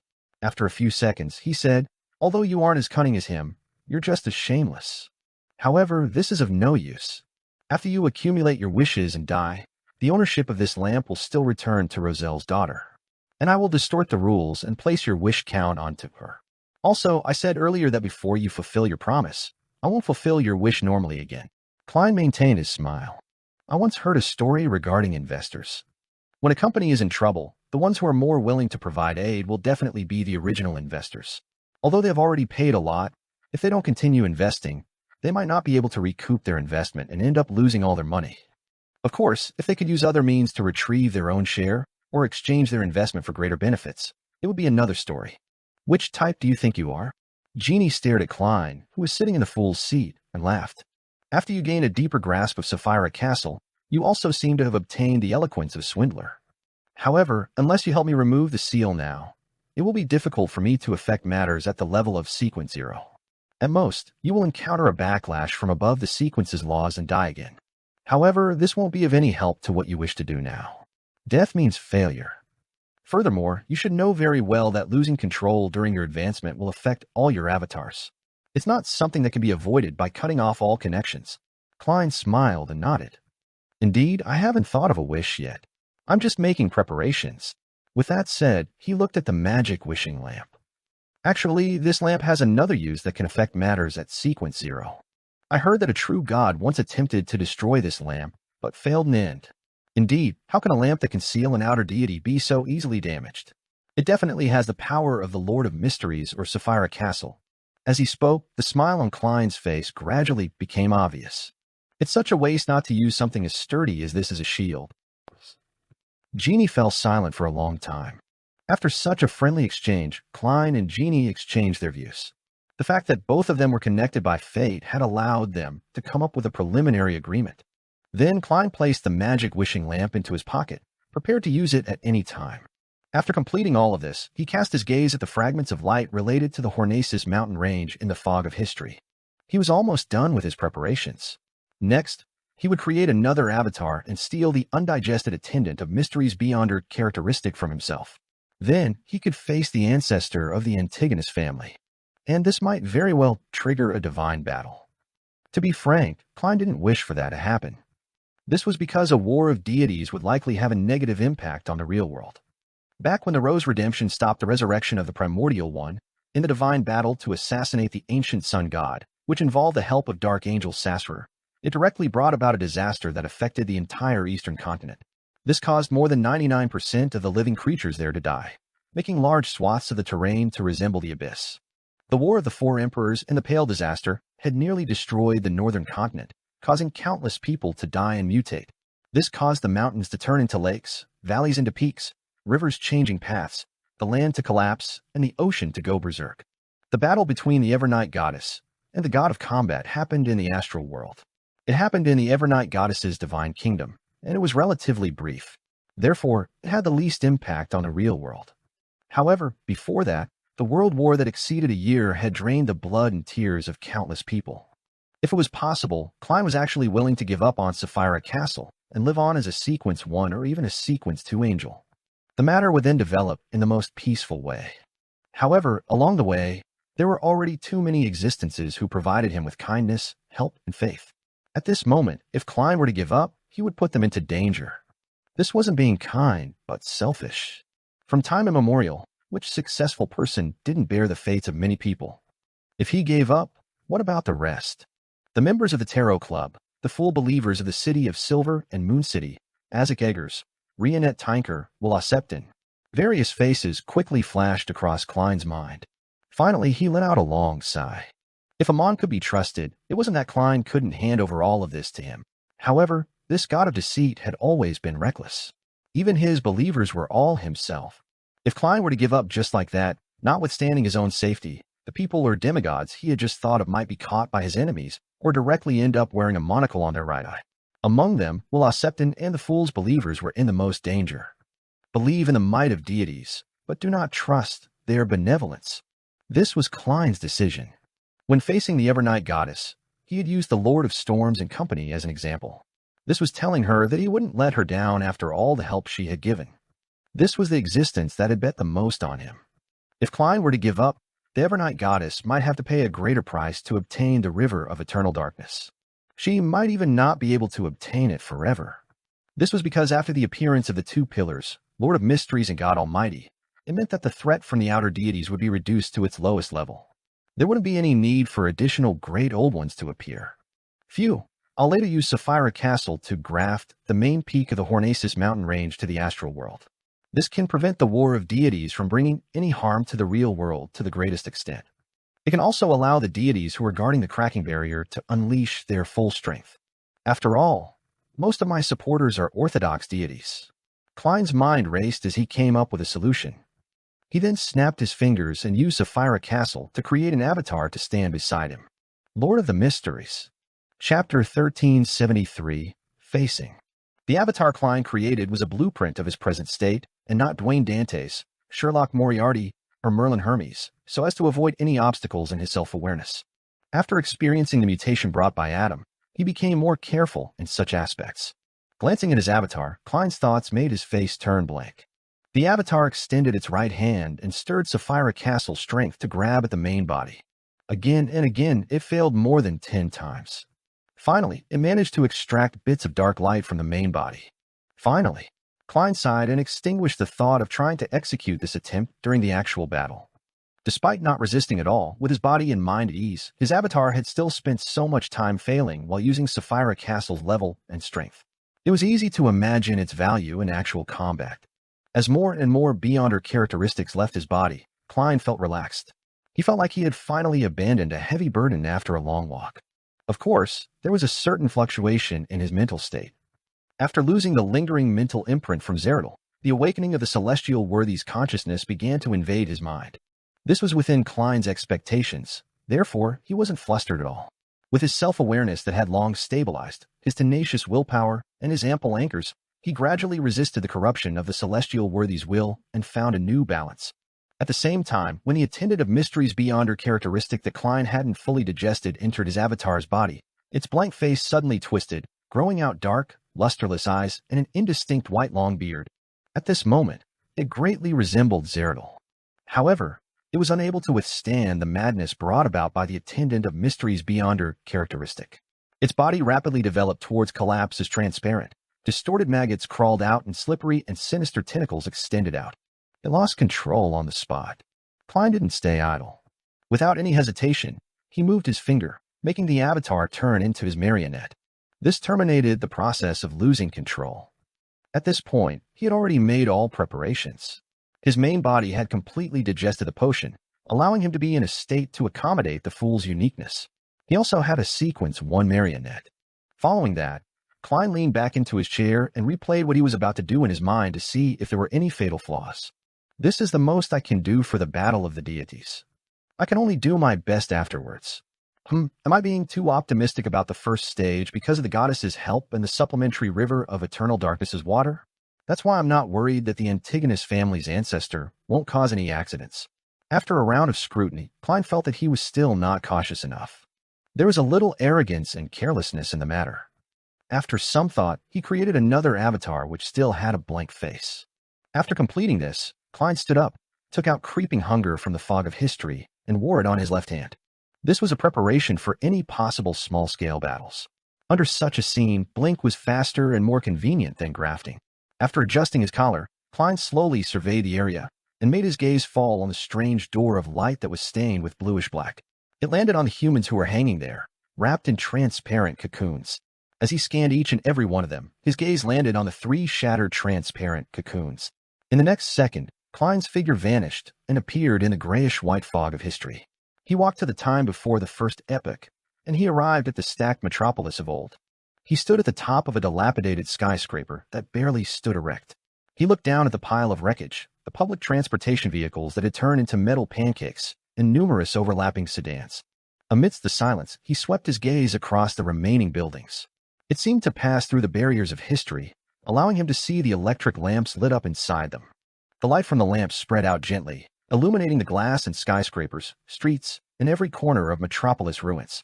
After staring at it for a long time, Klein retracted his gaze and took a step back to the real world. Right on the heels of that, he directly teleported to the summit of the Hornacis mountain range. He saw that ancient palace that was shrouded in fog, dilapidated, and overgrown with weeds. His marionette and avatar appeared in front of him, like 2 guards. Facing the ancient palace, Klein pressed his top hat, raised his right hand, and snapped his fingers. The peak of the Hornacis mountain range instantly turned dark. Illusory stars appeared around them. Klein had grafted this place to the astral world. Without any hesitation, he led his marionette and avatar to the main door of the ancient palace. The marionette that looked almost identical to him was one step ahead.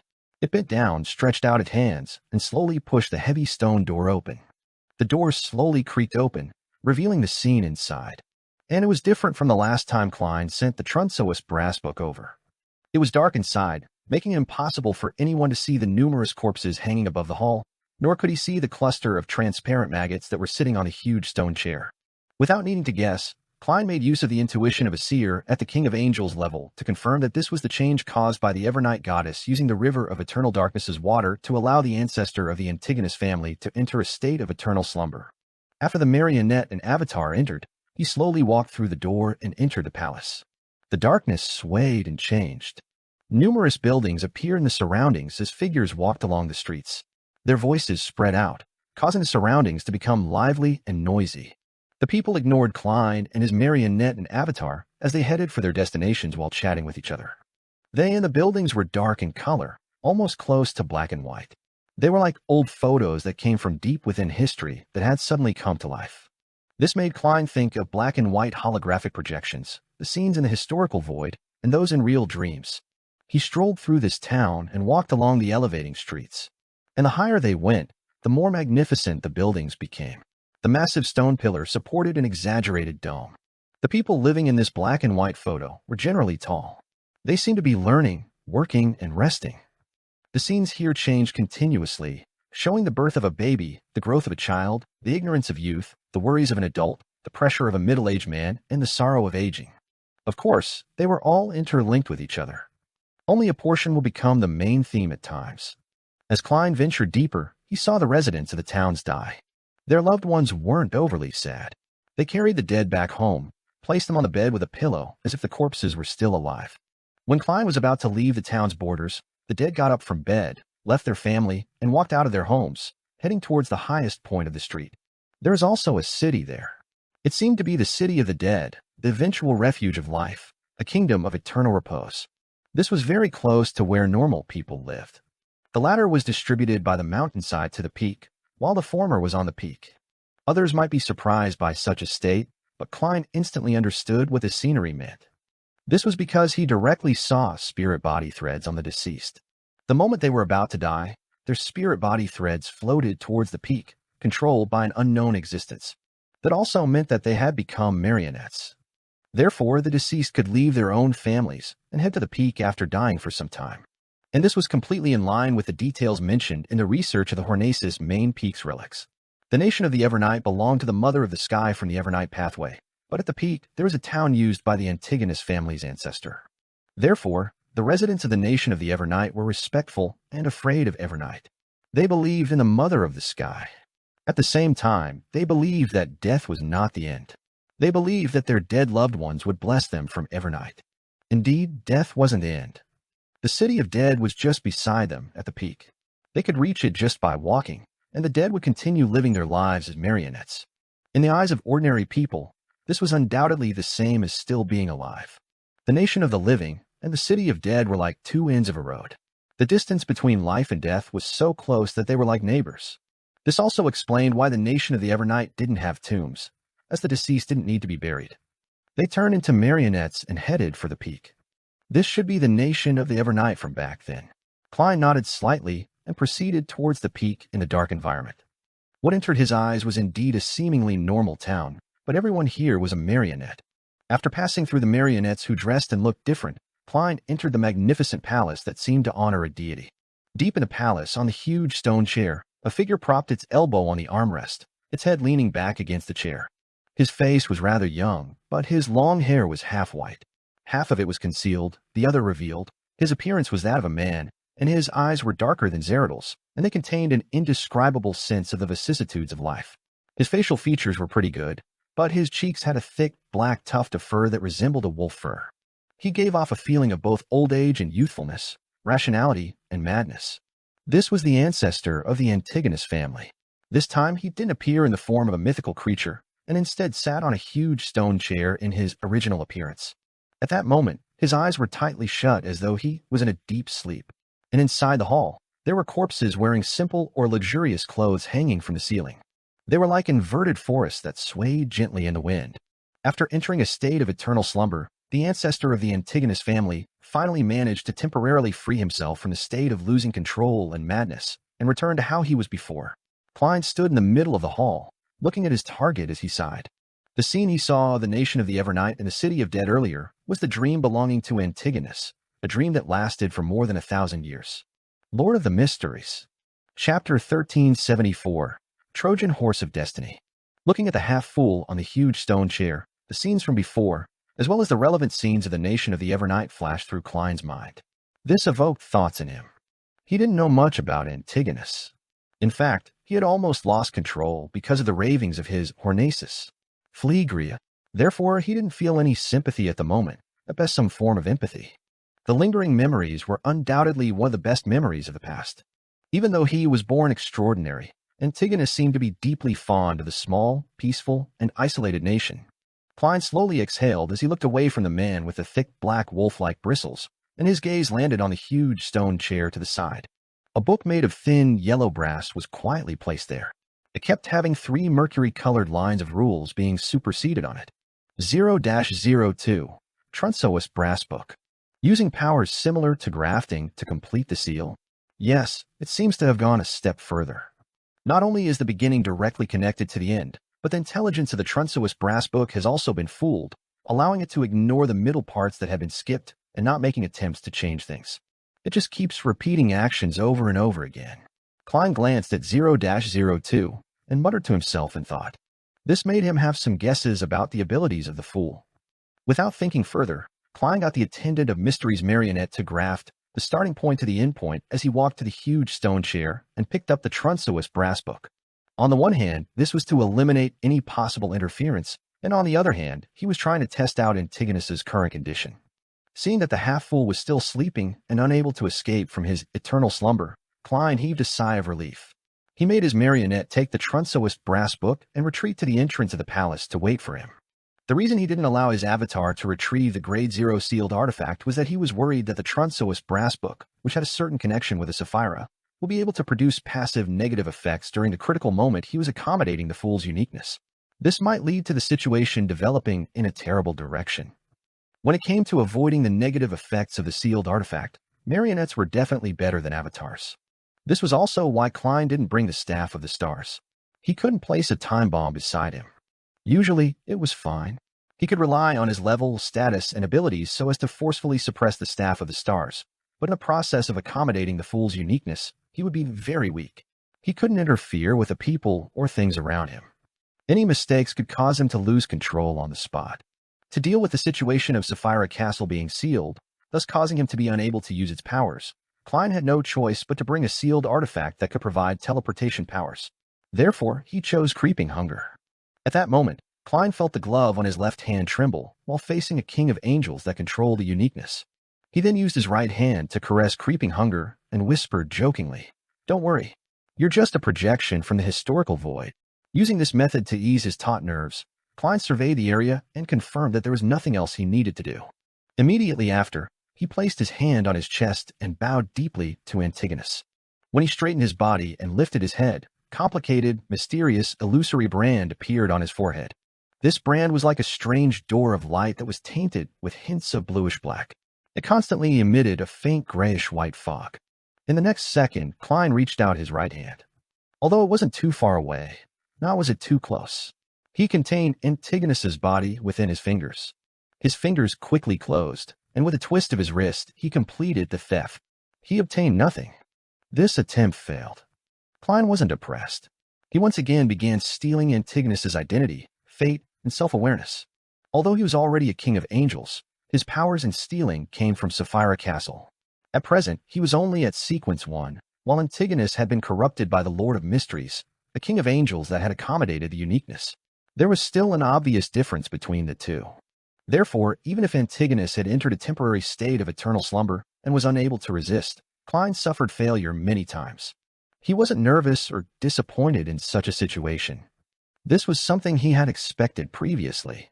After all, as long as the theft wasn't completed, the Evernight goddess wouldn't dispel the concealment effect and let fate here interact with the real world. There wouldn't be any external interference either. Klein had plenty of time and a stable environment to continue his attempts. After failing countless times, Klein suddenly had a flash of inspiration and predicted something. He reached out his right hand again, closed his fingers, and twisted them gently. Suddenly, he felt something invisible leave Antigonus's body and float towards him. At the same time, an indescribable river of light with countless distributaries appeared in front of him. The illusory river continued to flow forward, drowning one distributary after another, allowing them to become part of the main river. This was a symbol of fate. It also had many different images, such as a slowly rotating, segmented wheel, or a giant serpent that had its head and tail connected. At that moment, when fate was swapped, Klein saw the river of light. In the next second, fragmented images and scenes appeared in Klein's mind. An 8-legged demonic wolf, who had just been born, was sprawled on the hill. Amidst the thick and black short fur on its body, transparent and distorted maggots crawled about. He was the youngest son of the ancient god, Phlegria, a natural mythical creature. At that moment, he was looking at his sister, brother, and a portion of his clansmen playing amongst corpses. He despised the crude methods they employed when dealing with their prey. He believed that prey should be hoisted up for slow, refined enjoyment to match their status. This demonic wolf that could be called a subsidiary god was most afraid of his father, the powerful, terrifying, crazy ancient god. Although Phlegria had already produced many children through instinctual mating, removing plenty of his beyonder characteristics, it was uncontrollable, with no way to guarantee progress. Therefore, he was still crazy, cruel, bloodthirsty, and filled with an instinct for destruction. He had even killed several descendants. This demonic wolf who could create miracles and fulfill all kinds of wishes chased after his prey, biting or killing them, thus enjoying a state of pure happiness. He didn't have a deep impression of the subsidiary gods of his father, Phlegria. He clearly remembered that he hated the god of wishes, Kotor, even if he was also a demonic wolf. Also, he didn't like the god of death, Salinger. He found him gloomy, solitary, and that he exuded a rotting and disgusting aura. On the other hand, goddess of misfortune, Ammonizes, met the beauty standards of both a demonic wolf and a human. She had a gentle personality and was very good at placating one's heart. She wasn't annoying, but this female subsidiary goddess rarely appeared. She was always like a shadow, hiding in a place that wasn't easily discovered. Of course, the demonic wolf remembered that a few of his older sisters and brothers were rather against Ammonizes, hoping to seize her position. The demonic wolf witnessed his father's death, the death of a powerful ancient god, and saw the blood of the ancient god splattered all over the body of the goddess of misfortune, Ammonizes. And in the chaos, the uniqueness and a sequence one beyonder characteristic were pulled into her hands. He and one of his sisters escaped the kingdom of the demonic wolves and hid everywhere. Without the protection of his father, the demonic wolf and his sister realized that their former reckless life wasn't normal. Pain and danger were present in everything. Finally, they crossed the sea and came to the northern continent. They established a concealed kingdom in the uninhabited Hornacis mountain range. He and his sister didn't dare expose themselves. All they did was gather believers and amass a population. In this situation, he created the city of dead that existed alongside a living nation, making the dead believers become his marionettes to complete an advancement ritual. Although this period was filled with anxiety, it was the best time period in the memories of this demonic wolf. As he saw his sister having more and more believers and how his marionette town was becoming more complete, he seemed to have forgotten the troubles and dangers of the outside world and achieved the first peaceful time period since his birth. Under the influence of the believers, he and his sister gradually gained some so-called humanity. After the cataclysm, he finally advanced to attendant of mysteries and turned himself into a human. With the last name of Antigonus, he left the Hornacis mountain range and returned to the real world outside the concealed kingdom. From this moment onwards, Antigonus's memories and knowledge became increasingly fragmented. Many times, he even found himself a little unfamiliar. After he accommodated the fool's uniqueness, the situation became worse. As the images flashed, Klein quickly came to a realization. I am Antigonus. I am the half-fool. With a loud boom, his body constantly changed. At times, he had black hair, brown eyes, and a scholarly air, a Klein Moretti who had fused with Zhou Mingrui's appearance. Occasionally, he had long white hair and thick black wolf-like bristles like Antigonus. Other times, he wore a dark black cloak that made it difficult to see his face, and this mysterious person constantly extended slippery tentacles to the side. At that moment, Klein's thoughts were extremely chaotic. His mental state was completely imbalanced. He was barely able to maintain his self-awareness. Under the impact of the two mental storms, he teetered. At the same time, he had received the fate of Antigonus's losing control and was on the verge of collapse. A series of prayers rang out in his ears. Each and every word of praise was mixed together, forming an illusory image that joined the chaotic battlefield. Rorsted Archipelago, Byam, the bell tower of the Church of the Fool. A young man wearing a pointed hat and monocle suddenly appeared here and stood behind the railing, looking down at the entire city. Mr. Araramon. In the next second, he saw Byam and the distant new city of Silver and New Moon City disappear as though someone had wiped them off the map with an eraser. How boring. Upon seeing this scene, Amon shook his head with a smile. He wasn't disappointed either. He only wanted to test if Klein or the Evernight Goddess had repaired the bug in this aspect. After striking the bell, he could be considered the fool's angel of time to a certain extent. He could use this loophole to directly steal a portion of his anchors. Such theft was of little value, but it was very useful at the critical moment of a ritual. The sudden decrease in anchors would definitely tip the balance, causing Klein to lose control on the spot. Amon then retracted his gaze and raised his hand to straighten the monocle on his right eye. It was as if the light from the stars suddenly lit up in the crystal monocle. Lord of the Mysteries. Chapter 1375, beginning the accommodation. Thud, thud. The doors of Backlund, Trier, Lindbergh, and St. Millum opened and closed at the same time without a breeze. Inside a white tower in the headquarters of the god of knowledge and wisdom, Luca, who was on duty underground, sensed that something was amiss and stood up abruptly. As a prophet, he acutely sensed that something was happening. The elder in a brass-threaded white robe immediately used a mystical technique and arrived at the entrance of the underground area. He pushed the door open. However, the door that wasn't considered heavy to a demigod didn't budge as though it was sealed by an invisible force. Luca Brewster didn't attempt to forcibly open it as he cast his gaze deep underground. There was silence. There was no sound. This isn't normal. Luca didn't need to rely on his Beyonder powers to determine the problem here. Usually, in the deepest part of the ground, there would always be sounds that made people's hair stand on end. But now it was as if it had disappeared, as though it never existed. Others might not know, but as a high-ranking member of the Church of Knowledge, Luca knew that the voice came from an extremely terrifying sealed artifact that even he didn't know the exact details of, so it was impossible for it to be erased out of thin air. The current situation could only mean one thing. Either the sealed artifact had already escaped the restrictions and entered a more bizarre state, or it had been sealed further, preventing it from affecting the outside world. Regardless of the possibility, it meant that there was extreme danger lurking in the surroundings. This was because the sealed artifact's number was 0-01. At the top of Byam's remaining bell tower, the light on Amon's monocle gradually faded, returning to normal. Mr. Error hadn't held back from showcasing his new Beyonder powers, doing so to make a statement to all the existences watching him. He had already accommodated Door's uniqueness and obtained the corresponding authority. He had used this opportunity to shut off everything related to the concept of a door in the entire world, greatly strengthening the effects of any seals. This caused the Orthodox churches and secret organizations to be unable to use sealed items for a short period of time because no one could remove the seal. Even if a true deity descended from the astral world, it would still take them a certain amount of time before they could break the restrictions. Therefore, Amon eliminated most Grade 0 sealed artifacts in the subsequent Battle of Gods. He no longer needed to consider the corresponding interference. Of course, such authority wouldn't be able to influence the entire world for too long unless Mr. Error had put all his energy into this matter. It was precisely because of this that he didn't do it ahead of time. Only when he observed the disturbance in Klein's anchors did he suddenly act. The more powerful a Grade 0 sealed artifact was, the more terrifying the negative effects would be. It was even more so for those that could produce effects at the level of a deity. Even a Sequence 0 true deity might not be able to withstand it for too long. Therefore, true deities wouldn't unseal them unless it was necessary. Otherwise, this would bring about an even greater disturbance to them, causing them to suffer a net loss. After doing this, Amon held up his palm and gently leaped up.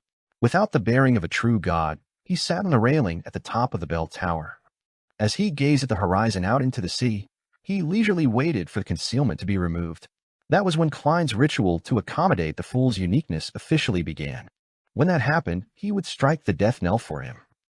In the concealed world of the Evernight Goddess, under the repeated impact of the awakening of the celestial worthy of heaven and earth for blessings, and Antigonus's self-awareness and mental imprint, Klein's consciousness was like a sailboat in a storm. It would sometimes be thrown high while being struck down. At times, it would suffer corrosion, and at other times be slammed to the side. This made his thoughts turn extremely chaotic. He was about to split into two different personalities, known as Antigonus and the Lord of Mysteries. At the same time, his avatar also lost its rationality. It was in a state of being about to collapse into a whirlpool of maggots. Only the marionette remained standing there in a daze due to the lack of any control. The prayers from the believers resounded in Klein's ears, forming a corresponding image of what he knew. This was like a dam that was resisting a surging flood. Klein wasn't too unfamiliar with such a situation. He had a similar experience after becoming an attendant of mysteries and swallowing Zeradol's Beyonder characteristic. Therefore, with the help of his anchors, he managed to survive the initial chaos. With great familiarity, he directed the self-awareness and mental imprint of Antigonus toward the awakening will of the celestial worthy of heaven and earth for blessings. This caused both parties to corrode each other and be occupied with each other. The mind storm weakened a lot, finally giving Klein's self-consciousness a breather. Before he could calm down, he immediately directed the image of him as a god formed by many anchors into the two mental corruption struggle and tried to find a new balance. However, this didn't go smoothly. Compared to before, the essence of Antigonus's mental imprint, resilience, and madness were clearly stronger than Zeradol's. After all, this was a king of angels that had accommodated the uniqueness and was known as the half-fool. Furthermore, Klein had also stolen the other party's identity and fate. This brought about two other negative effects. His personality was constantly on the edge of dissociating. From time to time, he would think that he was Antigonus, attempting to fuse his mental imprint with his own mind. Having accepted the fate of Antigonus's loss of control, his entire body was collapsing uncontrollably. This brought about even more mental corruption. In addition, Antigonus's mental imprint and the awakened will of the celestial worthy of heaven and earth for blessings wasn't completely incompatible. In some aspects of their battle, they showed signs of fusing together. It was as if they originated from the same existence. This gave Klein preliminary confirmation. As a natural mythical creature, Antigonus was born with some of the celestial worthy's will. When he advanced to attendant of mysteries, the problem suddenly became serious, causing him to undergo unexpected changes without him realizing it. By the time he managed to accommodate the fool's uniqueness, madness had apparently become another side of him. In other words, before completely losing control, Antigonus was already a mentally sutured monster to a certain level. His self-awareness and mental imprint were part of the celestial worthy of heaven and earth for blessings, and this was something that couldn't be separated by using theft. Compared to him, Zeradol's mental imprint was much cleaner. There was only a small portion that belonged to the celestial worthy of heaven and earth for blessings. Most of it came from Zeradol's intense emotions at his deathbed. The reason why the two were different was that, apart from the fact that Antigonus had accommodated the fool's uniqueness, the former had become the attendant of mysteries at the beginning of the fourth epoch. At that time, the will of the celestial worthy hadn't weakened to the state it was in during the late fifth epoch. Without being able to form a new balance, the speed of Klein's breakdown became faster and faster. More than half of his body was formed from transparent and distorted maggots, and he extended slippery and sinister tentacles into his surroundings. Just as he was trying his best to maintain his consciousness and not give up searching for a new balance, his collapsed body, Antigonus's crazy mental state, and the consciousness of the celestial worthy of heaven and earth for blessings all fell into a deep sleep. This caused all the changes to stop abruptly and return to normal. As for Klein's self-consciousness, he used his trait of resisting dreams and the invasion of his mind to maintain his clarity of mind. That's right. The fate that I stole includes the fate of being in a state of eternal slumber outside the fate of going crazy and losing control. As for me, I can resist eternal slumber to a certain extent. Klein grabbed the sliver of clarity and gained a certain understanding of his present state. To him, this was an opportunity. It was only at this moment that he fully understood why the Evernight goddess needed the river water of the river of eternal darkness to use as a medium to attempt this. This wasn't only because it was difficult to put a king of angels who had accommodated the uniqueness and the awakening will of the Lord of Mysteries in him to temporarily enter a state of eternal sleep, but was beneficial to Klein for this state of eternal slumber. This could create an excellent environment of him being the only one with a sliver of consciousness while the other interference was all sleeping. At the same time, Klein also confirmed one thing. The reason why he was able to remain clear-headed in a dream and during the instances where his mind was intruded wasn't because of the special traits from Sapphira Castle. This was because the celestial worthy of heaven and earth for blessings in his body was also sleeping. Although the awakening of the Lord of Mysteries was still greatly limited, his level and his connection with Sapphira Castle were undoubtedly stronger than Klein's. If he couldn't completely resist a state of eternal slumber, why could Klein? Therefore, Klein believed that this trait was likely due to the blessings of the Evernight goddess, a gift he received when he came to life. The blessings given by a true goddess who wielded the power of the dream domain, and the aura, strength, and magical powers that Sapphira Castle augmented him with had combined together to form such a special trait. It was as if a gentle song came from deep within the dream. Klein's consciousness became clearer. Without any hesitation, he immediately adjusted the sleeping imprint and corruption in his body and found a new balance. Following that, he extended slippery tentacles with strange patterns and used Sapphira Castle's powers to steal the fool's uniqueness inside Antigonus's body. Perhaps it was because he was now Antigonus. The theft this time was successful after a small number of failures. A translucent mask with the symbol of the fool flew out from Antigonus's body. The man with the thick black wolf-like bristles was still sleeping, as though he would sleep forever. At the same time, the fog dissipated and illusory starlight shone into the hall. This ancient palace suddenly appeared in the dark and mysterious astral world, appearing at the peak of the Hornacis mountain range. The concealment had been removed, and fate began to be exchanged. At this moment in the forsaken land of the gods, on one of the mountain peaks, a shadow-like curtain appeared on the surface of a huge cross. It cracked open, and a man walked out from it. He was Adam, dressed in a simple white robe with a thick blonde beard. Behind him was a thick shadow with 5 heads. This shadow had partially merged with him, but it hadn't completely become one. Adam raised his head and looked at the astral world, which had been distorted from authority and symbolism. He smiled calmly and said to the shadow behind him, "They don't seem to be aware of the reason why I use visionary as the foundation this time. I've never told anyone about the results of this research." Just as he said that, he proclaimed in a solemn and deep voice, "I am one and also infinity, the beginning and the end."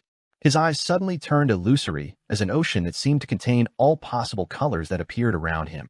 Adam then raised his hand and grabbed the silver cross pendant hanging in front of his chest. A burning but illusory sun suddenly appeared above his head. To his left, lightning squalls and waves formed a supercilious phantom. On his right, there was a white tower with numerous brass eyes. The authorities and symbols that Adam had envisioned entered his body one after another under the influence of the Chaos Sea. Finally, the shadow that clung tightly to Adam's back shrank into his body. Suddenly, the sea that contained all the colors began to rise.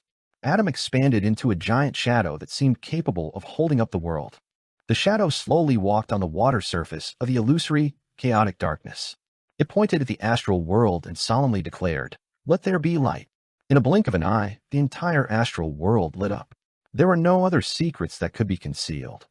Even the invisible barrier that separated the astral world that connected to Earth from the rest of the universe's astral world appeared. At that moment, giant, indescribable faces seemed to cling to the transparent, cracked barrier, silently watching the developments inside. Lord of the Mysteries. Chapter 1376. Half a Great Old One.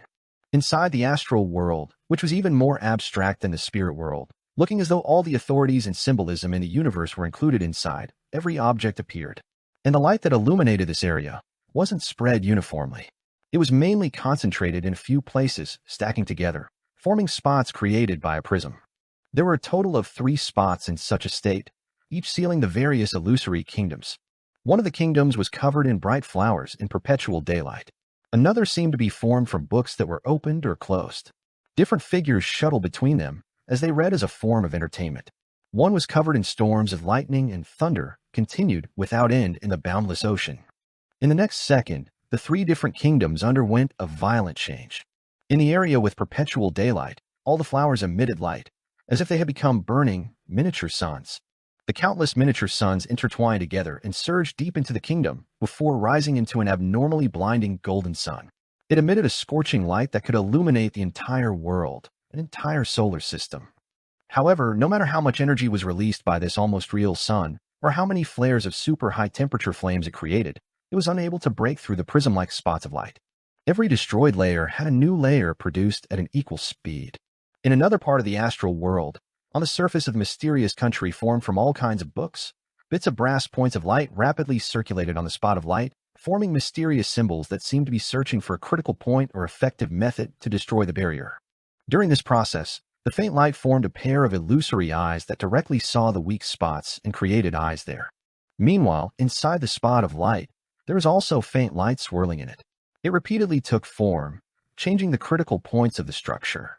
This made it seem as though both sides were in a contest of their calculative abilities, with neither side clinching victory.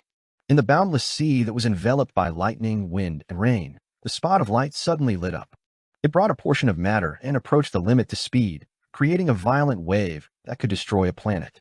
Such a wave, and the tiny bits of light constantly struck the prism-like spot of light, turning it into countless falling specks of light. At some point in time, the spot of light began to ripple like an illusory ocean that seemed to contain all colors. It seemed to solidify the surrounding environment, causing the light spots that carry the storm to slow down uncontrollably. Then, the points of light repeated a state of acceleration and deceleration. This kept repeating, but they refused to give up. With the Chaos Sea as a source, Adam used himself and the true creator as a pillar, envisioned three uniquenesses, and accommodated them into this system. Adam seemed to transcend the sequences and became half a great old one. He was able to forcefully suppress the eternal blazing sun, the Lord of Storms, and the God of knowledge and wisdom by himself, trapping the three sequence zero true gods within their respective divine kingdoms. At that moment, he seemed to return to his peak condition, becoming that ancient sun god who slew one ancient god after another. He chose the two pathways of Visionary and the Hangman as his foundation for his resurrection because, apart from them having the trait of resurrecting, this was also the result of his research. This had the highest chance of becoming God Almighty. After using either one of the two pathways of Visionary and the Hangman to become a true god and gaining initial control over the Chaos Sea, he could take back the remaining uniquenesses in sequence one beyond her characteristics. This was the easiest path to advance to the Lord of the astral world. And in this matter, there was something more special about Visionary than the Hangman. When the Visionary first gained control of the Chaos Sea and accommodated a second uniqueness and corresponding sequence one beyond her characteristic to a certain extent, he could envision the remaining, fake symbolism and authority, allowing him to briefly obtain strength that transcended the sequences, giving him half a great old one's strength. However, at the end of the third epoch, the ancient sun god's plan was, after being assassinated, he would immediately revive in the giant king's court where Sasra was. He would first take back the Hangman's uniqueness in three sequence one beyond her characteristics and become a sequence zero true god. Then, with the first blasphemy slate placed beside him, he would gain preliminary control over the Chaos Sea. With this foundation, he would allow Angel of Imagination Adam to awaken and return to his main body to form a support. After building such a system, the ancient sun god would make use of the Hangman's grazing ability and a Visionary's virtual persona means to control the uniquenesses and sequence one beyond her characteristics of the sun, reader, and sailor pathways to allow himself to become infinitely close to a great old one and to maintain a minimum level of stability. He didn't directly accommodate the Chaos Sea and the other three pathways' uniqueness and sequence one beyond her characteristics because he didn't want to advance to become a great old one, a pillar in that era. That would inevitably lead to the resurrection of God Almighty, causing him to lose himself. He planned on controlling the situation and materials. When the apocalypse approached, he would finish the last few steps and become a pillar with self-consciousness. And back then, he didn't plan on using Visionary as a foundation because he hadn't obtained the Quill of Alzahad. He lacked the main ingredient.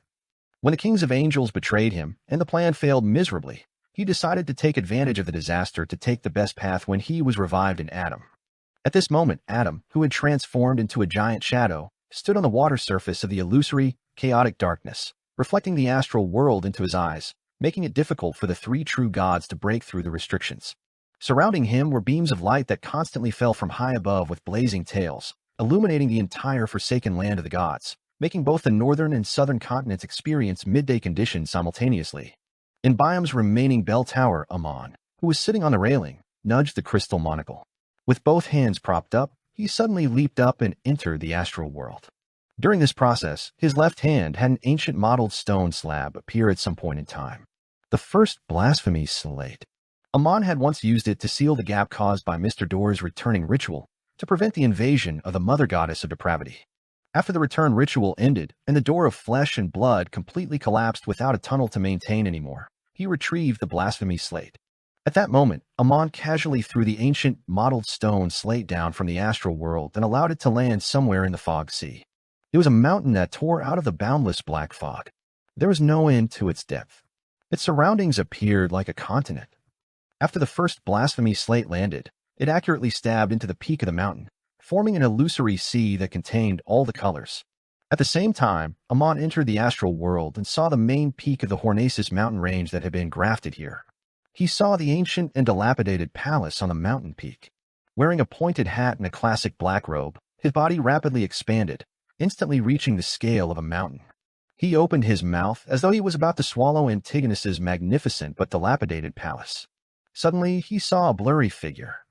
This figure was wearing a long, layered black dress that was not complicated but had countless stars speckled on it. She was as big as the current Amon. A pair of huge arms covered in dark black short hair grew out from both her torso and waist, but there was a beautiful and gentle face that was covered in thin black gauze. Her eyes seemed to compress the starry night sky. It made one feel at peace, but it also made one feel an uncontrollable fear. One of her two hands held a huge scythe, and another pair held a bird-shaped golden accessory. The remaining pair held nothing, as though she was holding an invisible object. Evernight Goddess. In the next second, Amon, who was wearing a monocle on his right eye, was quickly wiped away by an eraser like he was a sketch. The Evernight Goddess raised her two empty arms as she held up an almost invisible fog. On the surface of the fog, multiple doors of different shapes rapidly opened in different spots, but they were instantly blocked, preventing any loopholes from taking place. The Evernight Goddess floated above the peak of the Hornacis mountain range in the astral world as she focused on controlling the fog world in her hand, preventing Amon's true body from escaping. As more and more doors appeared, the opening of doors became faster and faster. This goddess was unable to deal with it alone. All she could do was raise her other two arms and raise the huge scythe. The dark black scythe rapidly turned into a corporeal coffin made of black fog. The almost invisible fog world was stuffed into the coffin, and all the movements instantly ceased. It was as though death had occurred. However, this silence only lasted for a second. On the surface of the black fog-formed coffin, a series of doors took form and opened again. As the Evernight Goddess sealed the doors, she raised her arm that held a bird-shaped golden accessory. The orange glow of twilight fell, adding a sense of decay and extinction to the heavy black coffin. The formation and opening of the doors slowed down as both parties entered a tug-of-war. At that moment, at the foot of the Evernight Goddess, the main peak of the Hornacis mountain range collapsed. It was like the apocalypse had arrived early. At the same time, python-like black tentacles extended out from somewhere in the astral world. There was an eye at the end of each tentacle, either opened or closed. Any object that was seen by them would instantly turn into grayish-white rock, and anything touched by the tentacles distorted as limbs and heads stretched out, turning into good-looking women of all sizes. As the grayish-white spread rapidly, the tentacles surged towards the ancient and dilapidated palace, rushing towards Klein, who was about to accommodate the fool's uniqueness. Primordial Demonist Cheek. Lord of the Mysteries. Chapter 1377. Crazy Ravings. Countless demonesses of varying sizes brought with them the destruction of all matter, causing the scene of the entire Hornacis mountain range to develop in the direction of turning into a huge stone sphere. This made the dilapidated walls of the ancient palace collapse rapidly, exposing Klein, who was in the middle of the hall, along with his avatar and marionette out into the middle of the astral world. Just as the python-like black tentacles were about to rush into the palace, a crimson moon rose up like a scene from the apocalypse. In the perimeter of the hall that was bathed in moonlight, a cluster of wheat instantly grew out. There were flowers, mushrooms, and trees. They intertwined with each other, layer by layer, sealing the palace that belonged to Antigonus. At that moment, the hall where Klein was in seemed to be a ruin that had been sealed in history and a forest for thousands of years, as though it had been swallowed up by nature. The python-like black tentacles with eyes on their tips were blocked by plants growing wildly. They rose up as they constantly struck the screen that originated from nature, causing the latter to collapse or peel under layer after layer of petrification effects. However, no matter whether it was the wheat, flowers, mushrooms, trees, or newborns, they quickly returned to Earth Mother's embrace and grew again. Just like that, the barriers of nature were reborn and destroyed, layer by layer, as layer after layer was reborn. This showdown entered a stalemate. Earth Mother, who controlled the moon's uniqueness, fended off Primordial Demonist Cheek. At this moment, a light that couldn't be seen by most Beyonders landed from high above and crashed into the barrier of nature that used plants as a foundation. The light didn't have a physical body, as though it was formed from a flux of massive and miscellaneous information. In its illusory form, it tore through the gaps between the plants like a torrent, heading straight for Klein, who was about to retrieve the translucent mask. Hidden Sage.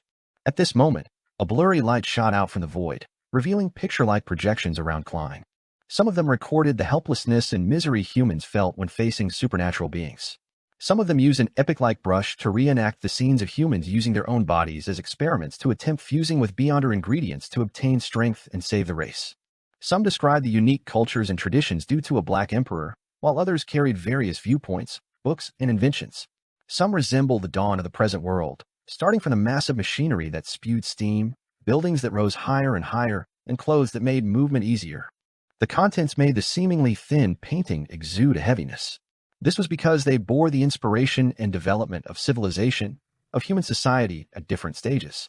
Back then, the god of craftsmanship didn't properly digest the Sequence 1 Civilization Enlightener potion before advancing to Sequence 0 due to various reasons. He maintained his rationality and lucidity. However, this made him have to focus more on resisting the madness and inclination towards losing control. Amongst the 7 orthodox gods, he was slightly weaker than the other existences. The reason why the Church of Steam was the weakest orthodox organization was that, apart from having the shortest history and the least heritage, its corresponding god was also not in the best of conditions. By the time Roselle raised the Industrial Revolution as the son of Steam, a member of the church, and brought with him all sorts of ideas, the god of craftsmanship took the opportunity to change his name to the god of steam and machinery, sharing the progress of the enlightenment of civilization, and digested the corresponding potion. As a true god in a neighboring pathway, he eventually chose to stand on the orthodox deity's side after the hidden sage chose to be Klein's enemy. The terrifying flood of information crashed into the illusory pictures and rapidly expanded, attempting to crack the cage. However, the tens of thousands of years of civilizations were thick and vast. The history left behind by generations of humans that numbered hundreds of millions was so vast and magnificent. It was enough to contain the information flux of the hidden sage. When the hidden sage tried breaking through the limitations of the god of steam and machinery, in the hall of the Antigonus Hall that was sealed by layers of plants, Klein extended his slippery and strange tentacles to grab the translucent mask that represented the fool's uniqueness before moving it towards his face. Just as the mask covered Klein's face, numerous figures appeared around him. Some of them were men wearing postman uniforms. Some were ordinary birds, while others were microbes that couldn't be seen with the naked eye. There were hundreds or thousands of them. The hall that only had corpses hanging in the air suddenly became crowded. And the commonality of these figures was that they wore crystal monocles, or had a circular emblem of different colors in the same position. Amon, the avatars of Mr. Error Amon. It was unknown if they had used the primordial demoness or the hidden sage's attacks to open a back door and use a loophole to secretly arrive near the target. Looking at Klein, who had just put on the translucent mask and was beginning to accommodate the fool's uniqueness, these omens revealed a smile at the same time. They opened their mouths and said words that ordinary people wouldn't be capable of understanding. These words intertwined and formed terrifying and crazy ravings. You overlooked the primordial demoness. For her, Medici, who has only recovered to Sequence 1, is no threat at all. Her greatest wish right now is to immediately produce a Lord of Mysteries and open the seal of the Western continent, allowing her to have a chance of finding the City of Calamity. It's obvious that, compared to you, I'm the better choice. You're too weak. Are you still waiting for the Mother Tree of Desire or the Mother Goddess of Depravity to provide you with help? It's useless. I placed the first blasphemy slate into the fog sea and placed it near the abyss's entrance, not far from that primitive island. Also, the enhanced seal brought about by the corresponding authority of doors and half of the Lord of the Astral World's control towards the world barrier prevents any outer deity from being able to have their powers penetrate inside for a short period. And without the influence of the outer deities, the dark side of the universe and the chain god currently do not wish to interfere in the battle of gods. They would rather seize this opportunity to escape their restraints. They also wish that a Lord of Mysteries would be born as soon as possible to help them escape from the predicament. If it wasn't for the fact that stirring them would also trigger the outer deity corruption in them, I can promise you that I would have already reached an agreement with them to deal with you together. Amon was deliberately using real information to fill up the ravings, using this to make Klein suffer the effects of a two-pronged approach. One was the mental corruption brought about by the ravings, and the other was the corresponding content that distracted him.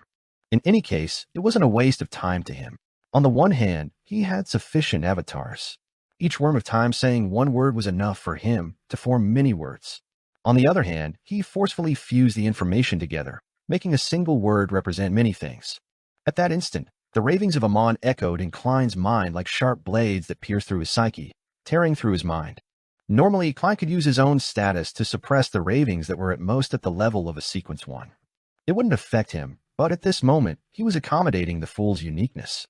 His mental state was in a weak and subtle balance. Under such a scene, a straw might crush the camel's back, much less so many of Amon's avatars. Furthermore, while Klein felt a sharp pain in his psyche and his self-awareness was in a mess, the sleeping mental imprint of Antigonus and the will of the celestial worthy of heaven and earth for blessings showed signs of awakening.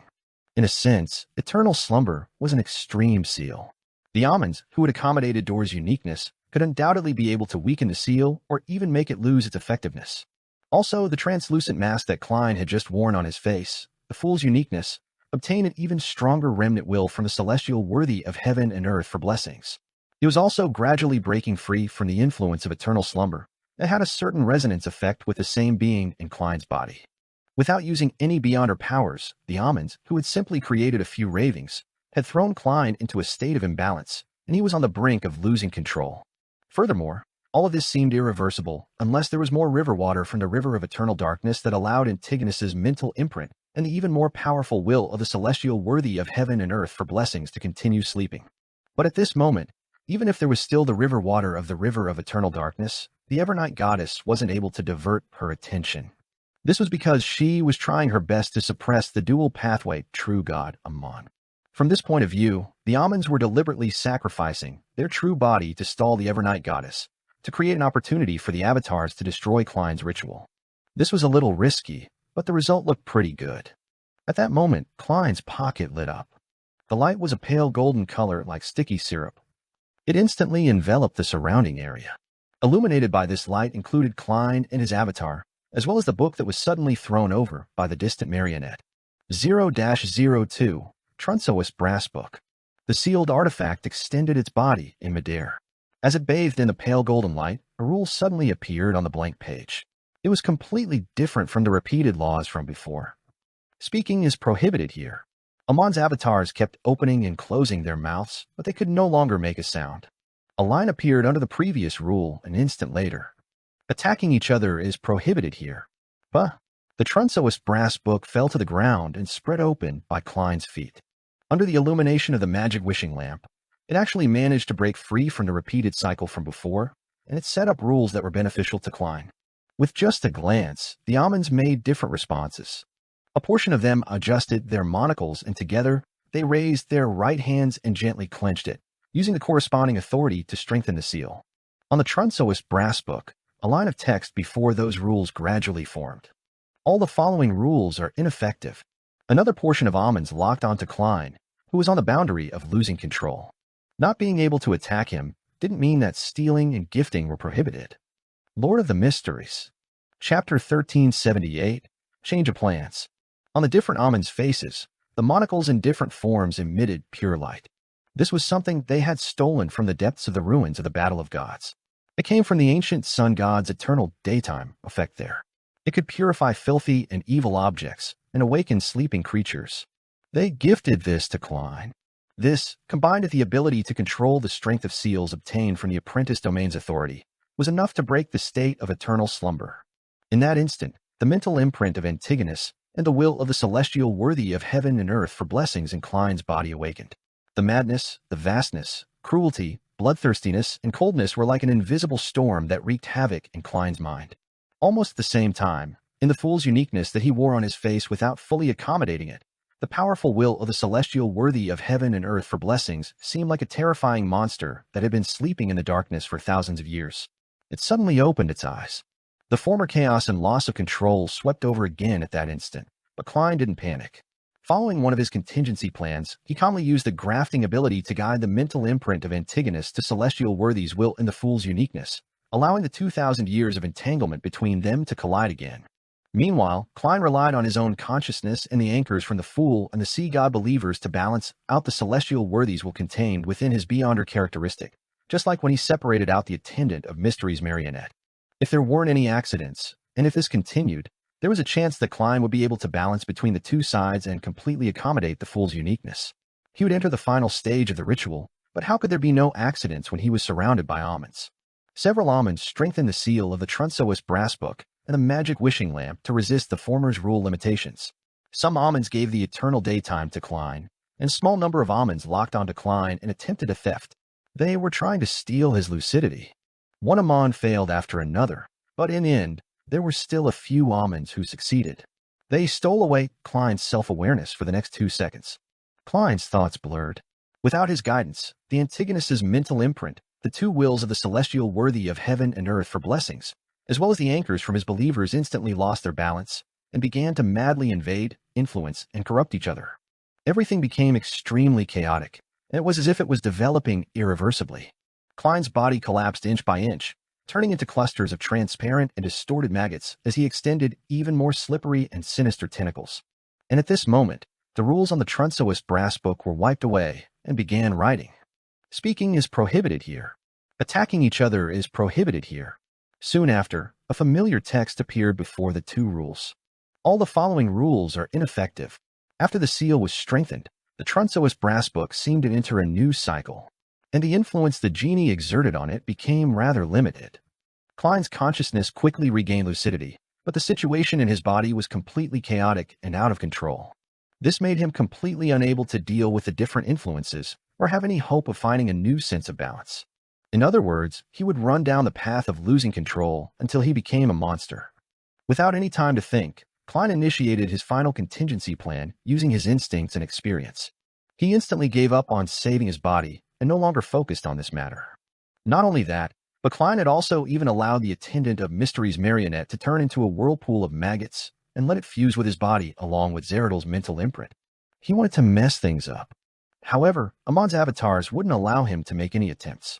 Apart from the almonds who were fighting against the magic wishing lamp and the Trunsoist brass book, the rest of them began to steal once again, trying to throw Klein's thoughts into chaos again until he completely lost control.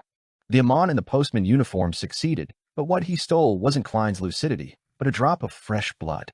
This blood immediately seeped into Postman Amon's palm.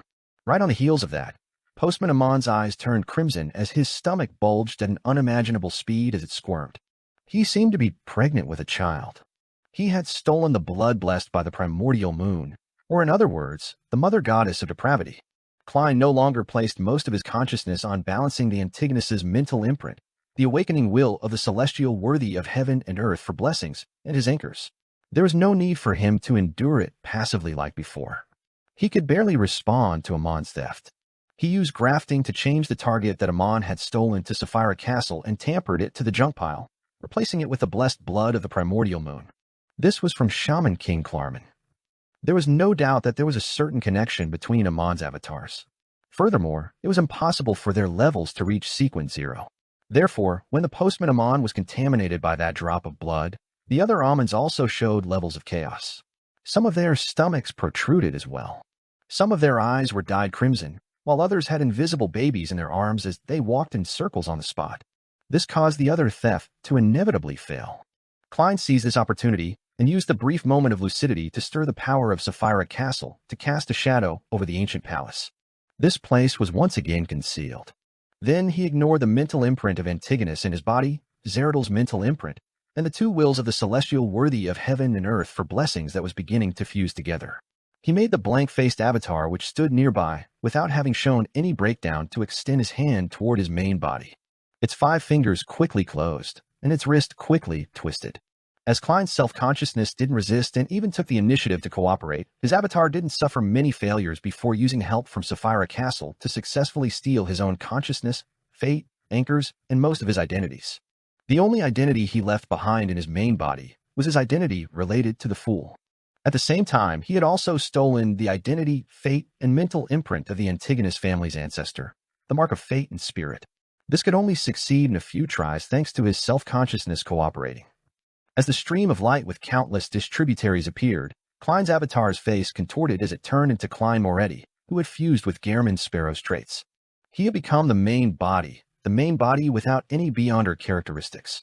Of course, his self-consciousness and anchors were still resisting the mental imprint of the Antigonus family's ancestor, but compared to before, this was undoubtedly much easier to deal with. Having already adapted to the identity of Antigonus, he quickly found a new balance, delaying the fate of losing control.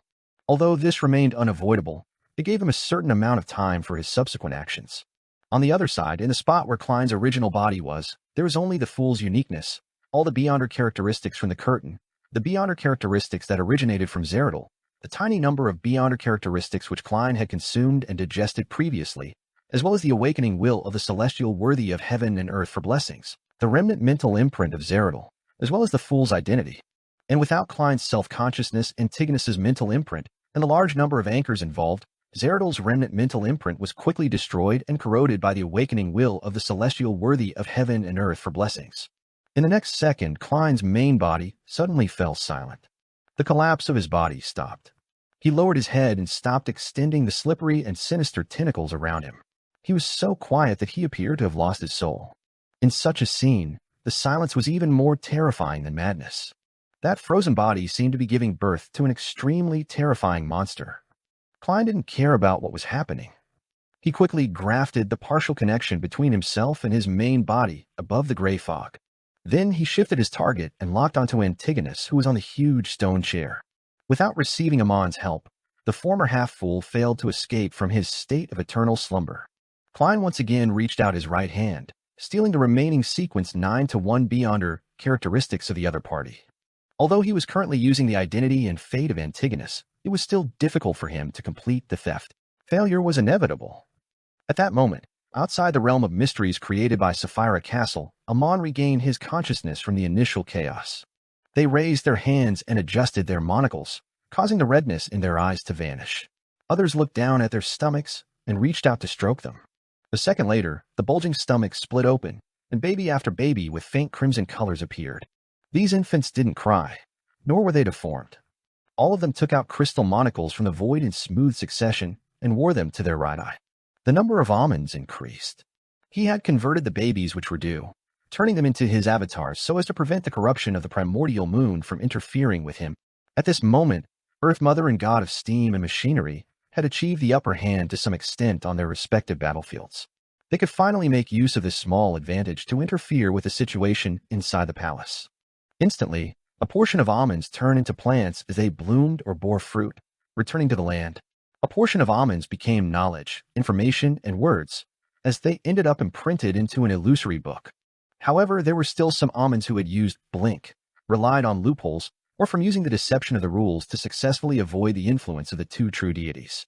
As they continued to strengthen the seal of the magic wishing lamp and the Trunsoist brass book, they opened a door in Klein's realm of mysteries. At the same time, the angels also noticed the changes in the astral world, but their gazes were unable to penetrate the Earth Mother's natural barrier and the God of Steam and Machinery's civilization picture. They couldn't see the interior at all. This also meant that, even if they wanted to exert influence, there was nothing they could do.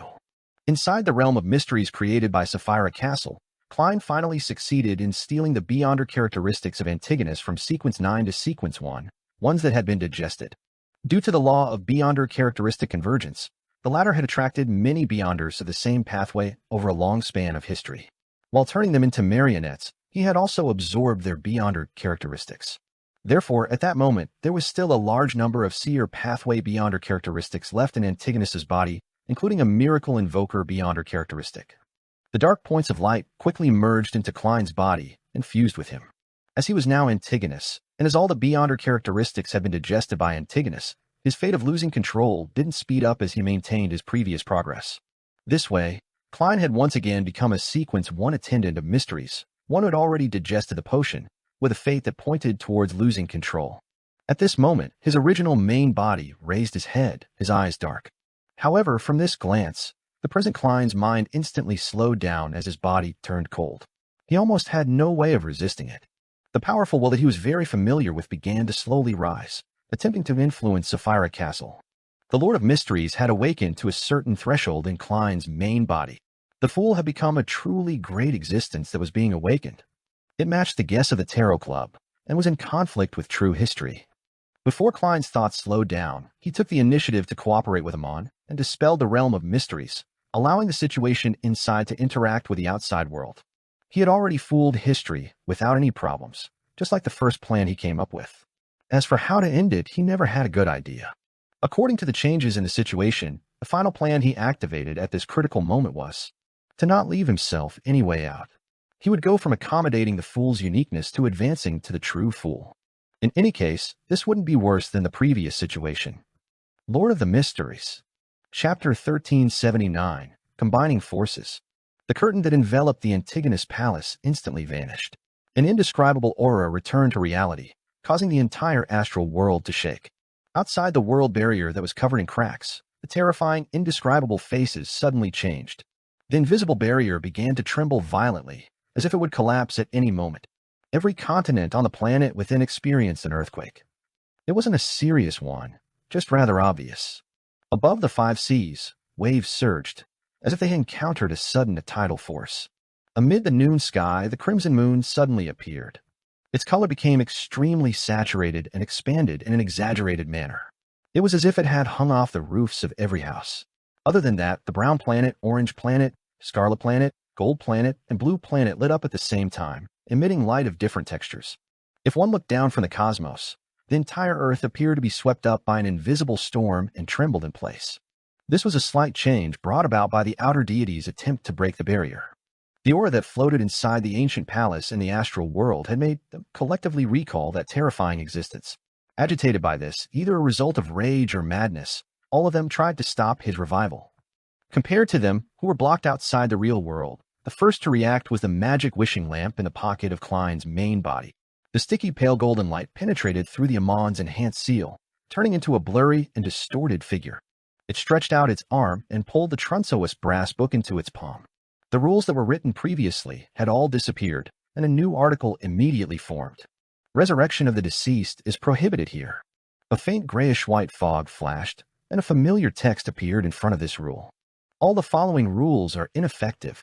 Even though he hadn't really resurrected and had yet to absorb the Fool's uniqueness into Sequence 9 to Sequence 1 seer pathway beyond her characteristics, the celestial worthy of heaven and earth for blessings in Klein's main body could also control Sapphira Castle and use its status to direct its powers. At this moment, his existence and the fog of history had completed their interactions.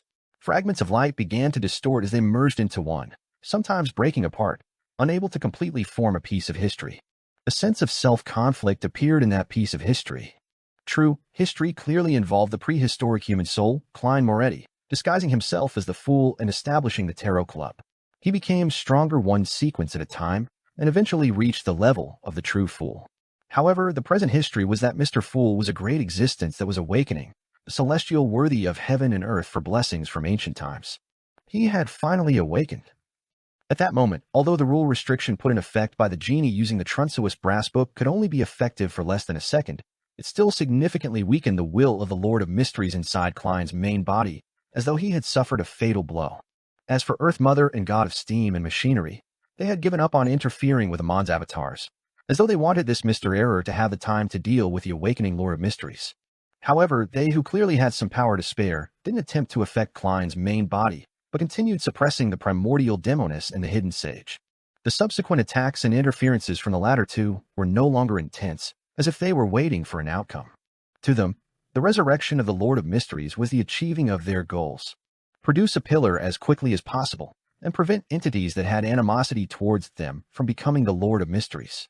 In addition, the pathways that they were in didn't belong to the 3 pathways that were controlled by the Lord of Mysteries. Furthermore, they didn't have any feuds or conflicts of interest with the other party. Amon, who was no longer affected, immediately changed his target and focused most of his attention on Klein's main body. There's no need for any explanation. They clearly knew that this was their greatest threat.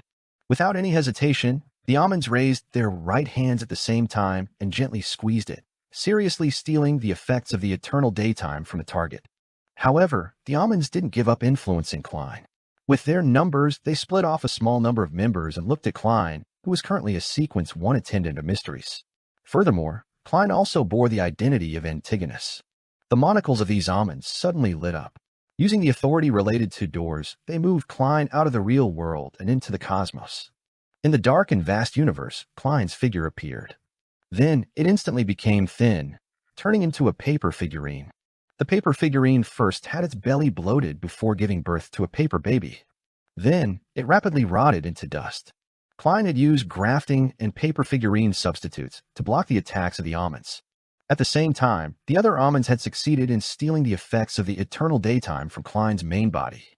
However, in the next second, the effects of the eternal daytime were once again stolen back. This was the Lord of Mysteries' control over powers from his pathway.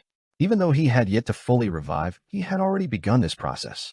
Amon's eyes flickered as he immediately gave up on Klein and focused on 3 matters. Most of them continue to steal the effects of the eternal daytime and resist the Lord of Mysteries, while a small number of them locked onto Antigonus, who was sitting on the huge stone chair. They began to steal the other party's state of eternal slumber.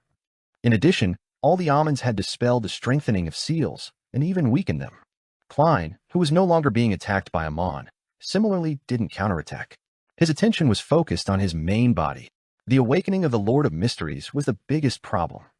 At that instant, an illusory mark appeared on Klein's glabella. It was a strange door of light that was stained with hints of bluish-black. It constantly emanated a faint grayish-white fog. Klein began to snatch control over Sapphira Castle from the Lord of Mysteries, so that it wouldn't be so easy for him to make use of the level and power. And with the Lord of Mysteries not fully resurrected and having yet to accommodate the Fool's uniqueness and the corresponding Beyonder characteristics, he could effectively reduce his strength, allowing his failure rate to increase significantly and for the effects to be inferior.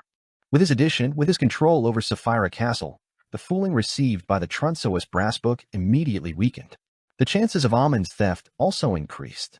In the forsaken land of the gods, at the foot of the giant shadow formed by the ancient sun god, on the surface of the sea that was covered in all colors, words written in the most ancient language quickly appeared. The revival of the Lord of Mysteries failed due to many interferences.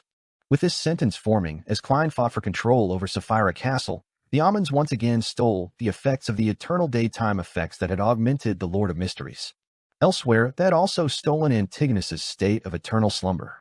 Without any hesitation, the Amons transferred the state of eternal slumber to Klein's main body and gifted it to the Lord of Mysteries.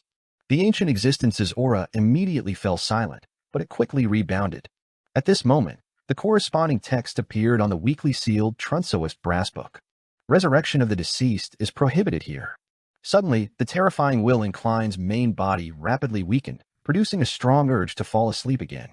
However, this will was so powerful that, even after a long period of time, it was unable to completely wear it down. Under these two restrictions, it was still tenacious and slowly recovering. It also attempted to use tampering and fooling to get out of the predicament. Klein sensed that the other party was using Sapphira Castle's power, so he immediately focused and interfered. At the same time, the Evernight goddess, who was floating above the ancient palace, slightly relaxed her control over Amon's true body. She pulled back the bird-shaped golden accessory and aimed its head downwards. Inside the bronze eye of the bird-shaped golden accessory, illusory layers of doors surged out, allowing a drop of colorless water that had a strong aura of stillness to drop onto Klein's main body in the ancient palace. This was a drop of river water from the river of eternal darkness. While the Evernight goddess was doing this, Amon's actual body's attempt to escape by opening doors also tacitly slowed down. The drop of water plummeted at an extremely fast speed. The natural barrier formed by Earth Mother and the portrait formed by the god of steam and machinery simultaneously pulled back to give way for it. With a smack, the river water of the river of eternal darkness accurately dripped onto Klein's head and silently entered. The aura of the Lord of Mysteries, which was slowly growing, immediately receded. It stopped its fluctuation and fell into a state of eternal slumber. However, this condition wasn't very stable, as if it could be broken at any moment. At this moment, the Evernight goddess's empty hand pulled out a gigantic sword from the void. The sword's surface was covered with orange-red light as it exuded the dawn of twilight, the aura of decay. This was the symbol of the Twilight Giant. The Evernight goddess's arm that was covered with short black fur extended, striking down with the exaggerated sword. She had always kept some energy as though prepared to deliver this moment. In the strange sound of the void shattering and decaying, the sword that was covered with the light of twilight slashed through the dome of the Antigonus palace, causing the hanging corpses to drop to the ground. Right on the heels of that, it struck Klein's main body, which had yet to escape the state of eternal slumber. The portion of the awakening of the Lord of Mysteries rapidly vanished, and the body began to wane uncontrollably. It broke down along with the Fool's uniqueness and the two sets of sequence 9-to-1 Beyonder characteristics in his body. They also collapsed and gathered together. Upon seeing this, Klein followed his plan without any thought. He used Sapphira Castle to pull down a quarter of the fog of history and enveloped it. Amidst the grayish-white fog, the Fool's uniqueness and the Beyonder characteristics fully converged. They frantically absorbed the fog of history around them, turning into a shapeless and dark liquid. This blob of liquid stretched out as though it was forming a strange, translucent hooded cloak or a person whose internal organs and flesh were emptied out. The Fool's Potion. The Amons reached out their right hands at the same time in a bid to steal the potion. Lord of the Mysteries. Chapter 1380, A Miracle. More than 1,000 almonds each committed theft. With his numbers, as long as he wasn't extremely unlucky, there would always be a few who would have succeeded. Furthermore, the fool's potion was ownerless, so it wasn't difficult to steal. While carrying out the theft, Amon removed a particular seal on his body, allowing the apprentice and marauder beyonder characteristics to release their powers of convergence. This was rather effective towards the fool's potion, allowing Amon to increase his success rate to the greatest extent.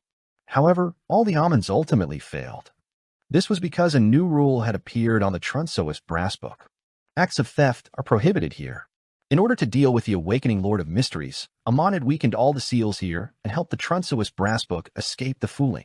It could now have a limited number of effective rules for a brief moment amidst its repeated cycles, but now this had adversely affected them. Seizing this opportunity, the illusory brand between Klein's brows became more obvious. A faint grayish-white fog gathered around him, forming a thin cocoon.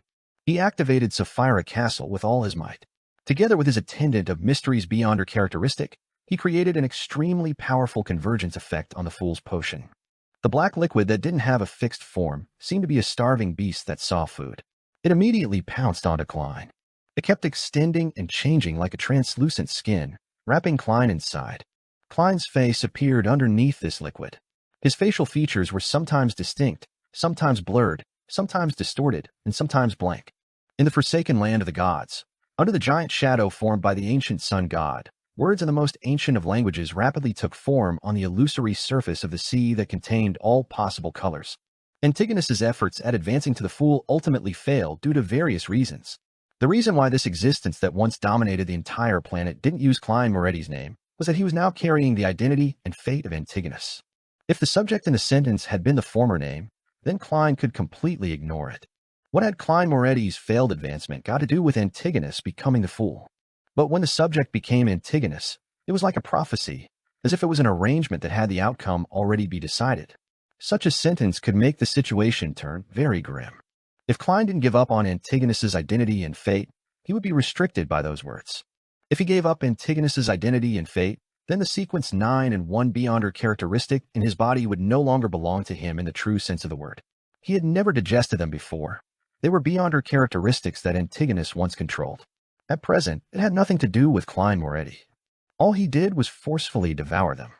Under such circumstances, even if there were no other factors, just the undigested Beyonder characteristics would likely cause Klein to lose control on the spot. And consuming the fool's potion in such a state and completing the advancement ritual was without a doubt impossible.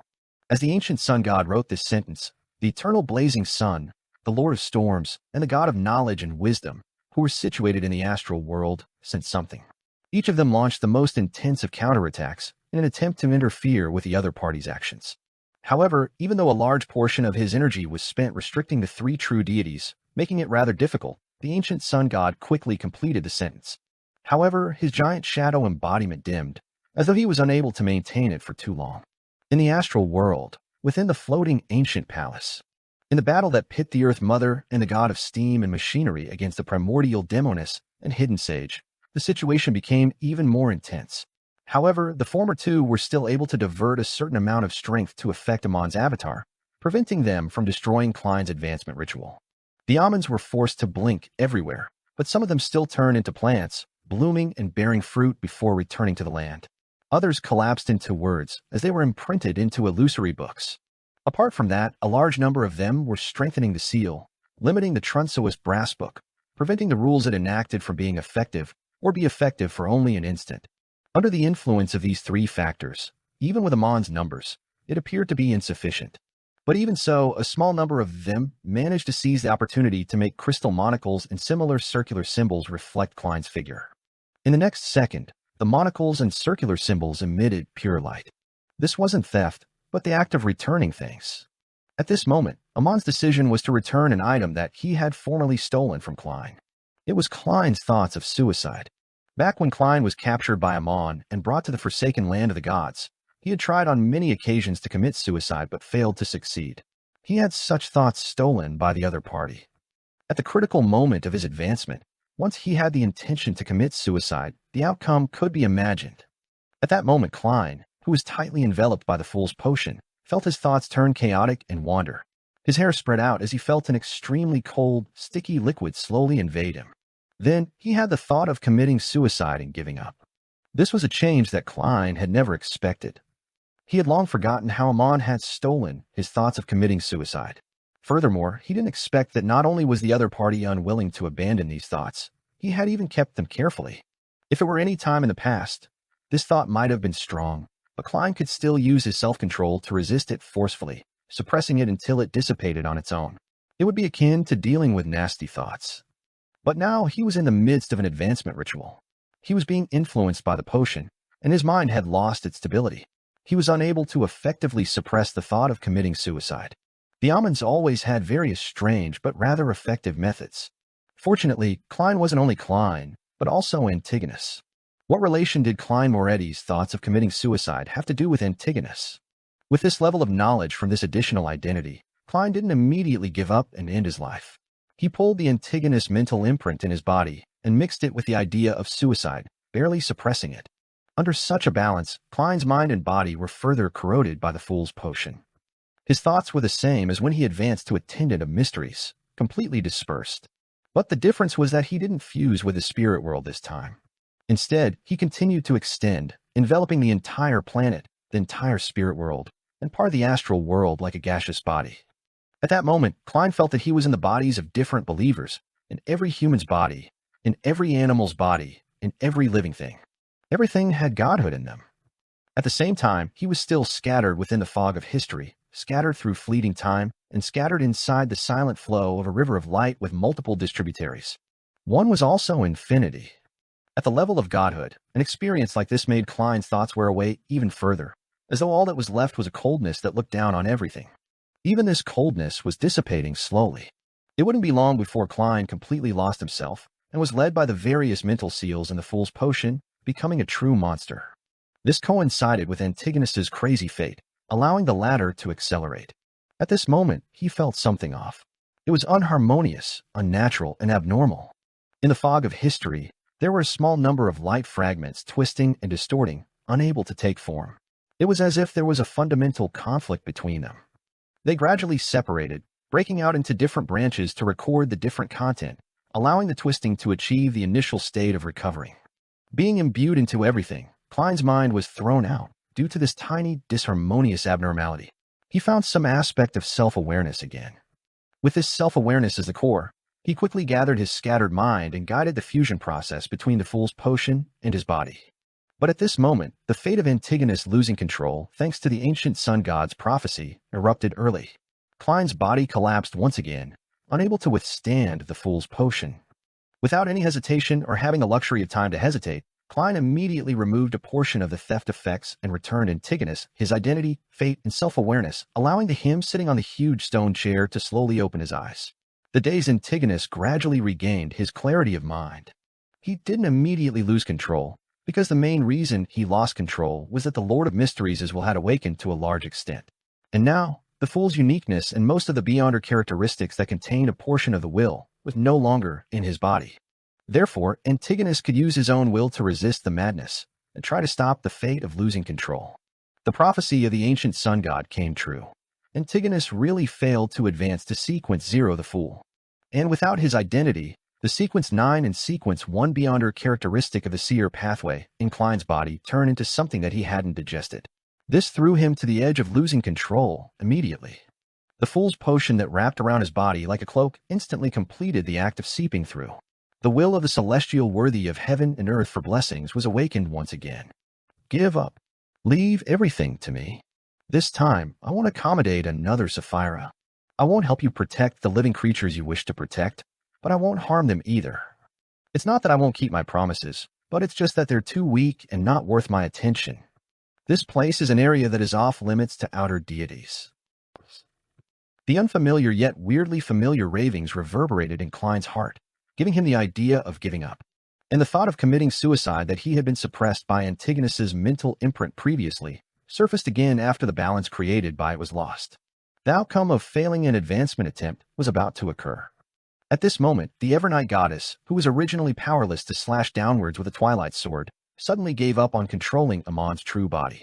As Amon's true body leaped out, and just as the avatars waited for Klein to fail the ritual, The goddess once again dragged the exaggerated sword that was covered in orange light. This time, the target was Klein. A thought flashed through Klein's mind as he took the initiative to be controlled by the thought of committing suicide, not making any attempts to resist. With a poof, he was slashed by the symbolic sword of twilight, shattering into a rotten body of meat that seeped out beyond her characteristics. Klein died. Before the Amens took any sort of measures against him, he was killed by the Evernight goddess before the ritual failed and before he completely lost control. In the next second, the Evernight goddess wore the bird-shaped, golden accessory on her head as her body expanded and enveloped the ancient palace. She instantly erased Amon's true body, avatars, Earth Mother, primordial Demoness, god of steam and machinery, hidden sage and Antigonus, as though they were erased by an eraser. Concealment. The ancient sun god seemed to understand what the Evernight goddess wanted to do, but having already made 2 prophecies, there was no way for him to write a 3rd sentence. As for the 3 true gods, they continued throwing what they had at him, holding him back. In the next second, a miracle happened. Klein returned from the fog of history. The uniqueness of the fool that had already belonged to him, and the 3 sequence 9 to sequence 1 beyond her characteristics, rapidly returned to his body. Afraid that he would be disturbed, the genie quickly made use of the Trunsois brass book to add a rule. This place is suitable for the return of beyonder characteristics. Suddenly, Klein returned to his previous state of him drinking the full potion. But the thing that was different from before was that, back then, his body's pillar of support belonged to the sequence 9 to sequence 1 beyonder characteristics of Antigonus, ones he hadn't digested yet. And now, the first to return to him was undoubtedly the digested sequence 9 and 1 beyonder characteristic that once belonged to him. This way, he would have a true pillar of support that could accommodate the fool's uniqueness and the remaining characteristics. Klein was in a state that was the same as when he first arrived at the main peak of the Hornacis mountain range, an attendant of mysteries who had finished digesting the potion and was capable of attempting to advance to sequence 0 the fool. By relying on his resurrection, Klein had completely overturned his state. This was the flash of inspiration he had obtained from Rozel's resurrection. Of course, the entire process was different from the resurrection of a Black Emperor. The character that Klein had arranged to kill him was the genie. He never expected that the Evernight goddess, who he hadn't discussed this with, would share such tacit understanding with him. In that instant, his body split apart, turning into a thin gray fog and dark liquid. The gray fog and black liquid blended together, and the countless maggots that resembled meat tendrils sprouted on the surface. Then, they intertwined into a translucent dark-colored cloak. There was no body under the cloak, just darkness. This process was very brief. In less than 2 seconds, the Evernight goddess's concealment of so many deities was clearly unable to last that long. In an instant, a door of light traveled across the surface of the concealed world at an extremely high speed. The door suddenly opened, and Amon, who was wearing a pointed hat and wearing a classic black robe, leaped out. At the same time, he saw an illusory mask with blank facial features appear under the translucent dark-colored cloak. The mask instantly outlined Klein, who had fused with Gehrman Sparrow's traits. Amon's thoughts turned chaotic as though he had his intelligence forcefully lowered. The fool was born. Lord of the Mysteries. Chapter 1381, Authority. Inside the White Tower, the headquarters of the God of Knowledge and Wisdom. After Luca Brewster, who was trapped underground, completed his prayer, he focused his attention back on the seal autonomously strengthening itself. He wanted to find out exactly what was going on to see if he could decipher the secrets hidden within and use them to invent some mystical techniques. As he proceeded down each level, checking each and every sealed artifact, Luca was taken aback and stopped in his tracks. His expression became rather confused. He was lost on whether to take his next step with his left foot or right foot. This seemed to be a very profound, esoteric question to comprehend. In the southern continent, beside a cathedral belonging to the Evernight goddess, Leonard picked up the cup of coffee made from local ground beans and wanted to take a sip. During this process, his thoughts wandered to the closed windows in the bright sky, trying to figure out the anomaly. However, he was unable to leave the room and was sealed here. As for old man Palaz Zarost, he had fallen into a strange state of silence without answering his questions. Thankfully, there wasn't any additional danger. Therefore, Leonard could still sit in peace, using thoughts to replace action. After an unknown period of time, he looked down at the cup of coffee that had been placed back on the table. He frowned slightly and muttered to himself in puzzlement. What did I want to do just now? The Rorsted Archipelago, in the concealed Biome City. Having not noticed the changes in the environment, Danitz carefully fiddled with the telegraph device in his room. The Golden Dream had recently come to the Sonia Sea and stopped at a port with a telegraph office. Danitz wanted to invite them over to Byam as guests to take in the grandeur of a Lord's oracle. If possible, he wished that the Golden Dream could use Byam as its primary harbor. This way, he could return to the ship at any time to participate in adventures and seek out treasures. At the same time, he could choose to listen to the captain's lectures. As an all-rounder, Danitz had no doubt mastered all the knowledge and techniques needed to send a telegram. At that moment, he sat in front of the machine and quickly tapped his fingers, sending out the words he had constructed. At the very beginning, his thoughts were clear and his words were proper. This left him somewhat smug. Gradually, his eyes stared straight and his hands didn't stop moving, as if he was doing it on instinct. After the telegram was sent out, Danitz exhaled, picked up a cup, and gulped down a mouthful of beer. It was quicker than I expected. Even if I lose my job in the future, I can still go to the telegraph office to get a job with a good salary, Danitz thought proudly and worriedly. He casually picked up the telegram draft and recalled the process of how he sent it out. His expression gradually turned odd. What did I send in the end? Danitz couldn't help but whisper. Apparently, he had very likely mocked the first mate, second mate, iron skin, and barrel towards the latter half of the telegram. Then, he passionately confessed to the captain. I'm finished. Why would I express what's hidden in my heart? Danitz's face turned pale as he suspected that he had been controlled by the potion. The content he had written didn't actually go through his head. He hurriedly sent a telegram to indicate that the content from before had nothing to do with him. It was all a result of Anderson deliberately causing trouble. At this moment, he realized that something was amiss outside. The sky was gray, and there wasn't a single cloud. In the astral world, the existences and objects that had been concealed by the Evernight goddess broke through the restrictions and returned to reality one after another. They were like Amon's actual body, looking somewhat dazed without making any immediate reaction. In addition, the Evernight goddess also paused in midair in confusion, as though she hadn't thought about her subsequent actions. However, her first instinct was to protect herself. The Lord of Storms, the eternal blazing sun, and the god of knowledge and wisdom, who had been restricted by the thick prism-like spots of light in their own kingdoms, also experienced certain changes. The intensity of their counterattacks was clearly lower, giving people a sense of self-doubt, unsure if the entity before them was an enemy. The genie abandoned the Trunsoist brass book and directly returned to the magic wishing lamp. He seemed to have fought to his limits and had no choice but to retreat into the seal. He also seemed to recall something as he subconsciously evaded. Antigonus, who had just regained his self-awareness and lucidity, was once again confused. His face was filled with question marks. Who am I? Where am I? What am I doing? What is happening around me? In the forsaken land of the gods, the ancient sun god's giant shadow sighed and said, "Let there be light." The light in the astral world brightened as it stabbed into the eyes of Amon's true body, avatars, primordial demoness, hidden sage, and other existences. They immediately regained their senses and made use of the time to respond differently. The flood of information suddenly dispersed and fused with the various symbols around it, instantly disappearing. The black, python-like tentacles with an eyeball on their ends retracted rapidly. No one knew where they went. Amon's true body looked at Klein, who had just advanced, and gave up the chance to exert his influence while his condition was unstable. He raised his hand and adjusted the crystal monocle on his right eye. His figure split into multiple seemingly illusory and realistic doors. The doors opened and closed at the same time, preventing any existences like the Evernight goddess from knowing where Amon's true body had gone to. After Amon's true body left, his avatars faded and disappeared in a bizarre manner. This was using a loophole, turning the act of Amon's true body leaving to being equivalent to Amon's leaving.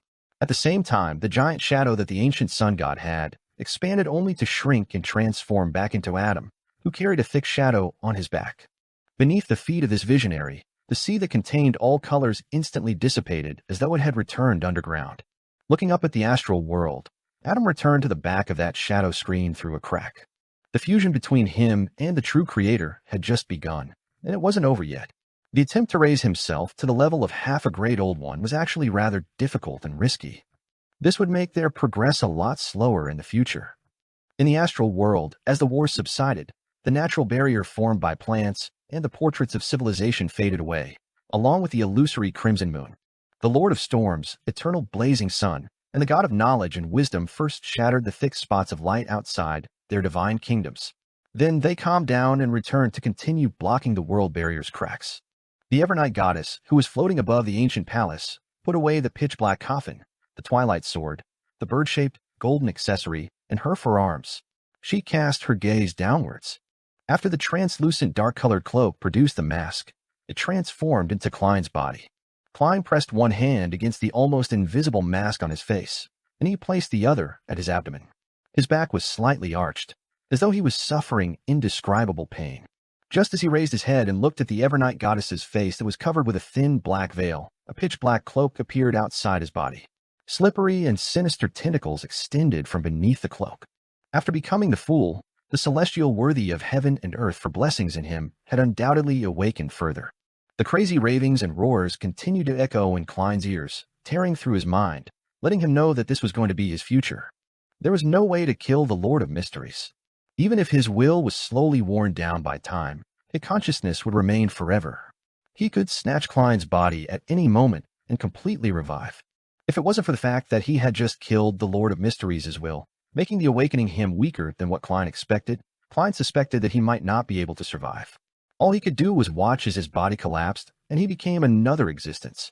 Of course, he could still seek the Evernight goddess's help to give him a drop of the river of eternal darkness's river water. However, this wasn't a long-term solution. He could only delay it for some time before ultimately facing it.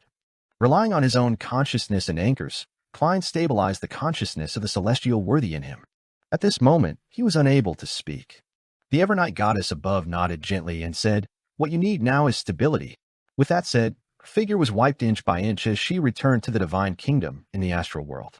Klein turned his head to look at the slightly dazed Antigonus. With a thought, he returned to Sapphira Castle. Sitting in a half-collapsed palace, Antigonus sat on a huge stone chair. He felt as though he had just been through a very, very long dream. Inside Sapphira Castle, Klein sat at the Fool's seat and focused on stabilizing his mental state. Just like before he achieved an initial level of stability, he had no way of seeking treatment from a psychiatrist. Unless he paid a visit to Adam, it was very likely that he would go even crazier. With some stability, Klein quickly checked the authorities he obtained. It was called fooling.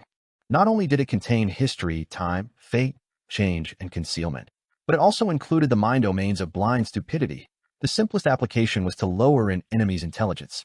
Just as Klein was about to research them further, his spiritual perception was triggered. Someone had invaded Sapphira Castle.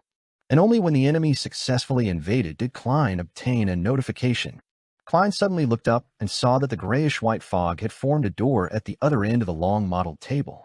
A figure wearing a pointed hat, a classic black robe, and a monocle walked out. Amon. There was a tinge of darkness in Mr. Error's eyes as his smile appeared somewhat crazy. He leisurely looked around and nudged his monocle. He said with a smile, "Are you pleasantly surprised?" Klein wanted to use Sapphira Castle to expel him, but he realized that at some point in time, Amon had gained control over Sapphira Castle. Amon cast his gaze at him, pulled out a chair, and sat down, chuckling. "I released the suppression of the Lord of Mysteries in my body. Him being the owner of Sapphira Castle makes me equivalent to being the owner of Sapphira Castle. Of course, I can enter. This is very risky. Even in the past, I didn't dare to try it before, but since you've grown to this extent, I can only take the risk. This is very exciting. I'm quite pleased with the effects." As Amon spoke, slippery and sinister tentacles appeared beneath his clothes. He took the initiative to revive part of the Lord of Mysteries, allowing himself to enter a half-crazy state. Lord of the Mysteries. Chapter 1382, Home Ground Advantage. As Amon spoke, Klein appeared to be listening, but he had actually attempted to leave Sapphira Castle. This wasn't because he wanted to give up or surrender, nor was it because he was too timid and subconsciously considered fleeing first. Instead, he believed that this was the best solution for the current situation. If he stayed in Sapphira Castle, Klein would face 3 difficult questions. Firstly, he had just advanced to the Fool, and his condition was extremely unstable. He had to divert a large portion of his mental strength to suppress the awakening will of the celestial worthy of heaven and earth for blessings. Secondly, there was no way for him to obtain the help of his allies. He could only fight alone. Thirdly, under the situation that everyone could influence Sapphira Castle, even if Klein had a deeper level of control over Sapphira Castle, he wouldn't be able to express an overwhelming advantage. He might even be disrupted in his use of Sapphira Castle, because his opponent was good at making use of loopholes and creating bugs, making it difficult for him to reach the same level as him. This way, when a Sequence 0 the Fool faced a half-crazed, dual-pathway Error and Door, Even if he wasn't in a scenario of facing a 100% failure rate, the chances of winning were extremely minute. And by taking the opportunity to escape Sapphira Castle, Klein could immediately obtain the help of his allies to reverse the situation between the two. If Amon were to chase after him, Klein would interfere with his return to Sapphira Castle and make him face his allies. At that time, the primordial demoness would definitely not attack again. The ancient sun god might not be able to reproduce the power of half a great old one anytime soon. With the lead of the Evernight goddess, the 6 orthodox deities were enough to deal with Amon. Even if Amon, who was in control of all the authorities of the Error and Door domains, wasn't easily killed, the orthodox deities would definitely be able to weaken him and seal him. After Klein stabilized his mental state and deepened his control over Sapphira Castle, he could then kill him in a targeted manner. This process was almost irreversible, even if the ancient sun god could still produce the level, status, and strength from before. His limit appeared to be suppressing 3 orthodox deities at the same time, and this didn't include the Evernight goddess. Of course, the outer deities were undoubtedly unwilling to see the birth of a new Lord of Mysteries. Once such a situation happened, they would definitely try their best to interfere, preventing Amon from dying. However, before the world barrier collapsed, the influence they could exert would be rather limited, and it might not be of much use. Just like before, Klein believed that the combined powers of the dark side of the universe and the Chain God were inferior to the Hidden Sage. Even if the outer deities managed to affect the situation, Klein wouldn't suffer any losses. After all, those existences wouldn't allow Amon to kill him either. He could find a place to hide and stabilize his mental state. Once he was prepared, he could make new plans again. The foggy town of the Evernight goddess was a very good choice. If Amon didn't chase after him and remained inside Sapphira Castle, Klein could use his identity as the owner of Sapphira Castle to influence the control of all kinds of matters within at any moment, preventing Amon from doing anything in Sapphira Castle. Even if he wanted to use the Crimson Star to deal with the Tarot Club members, it would be impossible. In short, it would be extremely difficult for either of them to use Sapphira Castle well, but destroying the other party's attempts was definitely simple. Under such a stalemate, Klein had time to stabilize his mental state, deepening his control over Sapphira Castle, slowly turning the situation around. Towards the end, Amon would either flee and hide, or he would let the celestial worthy of heaven and earth for blessings completely revive, choosing to have an internecine outcome with Klein. Therefore, although he didn't have the time to analyze the pros and cons, Klein quickly came to a conclusion. Leaving Sapphira Castle now was the best choice. However, just as his consciousness sank to the edge of Sapphira Castle, he saw a crystal monocle. This item appeared in time, crushing Klein's hopes of escaping. Did you think I'd leave such an obvious loophole? Of course, you can stop me from leaving Sapphira Castle at any time. Amon curled his index finger and pressed it against the monocle as he smiled. Behind the chair that he was sitting on, the resplendent symbol rapidly changed. At times, it was formed from symbols corresponding to parasitizing, time, and fate. At times, it was a series of doors. These 2 different symbols appeared one after another, making it impossible to truly be fixed. Klein didn't hear what Amon said. The moment he failed, he created a real realm of mysteries, the complete divine kingdom of the Fool. Light and shadows instantly changed in front of Amon's eyes. It brought with it the disappearance of the grand palace, modeled table, and luxurious high-back chair, bringing with it an ancient castle. Amon wasn't sure what the ancient castle looked like. This was because he was standing in a corridor inside the castle. He could only sense the various changes in Sapphira Castle and see with the limited vision he had. The corridor was unusually dark and gloomy. The corridor stretched endlessly. There were silver-colored elegant candle stands spaced widely apart, each producing a dim and yellow glow. There were dark red wooden doors on both sides of the corridor that seemed to connect to different rooms. There was no sound from the rooms, making it virtually impossible to know what was hidden inside. Amon casually glanced at it and smiled with interest. Interesting. As the most powerful cryptologist, he naturally knew that this was a divine kingdom, one that couldn't be broken through with brute force. This was because every door was reassembled with different items. If he forcefully broke through them, he would trigger unknown effects. Amon didn't underestimate the abilities and intelligence of a Sequence Zero the Fool. He didn't plan on experiencing any more surprises or accidents. However, once the Divine Kingdom's rules were fixed, its owner would similarly be restricted to a certain extent.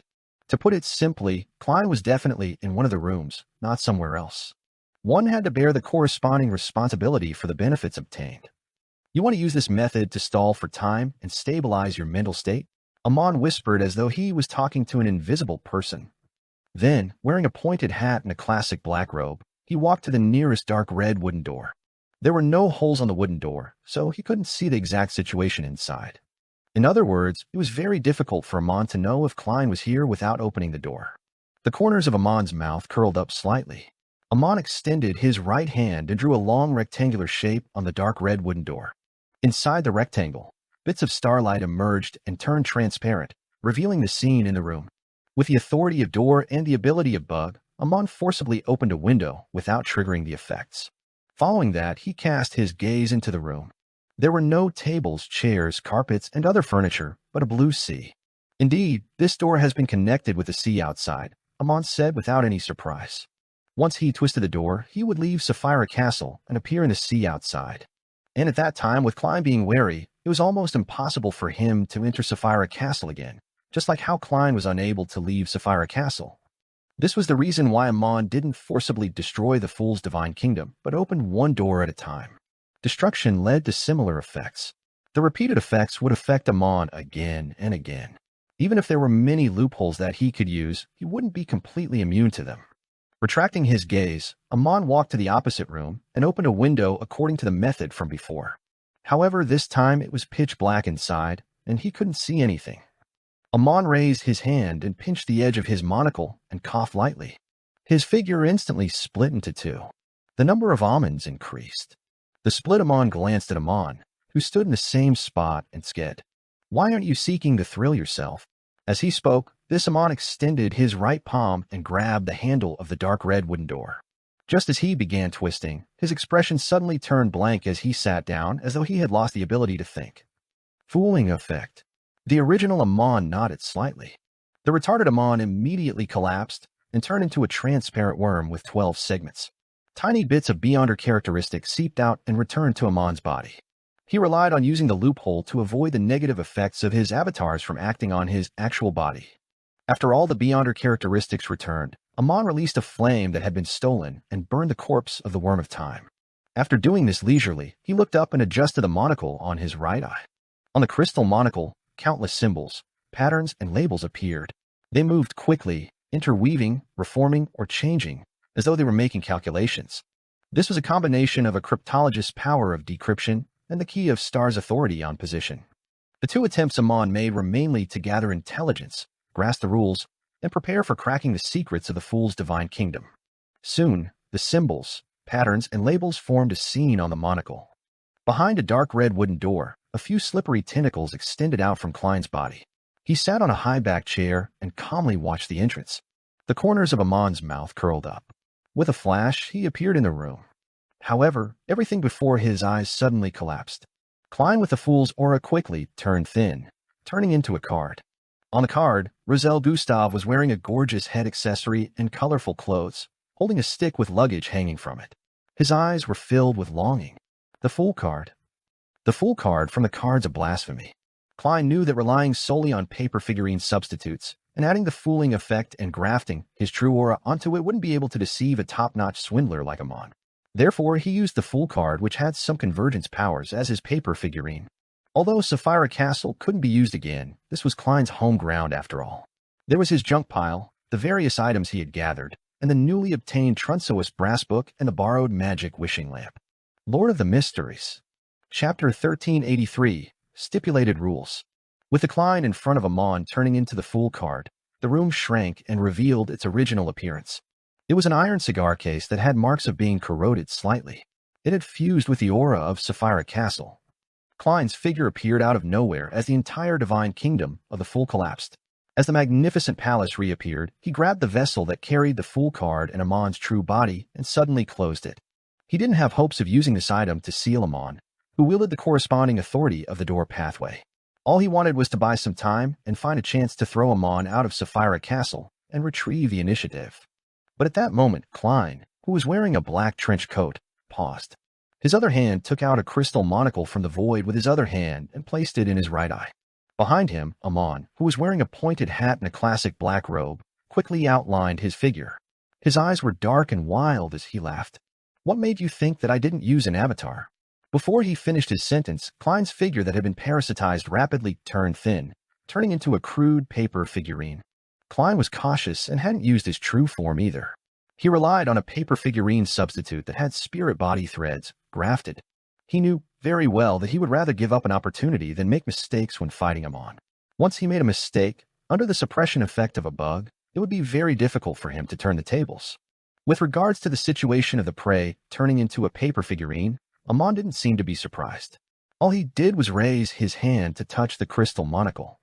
At the other end of the Grand Palace, Klein, who was wearing a top hat and a trench coat, uncontrollably walked out of the fool's automatic concealment. He raised his right hand and took out a crystal monocle from the void with great difficulty, slowly moving it towards his right eye. During this process, Klein's expression was filled with resistance and rather warped, as though he couldn't control his hand. The half-crazy Amon smiled leisurely. You can use paper figurines to replace you, but so can paper figurines replace you. It being parasitized is equivalent to you being parasitized. Everything is relative, and all of them have loopholes. No beyonder power is uncrackable. They can be used in any suitable situation. He made use of the relationship of the paper figurine substitute and the main body to create a bug. Although Amon looked like he was unable to control his desire to speak due to his madness, it didn't stop him from corroding Klein with his full strength. He strengthened the parasitizing bit by bit, making Klein truly wear a monocle and become him. At that moment, Klein's body suddenly collapsed. He had taken the initiative to do so. He split into countless transparent maggots that swam in all directions. Among these worms of spirit, there were a few worms of time with 12 segments mixed in. Strictly speaking, Amon's worms of time could forcefully parasitize very tiny creatures like the worms of spirit. However, when Klein split up, he took the initiative to use his fooling authority to confuse the order of time. He fooled the few worms of time, making them split up only towards the end. Unable to find the cluster of worms of spirit, they lost their target for parasitizing. In the next second, the scene in Sapphira Castle changed again. Klein once again used the realm of mystery's powers to create a new divine kingdom for the fool. Amon instantly entered a room. This place was covered with a thick yellow carpet with a crystal chandelier hanging from it. There was a door on each wall, and it was unknown where they led to. At the same time, there were oil paintings depicting various eyes hanging from the four walls. There was no need for any special scrutiny. With just a glance, Amon knew that the four doors corresponded to different effects. The main purpose was to delay his actions and create enough time for Klein to make subsequent preparations. The corners of Mr. Error curled up slightly as he cast his gaze to the ground. He extended his right fist and stretched out his fingers. An illusory door appeared on the thick yellow carpet. The door quickly moved for a second before it became fixed in place and silently opened. However, with the opening of the illusory door, the doors around the room began to move strangely. The doors creaked and opened. Almost at the same time, in the pitch-black wilderness, in a dark tower that led to the sky, Klein was holding the magic wishing lamp and removing the effects of fooling on the Trunsoist brass book. The candlewick of the magic wishing lamp lit up as it spewed out a sticky, pale gold glow. These rays of light transformed into a distorted, blurry figure. Klein didn't consider making a wish with the genie to transfer Bernadette's wishes onto him and change the ownership of the magic wishing lamp. This was because there would only be one outcome. He would die on the spot and return from the fog of history with the miracle invoker's powers. Normally, this was a good way to escape, especially since Klein could revive several times. However, the situation this time was completely different from before. Once Klein died, it would mean that he had temporarily given up on his identity as the owner of Sapphira Castle, making this place a paradise for Amon. He could use this Sapphira without any obstruction. Under such circumstances, Amon could completely fool history, interfere with fate, and suppress Klein's resurrection, making him truly die. The ones who were most effective against a Beyonder were definitely higher sequence Beyonders of the same pathway. Therefore, Klein's current plan was to use the status of the genie to better use the Trunsoist brass book. If the genie didn't exert a certain influence, the rules set by the Trunsoist brass book definitely wouldn't be biased towards Klein. It would only restrict all existences other than itself. As the genie's blurry, pale gold figure took form, the Trunsoist brass book produced the sound of colliding metal and quickly flipped to the second half of the book that allowed writing. Without any gap in time, new text appeared on the brass page. Theft is prohibited here. If Klein had the choice, the most suitable rule would be acts of theft are prohibited here, because the former clause was a law. It couldn't stop someone from committing theft ahead of time, and it could only deliver punishment after the act. Furthermore, punishment for first-time thieves was inevitably light, something the almonds could withstand. His idea restricted the possibility of such actions. There was no such thing as theft. However, there was no way for the Trunsoist brass book to make such a rule right now. One had to wait until the provisions were watertight enough, and that it had awakened to a certain extent before that was possible. Previously, the genie had relied on his close connection with the Trunsoist brass book, his high status, and all his strength before he could enforce similar rules. At this moment, he was already drained and unable to do such things. At present, all Klein could do was try his best to stall for time, so that the Trunsoist brass book could produce a sufficiently strict setup of laws to target him on, so as to act in concert with his fooling authority. At this moment, in the room that trapped him on, as the illusory door on the ground opened, the four real doors shook and cracks appeared. This would bring about many unknown effects. Suddenly, the sound of a bell rang out from an endless distance away. At some point in time, Amon had transformed into an ancient, mottled stone wall clock. On the wall clock, the second hand formed by the worm of time suddenly paused. Gong. As the bell reverberated, everything in the room froze strangely, including the four doors. The only exception was Amon. He had transformed back to his pointy-hatted, classic black robe look. With a smile, he calmly raised his left hand and tightened his 5 fingers. In the next second, the strange frozen state was broken. The 4 doors that were about to open had closed again with a bang, leaving no gaps behind. Amon's figure descended and burrowed into the illusory door that wasn't closed. Just as he used this method to leave the room, he discovered that he had arrived in a pitch-black wilderness. There was a dark tower that seemed to pierce the sky in the distance. Inside the tower, the Trunsoist brass book in front of Klein had formed a second rule. Deception is prohibited here. Although Amon couldn't see what was happening, it was as though he had sensed something. After all, a high-ranking person who used the rules of deception as entertainment was undoubtedly able to sense the changes in the rules. Otherwise, there was no way of accurately finding loopholes. He immediately raised his hand and adjusted the monocle stuck in his right eye. On the surface of the crystal monocle, a blinding, pure white light spewed out, illuminating the wilderness. There were no longer any concealed existences here. This was the eternal daytime that he had previously given to Klein and retrieved from Klein's main body. In such an environment, the dark tower melted inch by inch. Klein floated in midair with one hand holding the magic wishing lamp and the other holding the staff of the stars. In front of him was the open Trunsoist brass book. Amon took the opportunity to stretch out his hand that was holding onto the monocle. From a distance, he gripped Klein's projection to his palm. Behind him, the shadow that had been dragged out by the eternal daytime seemed to become fainter as it twisted with vitality. Without a sound, Amon began stealing Klein's various beyonder powers. He didn't deliberately seek out the fooling authority. Instead, he chose to be random to increase the success rate. However, with a flash of light, what fell into his palm was only a simple paper figurine. Grafting. But the shadow behind Amon's back was lashed by an invisible whip, and he was completely unharmed. He created an error, letting his shadow replace him. Following that, Amon laughed as his voice resounded in Klein's ears. Genie, I can also promise to send you back to the cosmos. Look, I wasn't punished. This means that I'm not swindling you. Lord of the Mysteries. Chapter 1384. Conceptualization. Upon hearing Amon's words, Klein's heart sank. Before this, he wasn't worried that Amon would collude with Genie, because he was a top-notch swindler. No promises he made could be believed. As for Genie, he had encountered the former Lord of Mysteries. He was considered a victim of such matters in a similar vein. Therefore, he would definitely use his most wary of approaches to deal with Mr. Error. This was the result of a lack of trust. Sometimes lying, cheating, and swindling could indeed increase the profits in the short term, but in the long term, it was better to be honest. But now, the Trunsoist brass book had just formulated the rule of deception is prohibited here, and Amon didn't receive any punishment after making the promise. At the same time, Klein and Genie didn't notice him using any loopholes. This proved how true and effective Amon's words were. It was from the bottom of his heart and wasn't a scam.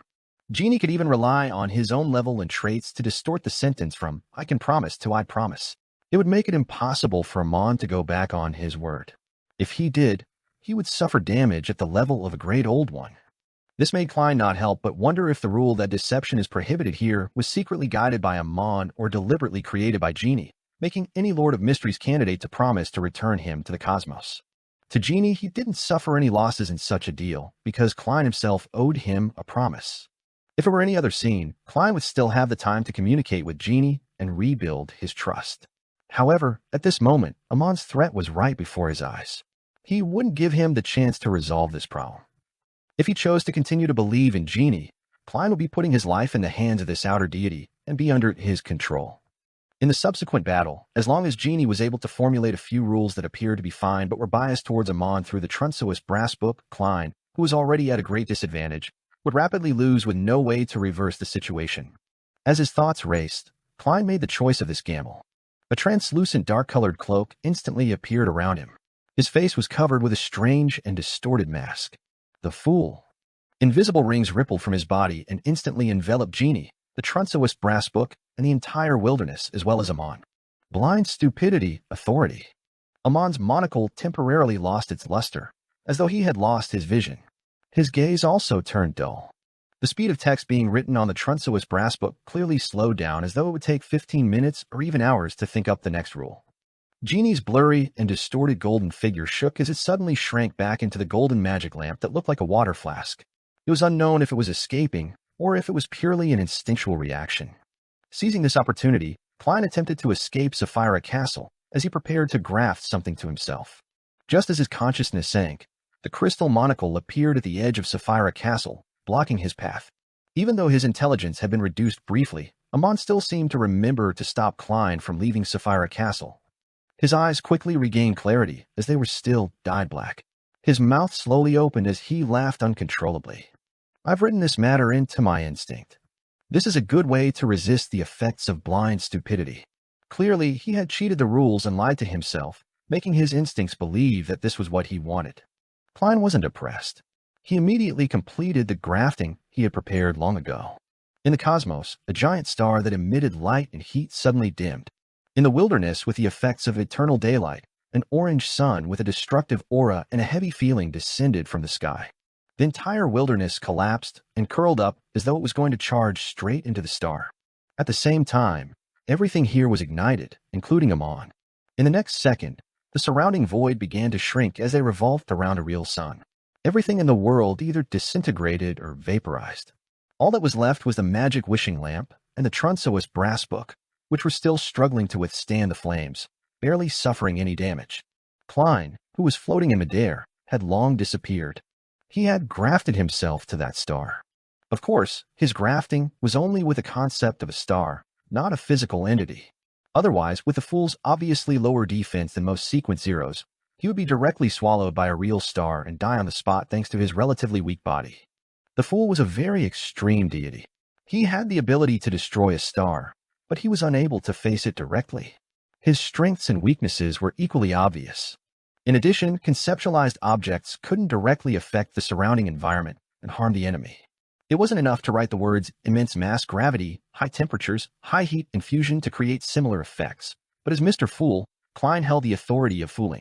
He made his surroundings change according to the concept of a star. This was an intense change and also a type of fooling. Amon, who was wearing a pointed hat and a classic black robe, was completely ignited under the illumination of the star. He began to vaporize. At this moment, his figure distorted as he was instantly dyed with resplendent starlight. He turned extremely illusory, as though he had transformed into an astral door. At that moment, Amon no longer resembled a physical creature. He was closer to a collective body of the symbols like wandering, astral world tunnel, key, and door. This was the ability of a planeswalker to use the astral world to head to different planets and worlds. They were able to transform themselves into symbols, allowing them to effectively use the astral world. At Sequence Zero Door's stage, the qualitative change in such powers became conceptualized. Amon transformed himself into a concept creature and avoided the damage brought by the star. A figure suddenly appeared behind him. It was Klein, who was wearing a trench coat and a top hat. Almost at the same time, Amon's thoughts slowed down a little. His spirit body threads were grabbed by Klein. Using the chaos brought by the star, Klein dispelled the combination he had with the corresponding concepts, and he secretly grafted the location of both parties and arrived behind Amon. Originally, without the concept of reassembly, the star's influence on the surroundings would immediately stop. However, Klein had fooled time, allowing the effects of the first 2 seconds to linger until now, allowing him to fool Amon. If possible, what Klein wished to do now was to deepen the control of Amon's spirit body threads and turn him into his marionette. However, he knew very well that in the present situation, the probability of success was very low. On the one hand, Amon could withstand damage and steal the spirit body threads back. On the other hand, he might be able to use the connection established between the two of them via the spirit body threads to use a bug and influence Klein and parasitize him. Before he had absolute confidence, Klein didn't want his actions to appear rash. The main goal of capturing Amon's spirit body threads was to give the other party a certain sense of sluggishness. This was a performance of the fooling authority during the stage of transforming into a marionette. And with Klein's present state, he was naturally more willing to choose such a low-level but effective method. This would be less of a burden on him, and it wouldn't seriously affect his mental stability like when he used the authority of fooling. At this moment, apart from Amon, his enemy also included the celestial worthy of heaven and earth for blessings in his body. Of course, Amon was the same. If he didn't suppress the celestial worthy's madness, the latter would have already revived in his body. After creating a brief pause in Amon's thoughts, Klein had three choices. The first was to take this opportunity to escape Sapphira Castle, but he wasn't sure if Amon's instincts were still working and would still attempt to stop him from escaping. Second, it was to summon the projections of the historical void, but it wasn't of much use. The effects of an angel-level existence could do little in this battle of gods. It was possible that they couldn't withstand Amon's gaze, much less their historical projections. Even if Klein wanted to use it to transmit information, it lacked sufficient value. The other deities couldn't enter Sapphira Castle and provide help.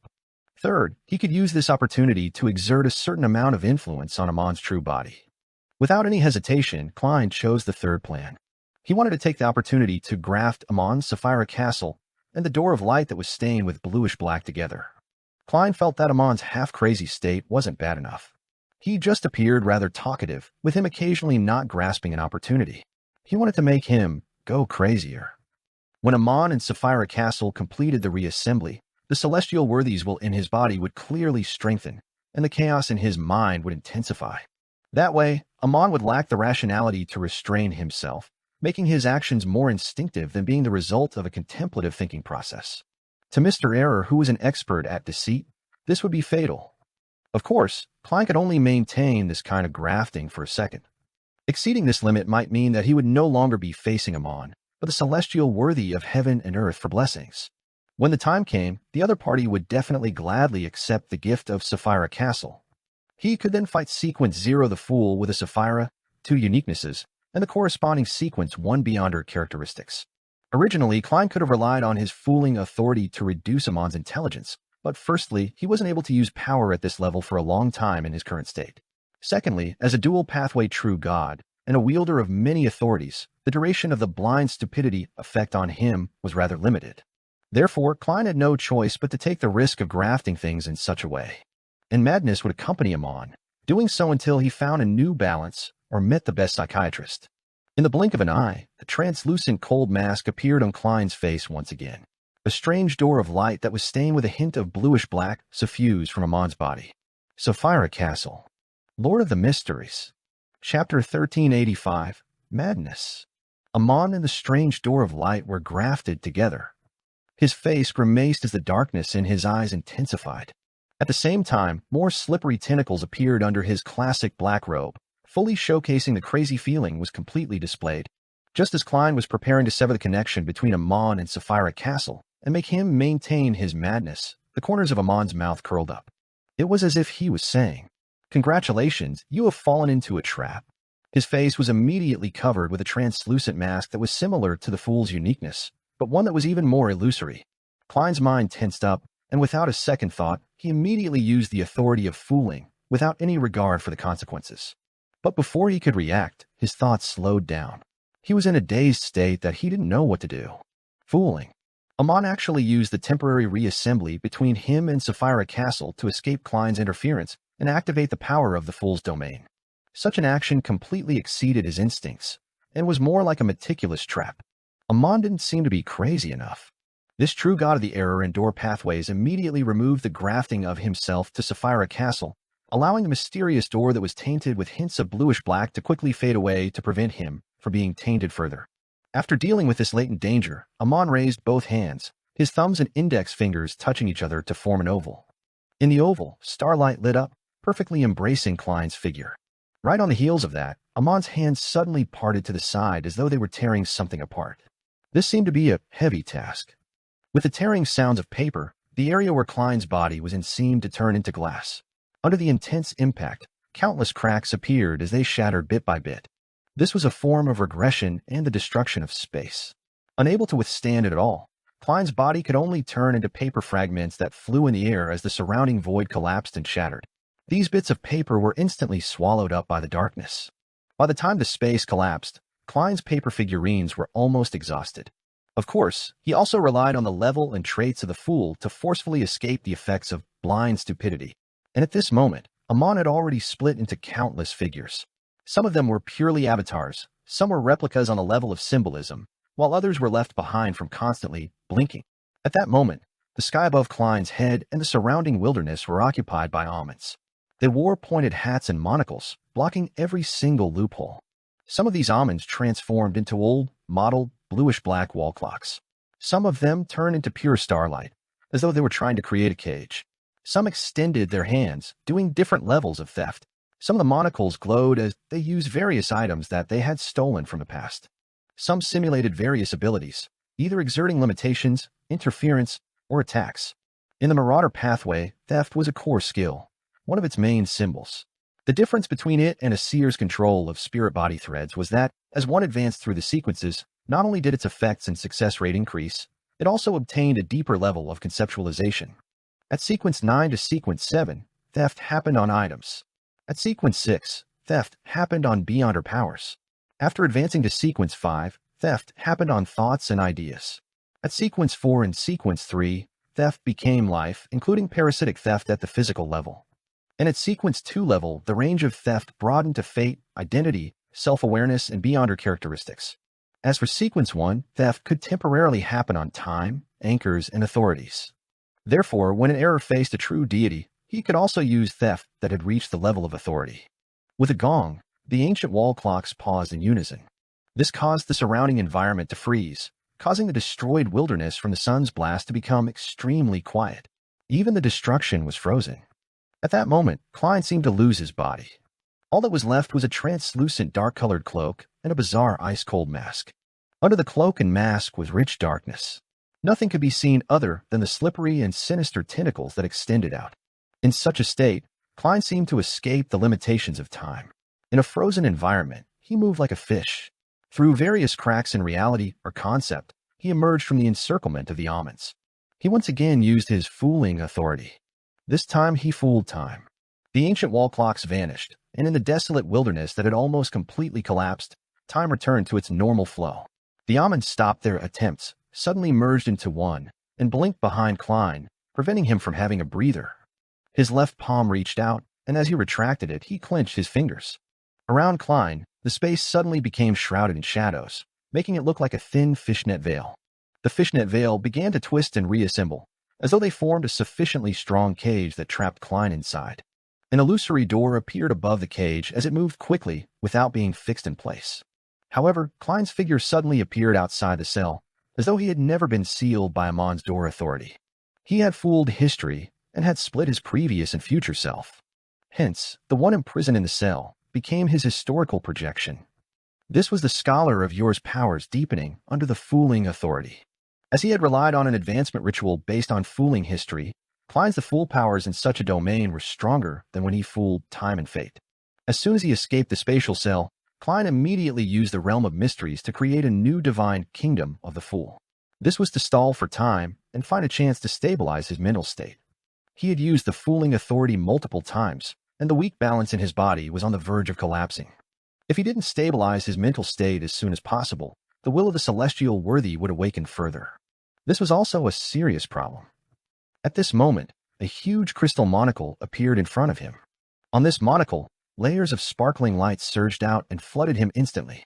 Klein's mental state suddenly stabilized, but the price was to lose all his emotions and desires. He didn't even want to resist. All he wanted was to stand there quietly and wait for the impending destruction. This was like an ordinary person being injected with a huge dose of anesthetic. At the same time, an illusory book appeared in the layers of light. The book opened, revealing a sentence. Tormented by the Lord of Mysteries' mental corruption, Klein Moretti had always been in great pain and a state of extreme exhaustion. After the intense battle, he has finally reached his limits due to the influence of his mind. He had decided to give up and stop resisting. Behind the huge crystal monocle, Amon, who was wearing a pointed hat and classic black robe, quickly outlined himself like a mountain. He looked at Klein, who had given up resisting, and his dark eyes turned lighter as the corners of his lips curled up. I stole it. How is it? Klein raised his head to look at Mr. Error, and he tried hard to open his mouth. He said weakly, "You were pulling off a deception from the beginning?" Amon raised his hands and said with a smile, "Unfortunately, you realized it too late." He made his thumbs and index fingers touch each other, forming an oval. In the oval, starlight lit up, illuminating Klein's figure. Right on the heels of that, Amon solemnly separated his hands, tearing apart the void where Klein and the surrounding environment relied on to live. The void was like glass, shattering into pieces like the collapse of a skyscraper. However, all the collapsing and destruction circled Klein's body, without directly affecting him. He was like a small fishing boat that calmly cruised through a storm. It appeared out of place and disharmonious, as though it didn't seem to belong here. Amon raised his hand and adjusted his monocle on his right eye, the smile on his face somewhat faded. A translucent cloak kept popping up and disappearing over the surface of Klein's body. He looked at the mountain like Amon, his eyes turning darker. From the moment you entered Sapphira Castle and said the first word, you began your deceit. At that time, Amon said that he had taken the risk to release the suppression of the Lord of Mysteries in his body in exchange for the identity of Sapphira Castle's owner. At that moment, Amon didn't take the opportunity to continue attacking Klein. He floated in midair and looked down at Mr. Fool. Klein didn't make any attempts either. His tone was strangely calm, as though he was preparing something. If simply releasing the suppression of the Lord of Mysteries is what allows you to enter Sapphira Castle at the cost of being half crazy, Antigonus could have done so back then. The Annihilation demonic wolf, Phlegria, from even earlier could have done it as well. You and Mr. Dorr, previously, had countless opportunities. Clearly, it's impossible to invade Sapphira Castle by just making the Lord of Mysteries awaken to a certain extent and using half-craziness in concert with error. There's no way you can find a usable bug in this matter unless you directly get him to replace you. Only when you possessed the door authority to go anywhere did you see hope. By creating a back door and using bugs, you could make Sapphira Castle treat you as the Lord of Mysteries and give you the corresponding authority. Of course, this will definitely require the awakening of the Lord of Mysteries to a rather dangerous state. Without this hidden identity, you won't be able to deceive Sapphira Castle without any reason. After absorbing Door's uniqueness, you didn't immediately infiltrate Sapphira Castle to deal with me, who was even weaker back then. It was because at that time, you were unable to completely withstand the awakening of the Lord of Mysteries' will, with you having just advanced. I believe you've already found a relatively safer solution. If I hadn't advanced to the Fool so quickly, you would have been able to enter Sapphira Castle in the best state to resolve everything sometime later. And now you have no choice but to bring this plan forward. There's definitely a very serious problem with you. You took the initiative to throw out the price of becoming half crazy to, on the one hand, make me think of countermeasures in this direction so as to lay a deadly trap in key areas, and on the other hand, you also wanted to divert attention and use this opportunity to conceal other problems. You're not half mad at all. Amon quietly listened to Klein's words. Rather abnormally, he didn't interrupt him, nor did he attempt to attack. Only when Klein was done did he say with an odd expression, "You're crazy. Lord of the Mysteries." Chapter 1386, Narrow Path. Upon hearing Amon's "You're crazy," Klein raised his head and laughed out loud. "I just gave up according to your arrangements. It's just that it's more complete than you think." As he spoke, an illusory brand appeared on the forehead of the ice-cold and bizarre mask he was wearing. It was a strange door of light that was tainted with bluish blackness. As for Klein, he was also enveloped in something similar. Under the translucent dark-colored cloak, more and more slippery and sinister tentacles appeared. They were densely packed and extended until they occupied the nearby sky. As his dark eyes flashed, Klein looked at Amon and said with a smile, "For me, instead of you becoming the Lord of Mysteries, wouldn't it be better if we let the past him revive?" After his mental state stabilized and he figured out the key to Amon's surprise attack, Klein's thoughts of giving up removed his resistance towards the Lord of Mysteries' will in his body, allowing him to further revive. It was precisely because of this that he was able to control Sapphira Castle at critical moments and borrow the power of error to avoid the collapse of the space created by Amon. Without waiting for Amon's response, the corners of Klein's lips curled up as he said with a smile, "After you were corrupted by Sapphira Castle and showed signs of madness, you immediately recovered and could use Sapphira Castle to create the effects of blind stupidity. After releasing the suppression of the Lord of Mysteries' will in you, You didn't enter a half-crazy state, as there are external powers helping you. You should have an extremely key important avatar. It might even be like Pala's choice to lower his level. It's sleeping at Adam's place, and it allows a visionary like him to personally protect your mental state. As long as the awakening of the Lord of Mysteries doesn't exceed the limits of what Adam can withstand, you won't go crazy here if you don't lose control there. Therefore, your most serious problem is that you have to maintain a normal connection with that body. Once it's interfered with, your condition will be in trouble. And this connection is actually very weak under Sapphira Castle's isolation effect. You deliberately showed a half-crazed state for 2 reasons. Other than luring me to find an opportunity in this direction and stepping on the trap you set up, you are also hiding this fact so that I won't be able to target this aspect while engaging in a battle with you. Of course, there are plenty of problems outside these ones. After all, you aren't fully prepared. If I had discovered these problems earlier, even if I was a king of angels with uniqueness, I would have the means to defeat you. Amon listened quietly and raised his hand to adjust the crystal monocle in his right eye. The corners of his lips curled up as he let out a sigh with a smile. Upon seeing this, Klein smiled and shook his head. You truly are powerful, cunning, and terrifying, truly worthy of the title of God of Deceit. If it wasn't for the fact that I had long considered what I would do when forced into a corner by you, and had no other choice, I definitely would have hesitated just now. And if I hesitated slightly, I would have already died. In that case, Amon would completely control Sapphira Castle, preventing Klein from returning from the fog of history for a resurrection. Amon stared at the increasing number of sinister tentacles extending out from under Klein's dark-colored cloak.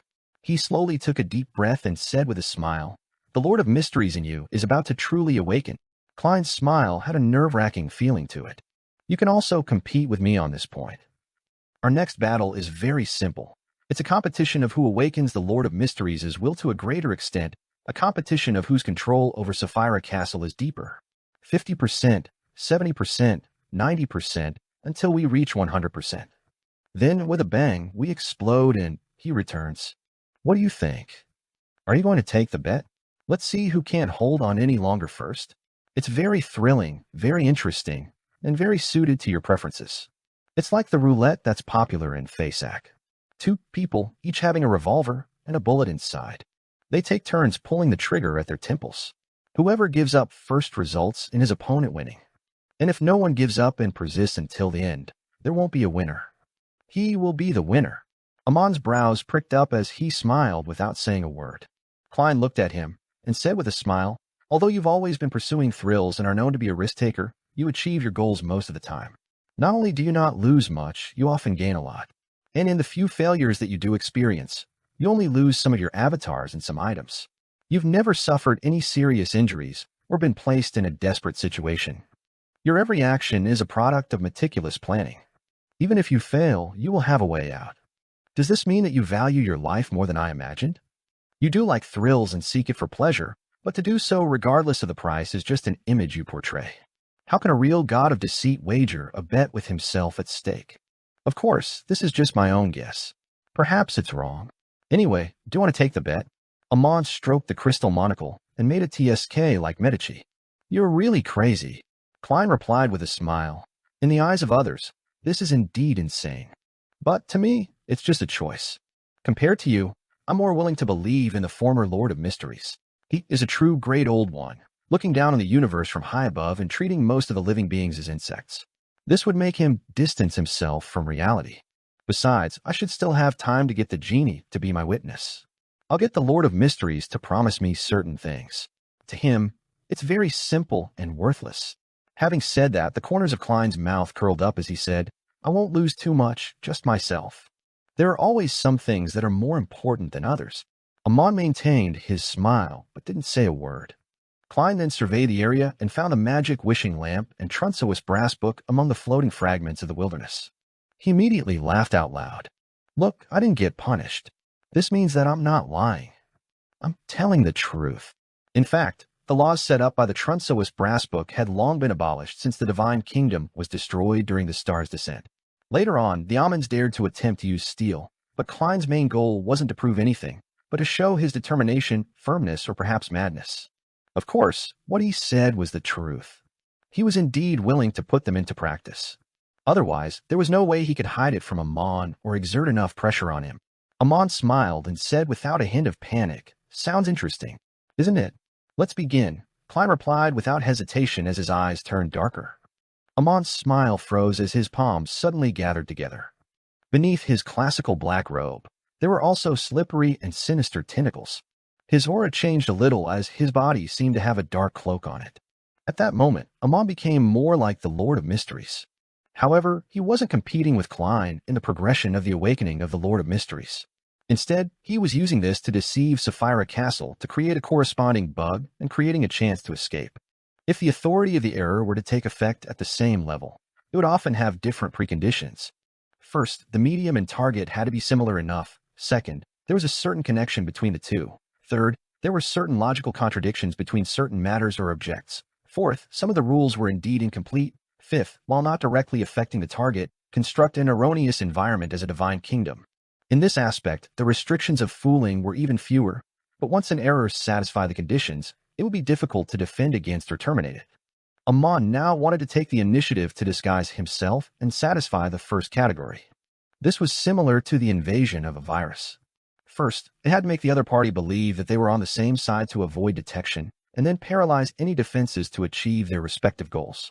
When a fruit looked like a strawberry, smelled like a strawberry, tasted like a strawberry, then it would basically be considered as a strawberry.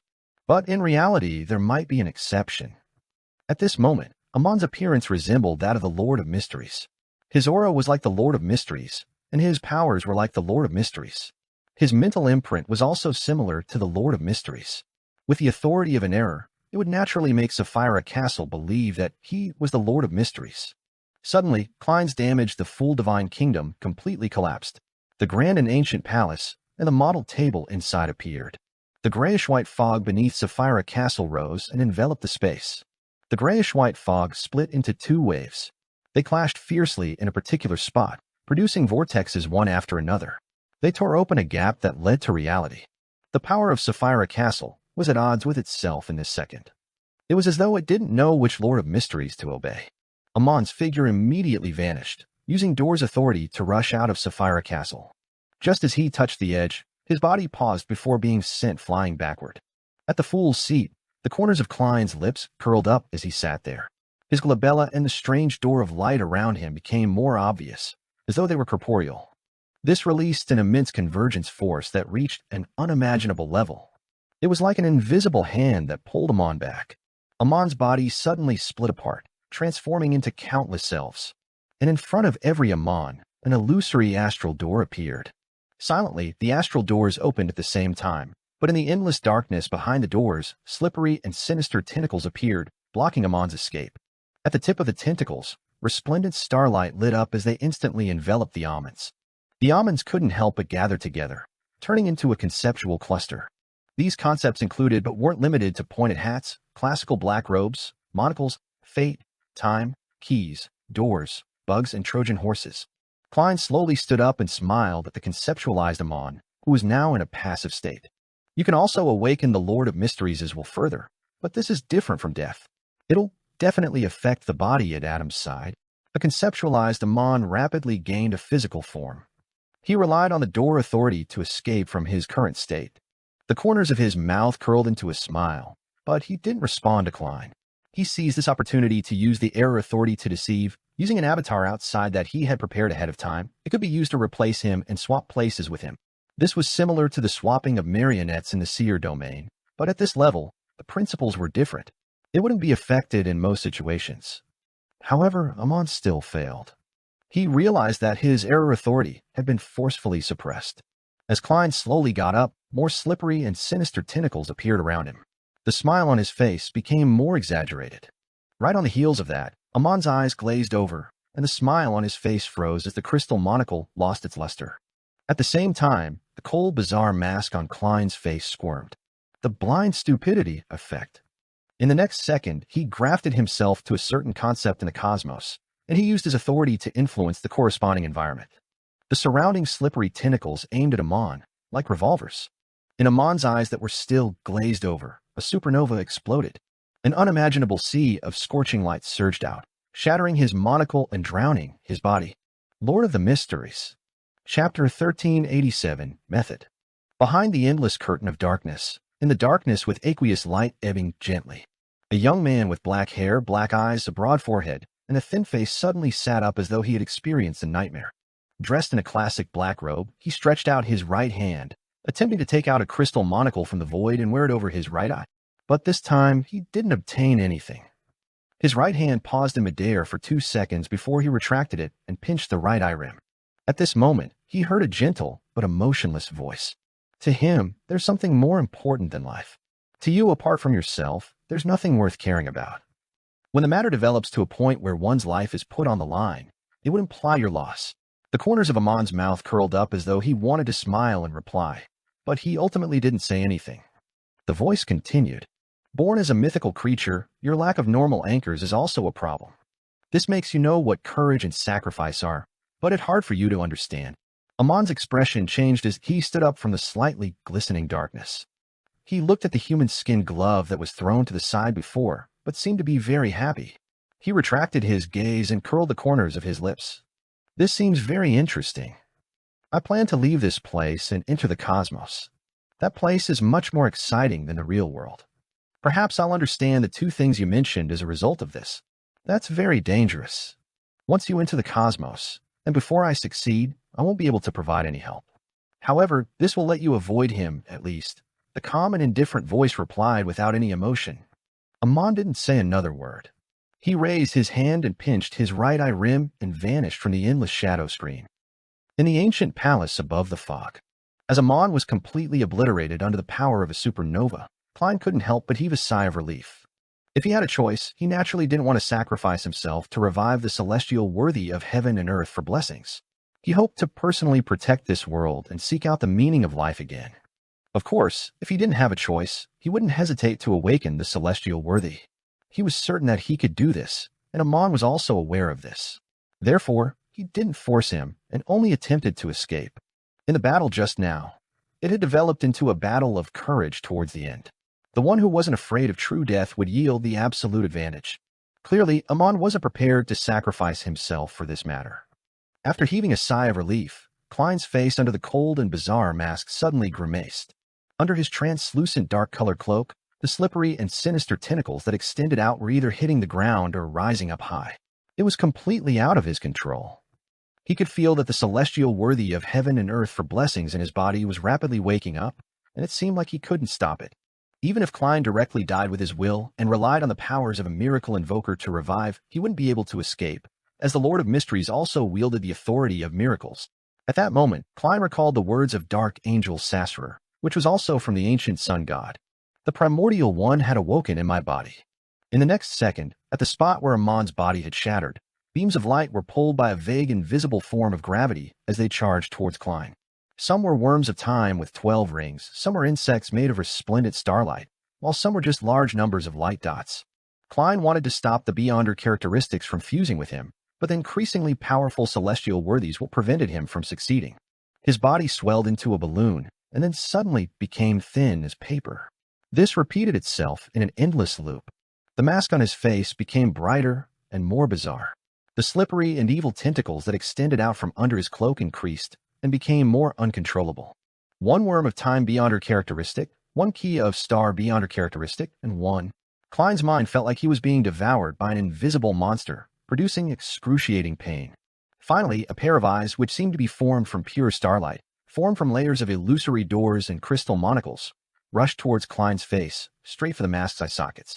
Almost at the same time, the strange door of light that was tainted with bluish blackness appeared on Klein's body again. Sapphira Castle. At that moment, Klein, Sapphira Castle, Door's uniqueness and Error's uniqueness, all had a strong inclination to congregate. Once they fused together, the Lord of Mysteries would completely awaken and complete his resurrection process.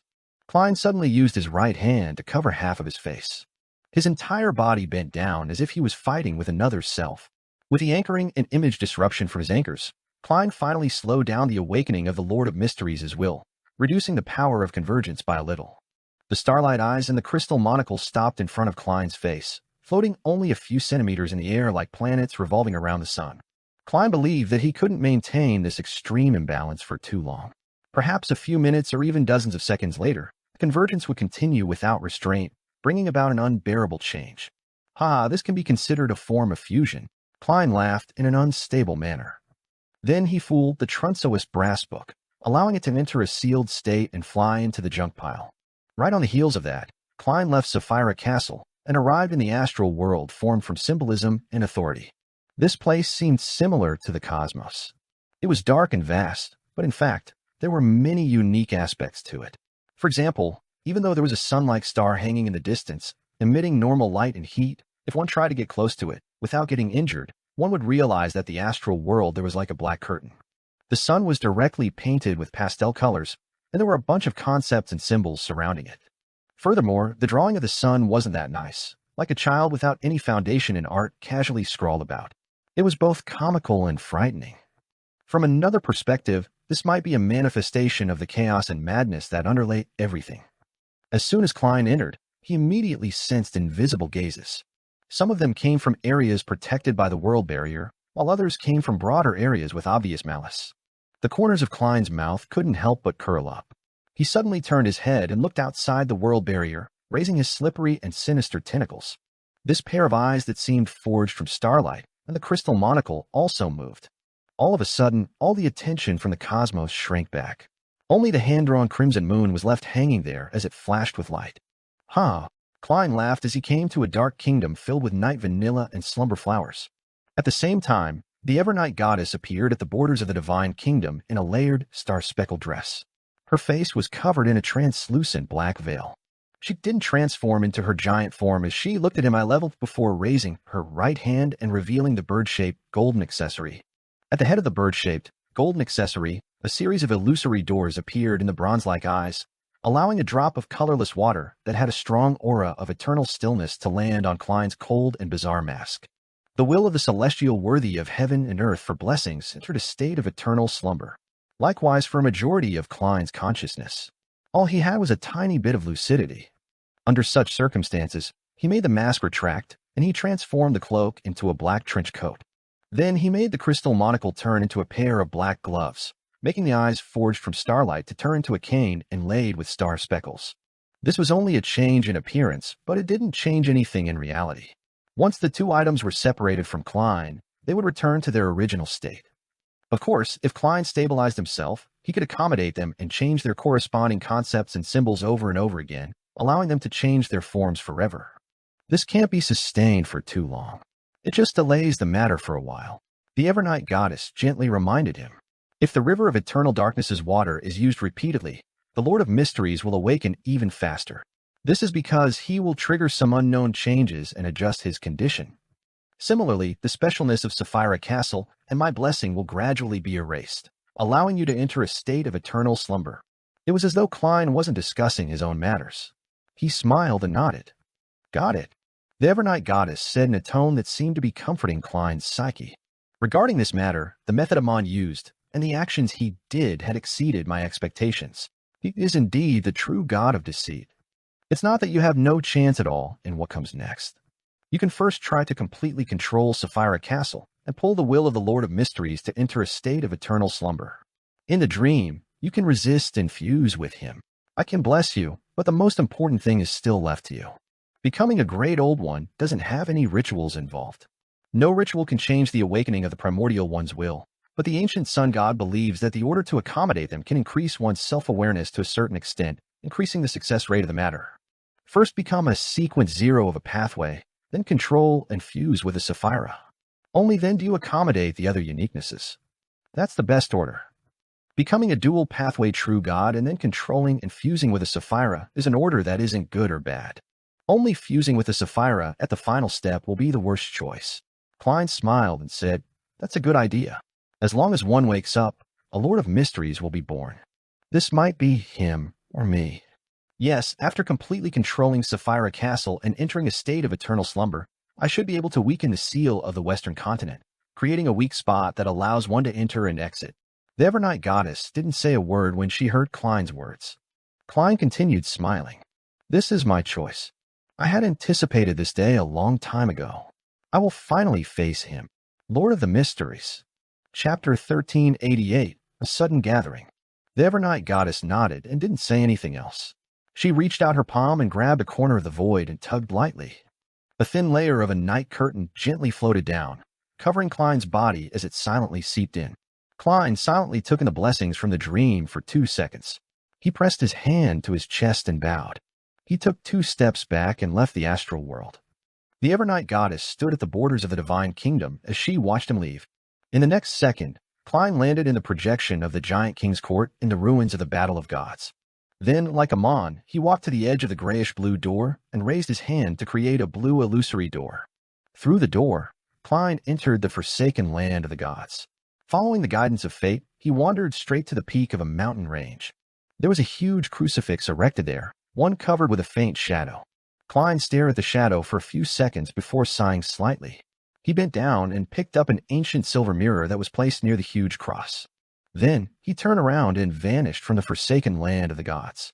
At the same time, the Worms of Spirit, who didn't need to be on duty in Sapphira Castle, informed him of Queen Mystic's current location. Klein raised his hand and took out the magic wishing lamp from the junk pile. Using the ownership connection between it and Bernadette, he used another wandering to appear on a rather hidden island where Emerald City was. Bernadette was flipping through the latest album catalog from Intis. Just as she sensed something, she saw Gehrman Sparrow hand her the magic wishing lamp. "Thank you," Klein said in a very normal voice. Bernadette pursed her lips as though she wanted to say something, but at that moment, her eyes flashed as though she had seen something and prophesied something. Hence, she silently reached out and took the magic wishing lamp. Klein then took out a metal cigar case that had signs of corrosion on its surface. "This is your payment."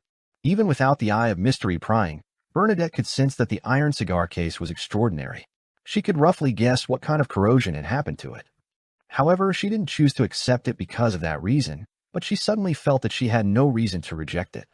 She hesitated for a moment before taking the iron cigar case. If he was still in a rather crazy state like before, Klein definitely would have smiled and said in an exaggerated manner the moment Bernadette hesitated, "This is a gift from Uncle. Take it." But now he was only left with that last bit of lucidity. He had to put in a lot of effort to prevent himself from falling asleep and not having the impulse to act like a clown. After leaving Bernadette's Emerald City, Klein seized the opportunity to wander to Backland to Dr. Aaron Series' home. Will Septon, who was sitting in a pile of toys, raised his head and looked at Dwayne Dantes in front of him. His tears suddenly streamed down as he choked. "I finally feel the opportunity." He was referring to the opportunity for accommodating the fate pathway's uniqueness. Klein squatted down and said without any expression, "I'm here to help you accommodate it. I'll steal your childhood and youth and allow you to instantly grow up. Then, by relying on a level of above the sequences but below that of a great old one, I'll forcefully help you to accommodate the die of probability. Of course, that alone won't be enough. It will require an additional fooling and use of a bug." The tears that Will Septon dripped down suddenly stopped. He muttered in astonishment, "So the two choices are actually the same.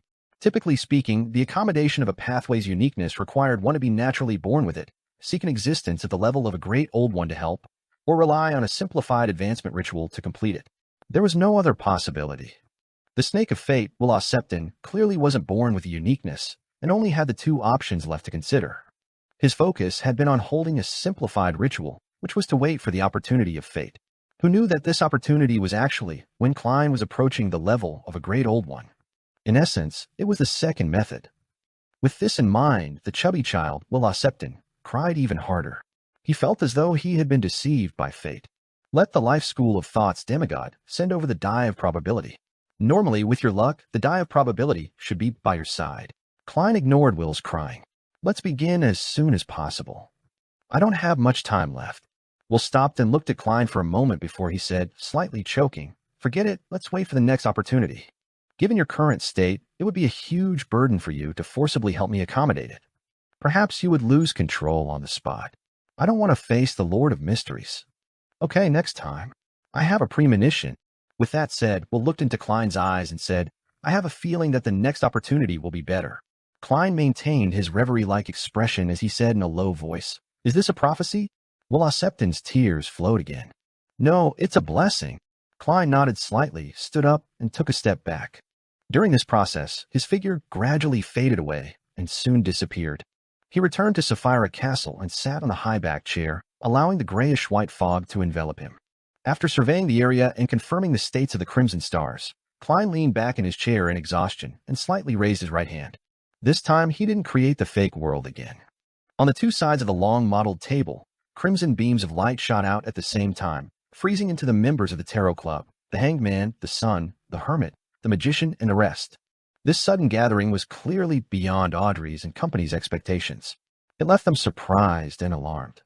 Before that, although they had come to Mr. Fool's Divine Kingdom on occasions that weren't a Monday afternoon, it was all planned. They knew in advance that they would be dragged here. They would have either applied for a mini-gathering in advance, avoid the full moon ravings, or treat Mr. World with psychological problems. It could be said that, apart from the first time, this was the second time they were summoned by Mr. Fool without any warning. This made even the slowest members of the club catch the hint of uneasiness and feel the air freeze. Thinking back to the World Gairman Sparrow's visit, and the words of Mr. Fool's blessed, Audrey, Alger, and Zyle simultaneously had similar thoughts. Is it finally here? Audrey subconsciously turned her head and looked down at the bottom end of the long modeled table. There was no one there. Although she was already mentally prepared, Audrey couldn't help but be stunned as emotions of uncontrollable sadness surged within her. In her heart, the World Gairman Sparrow's image had long since turned from a crazy adventurer and extremely dangerous beyonder to a person who wore a cold and tough facade but was a gentle, powerful, loving, mysterious, and lonely man who was burdened with many friends on his back. She believed that amongst the Tarot Club members, she knew the world the best apart from Mr. Starr. And now, this friend seemed to have encountered some misfortune, leaving behind only an empty seat. The Tarot Club lost its first official member. Where did Klein go? Leonard suddenly felt a little flustered. In this world, he was the only one he could befriend.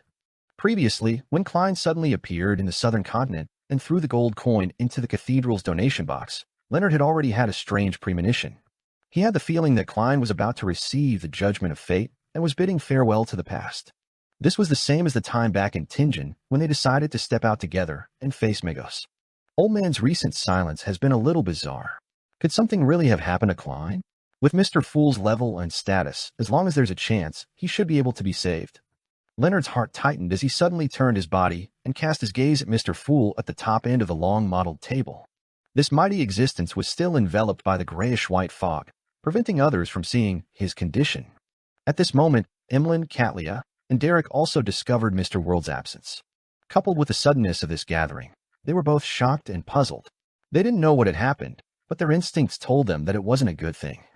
As a clairvoyant who had recently advanced, Catlia even felt that there was a certain problem with Mr. Fool. Mr. World isn't here. Zyle had previously mentioned that Mr. Fool and his few blessed were about to face a major challenge, and it's very likely that they would suffer a bad fate. Furs was also somewhat alarmed, inevitably having a strong fear due to some unknown change. She had once thought that she would sigh in relief because of Mr. World's disappearance, but from the looks of it, it wasn't like that. Instead, she found her heart heavy and a little horrified. Only then did she realize that at some point in time, the world had become the pillar of support for the Tarot Club outside of Mr. Fool. It made everyone feel at ease when they saw him. Of course, some fear was unavoidable. As Justice Audrey and company turned around and looked at the top end of the long-modeled table, Klein, who was already the real Fool, said in a low voice, "This is a last-minute gathering. Mr. Fool is very exhausted." Audrey, who sensed this, felt her heart tighten. She looked around and stood up as usual. After the members of the Tarot Club stood up one after another, Audrey lifted the ends of her skirt with a heavy heart and curtsied at the end of the long-modeled table. "Good afternoon, Mr. Fool. Lord of the Mysteries." Chapter 1389, The Fool's Commission. "Good afternoon, Mr. Fool." The other members of the Tarot Club appeared rather solemn as they followed Miss Justice's usual greeting. After they sat down again, the Fool Klein surveyed the area and slowly said, "I will be entering a state of slumber." Upon hearing this, Alger, Audrey, Zyle, and Furs felt like their speculations had finally been confirmed.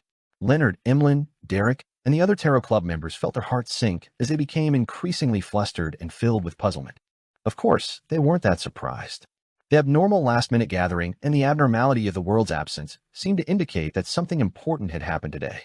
Klein maintained his last bit of clarity and said in his previous tone, "This involves a war that's at the level of above the sequences. It has something to do with the apocalypse to a certain extent." Indeed, Alger acutely caught the words above the sequences. He had long suspected that there was another level above sequence 0, the one occupied by the ancient sun god when he had 8 kings of angels. Now, Mr. Fool had finally confirmed his guess and resolved many of his doubts. Catlia and company also noticed the hidden message in Mr. Fool's words. Those who had similar guesses like the Hanged Man felt enlightened, while the ones who had never had such guesses were inevitably surprised and confused when they heard it. However, they quickly combined what they had learned from the past and came to a realization. The fool Klein continued, only after you become an angel do you have the right to know the exact situation. Otherwise, just understanding it will bring corruption. This made the Tarot Club members think of the words underground and cosmos. They were momentarily unable to contain their thoughts. Klein looked at the end of the long mottled table and said, "My blessed, the world has entered a deep slumber. It's unknown when he will wake up. Then what should be done?" Leonard nearly blurted out, but he could clearly sense that Mr. Fool hadn't finished his sentence. Therefore, he forcefully held back his urge. The fool Klein swept his gaze across him. "Next is a long-term commission for all members. Spread my name more widely, but don't clash with the Orthodox churches. When necessary, you can choose to use a more concealed method to proselytize. This will aid in my awakening. Also, spread the news of the world being my blessed, and record it in the church's Holy Bible. Of course, do not include information that involves his personal information. Remember one sentence, the awakening of the world spells the fool's return." Klein wanted to increase his number of anchors. This might be useful in a battle with the Lord of Mysteries in his dream. At the same time, he wanted to mold the world into a saint of the Church of the Fool, an angel beside the divine throne, so that this image could also greatly share an image with the believers and obtain his own anchors. To put it simply, Klein planned on having a believer contribute 2 sets of anchors. After all, to him, be it the fool or the world, all of them were just an identity of his. Furthermore, the image created by anchors wouldn't be uniform. They were different and wouldn't affect him. At the level of the fool, the church would spread the name of the deity, the fool's sacred emblem, and all kinds of religious teachings without any concrete images. As for the world, he had quite a number of identities, such as Gehrman Sparrow, Dwayne Dantes, and Merlin Hermes. It wouldn't fixate on a single image. The reward is the convenience you have enjoyed in the past, the responses you received, and the corresponding help given to your future prayers, the fool Klein said without a change in tone. "After I begin my slumber, I can still respond to my prayers in a certain way, but not every time. If there's something very important that needs help, pray a few more times." He could tell from Antigonus's state of eternal slumber that dreams could be projected outside. As long as the correct method was used, a sleeping deity could make use of the dream to a certain extent to respond to prayers. Regarding this situation, the members of the Tarot Club weren't stumped by it at all. On the one hand, most of them were either openly or secretly spreading the faith of the fool. On the other hand, it was very common to pray to deities without receiving a response. Mr. Fool's responses from before were considered extremely rare. They had almost never heard of anything like this happening elsewhere. To be able to receive a response through repeated prayers on important matters was better than most of the clergymen of the Orthodox churches. Yes, Mr. Fool. The Tarot Club members didn't hesitate at all as they accepted the long-term commission. Among them, Leonard was the one that answered from the bottom of his heart. He was most eager and impatient. To him, spreading the faith and biblical canon of Mr. Fool was to awaken Klein. This made him instantly find the motivation to do something else other than his usual work. At this moment, the fool Klein nodded slightly and cast his gaze at Katlia. The previous commission to gather all the information regarding the hidden sage suddenly coming to life is still effective.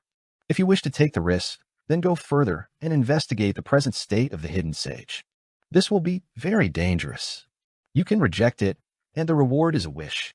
Katlia thought for a moment and said, "Honorable Mr. Fool, is this related to awakening you? Is it related to surviving the apocalypse? Perhaps, perhaps not. I can't give you a definite answer right now. I just see some visions." This time, Klein didn't deliberately create a high-level persona of the fool, because he was already the fool. Also, watch over all your subordinates that are beyonders to the Earth and Moon pathway. Katlia fell silent for a moment before slowly saying, "I'll accept this commission." The fool Klein cast his gaze to the other side and said to Derek, "Your mission is to protect the new city of Silver and New Moon City and protect the Rorsted Archipelago. The more believers I have and the safer they are, the higher the chances of me waking up. On this foundation, think about how to expand the church and spread the faith. Your payment is to become my blessed." Derek's eyes suddenly burned as he recalled the encouraging gaze he had received from the chief when he pushed open the final door of the giant king's court. He took a deep breath and said in a firm tone, "Yes, Mr. Fool." Klein nodded and looked at Furs. "You need to protect the Abraham family well to prevent them from suffering the temptation of the cosmos. Also, gather more information regarding the fourth epoch and figure out Mr. Door's condition at that time. Uncover some of the latent problems of the Abraham family. That's something I wish to do." Furs hesitated for a moment, but she still expressed that she would do such things even if she wasn't given the commission. The fool Klein didn't give his approval or disapproval. Instead, he said, "If you're willing, you can write down biographies and stories of the world's different identities using different aliases. The reward for above is that when you have a chance of becoming a planeswalker and have to head to the cosmos, you will receive my blessings." Although Klein knew that he could use a dream to give a response to a certain extent in his sleep, he wasn't sure if he was the one who had the upper hand or the Lord of Mysteries.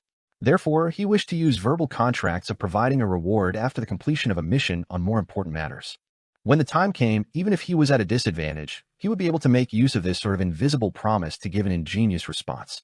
Planeswalker. Furs was taken aback. To be frank, she had never considered this problem before. What she was worried about was the digestion of the secret sorcerer potion and the wanderer ritual. Soon, she composed herself and said, "Yes, Mr. Fool." Klein then cast his gaze at Emlyn. The besiegement of the Rose School of Thought involves preparations for the apocalypse. It's rather dangerous. Even if an angel is participating in it, you have to pay attention to your own safety. Your commission is to try your best to gather blessings, auras, and items given by the primordial moon to her believers in the Rose School of Thought. These might be more dangerous than a Grade 1 sealed artifact. At that moment, although Klein still maintained the fool's tone, there were hints that resembled a friend's warning. This made Audrey, who had stabilized her initial mental state, sense something different. Recalling what Mr. Fool had said to the other members, she sighed inwardly. Mr. Fool's humanity seems to have become richer just as he is about to enter a deep sleep. While Emlyn was slightly surprised and puzzled, Klein continued, "Apart from participating in the besieging of the Rose School of Thought's mission, I hope that you can form a pharmaceutical company and perform research on how to mass-produce the medicine with magical effects.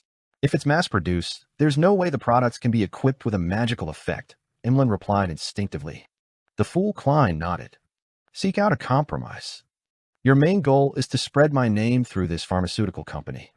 The reward will also be a wish. This isn't a matter of danger, but whether it's possible. The simplest solution is to give me 1,000 apothecary potions. I can form an apothecary factory for mass production." Emlyn mumbled inwardly before replying seriously, "Yes, Mr. Fool." Klein looked to the other side and said to Zio, "The apocalypse is approaching. Be it the Red Priest or the Demonist pathways, they will become active. Your mission is to rely on the official factions to investigate the whereabouts of the 3 Sequence 1 Beyonder characteristics and the uniqueness of the Red Priest pathway. If there's a chance, find a clue to confirm the primordial Demonist present condition. It's very dangerous." Klein didn't mention the payment because he had already paid for it. Zio had her wish fulfilled by holding a ritual and becoming a Sequence 4 imperative mage.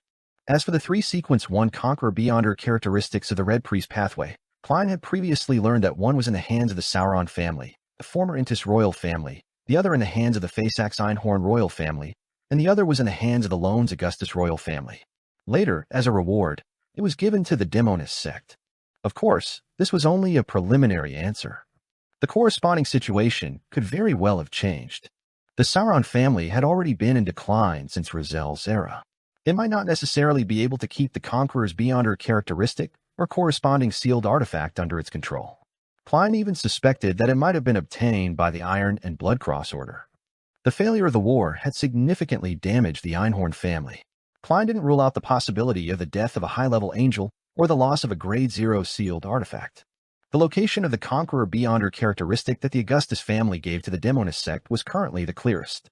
However, Klein knew that the Red Angel evil spirit, Sauron Einhorn Medici, had been eyeing it all this time. Perhaps he had succeeded, or perhaps he was carrying out whatever plans he had. There were no clues to the corresponding Red Priest uniqueness at the moment. The last time the mysterious world knew of it was at the end of the 4th epoch, during the Pale Disaster.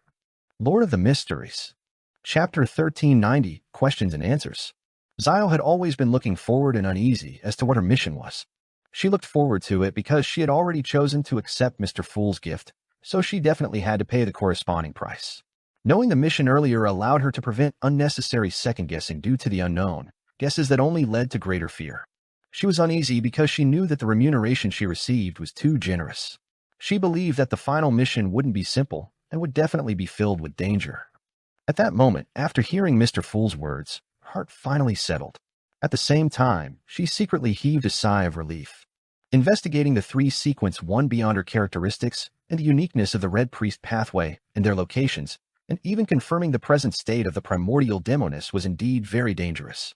It was a mission that would result in a terrifying corruption if she wasn't careful, but was at least better than snatching the uniqueness and sequence one beyond her characteristics or directly facing the primordial demoness. If it were the latter, even with the official faction supporting her, Zio didn't think that she could accomplish it. All she could do was write a will, ready to sacrifice herself at any moment. And if it was just the former, she could use a more roundabout method to obtain the information. She didn't need to encounter powerful existences with high statuses. As a Sequence 4 demigod, Zio was confident.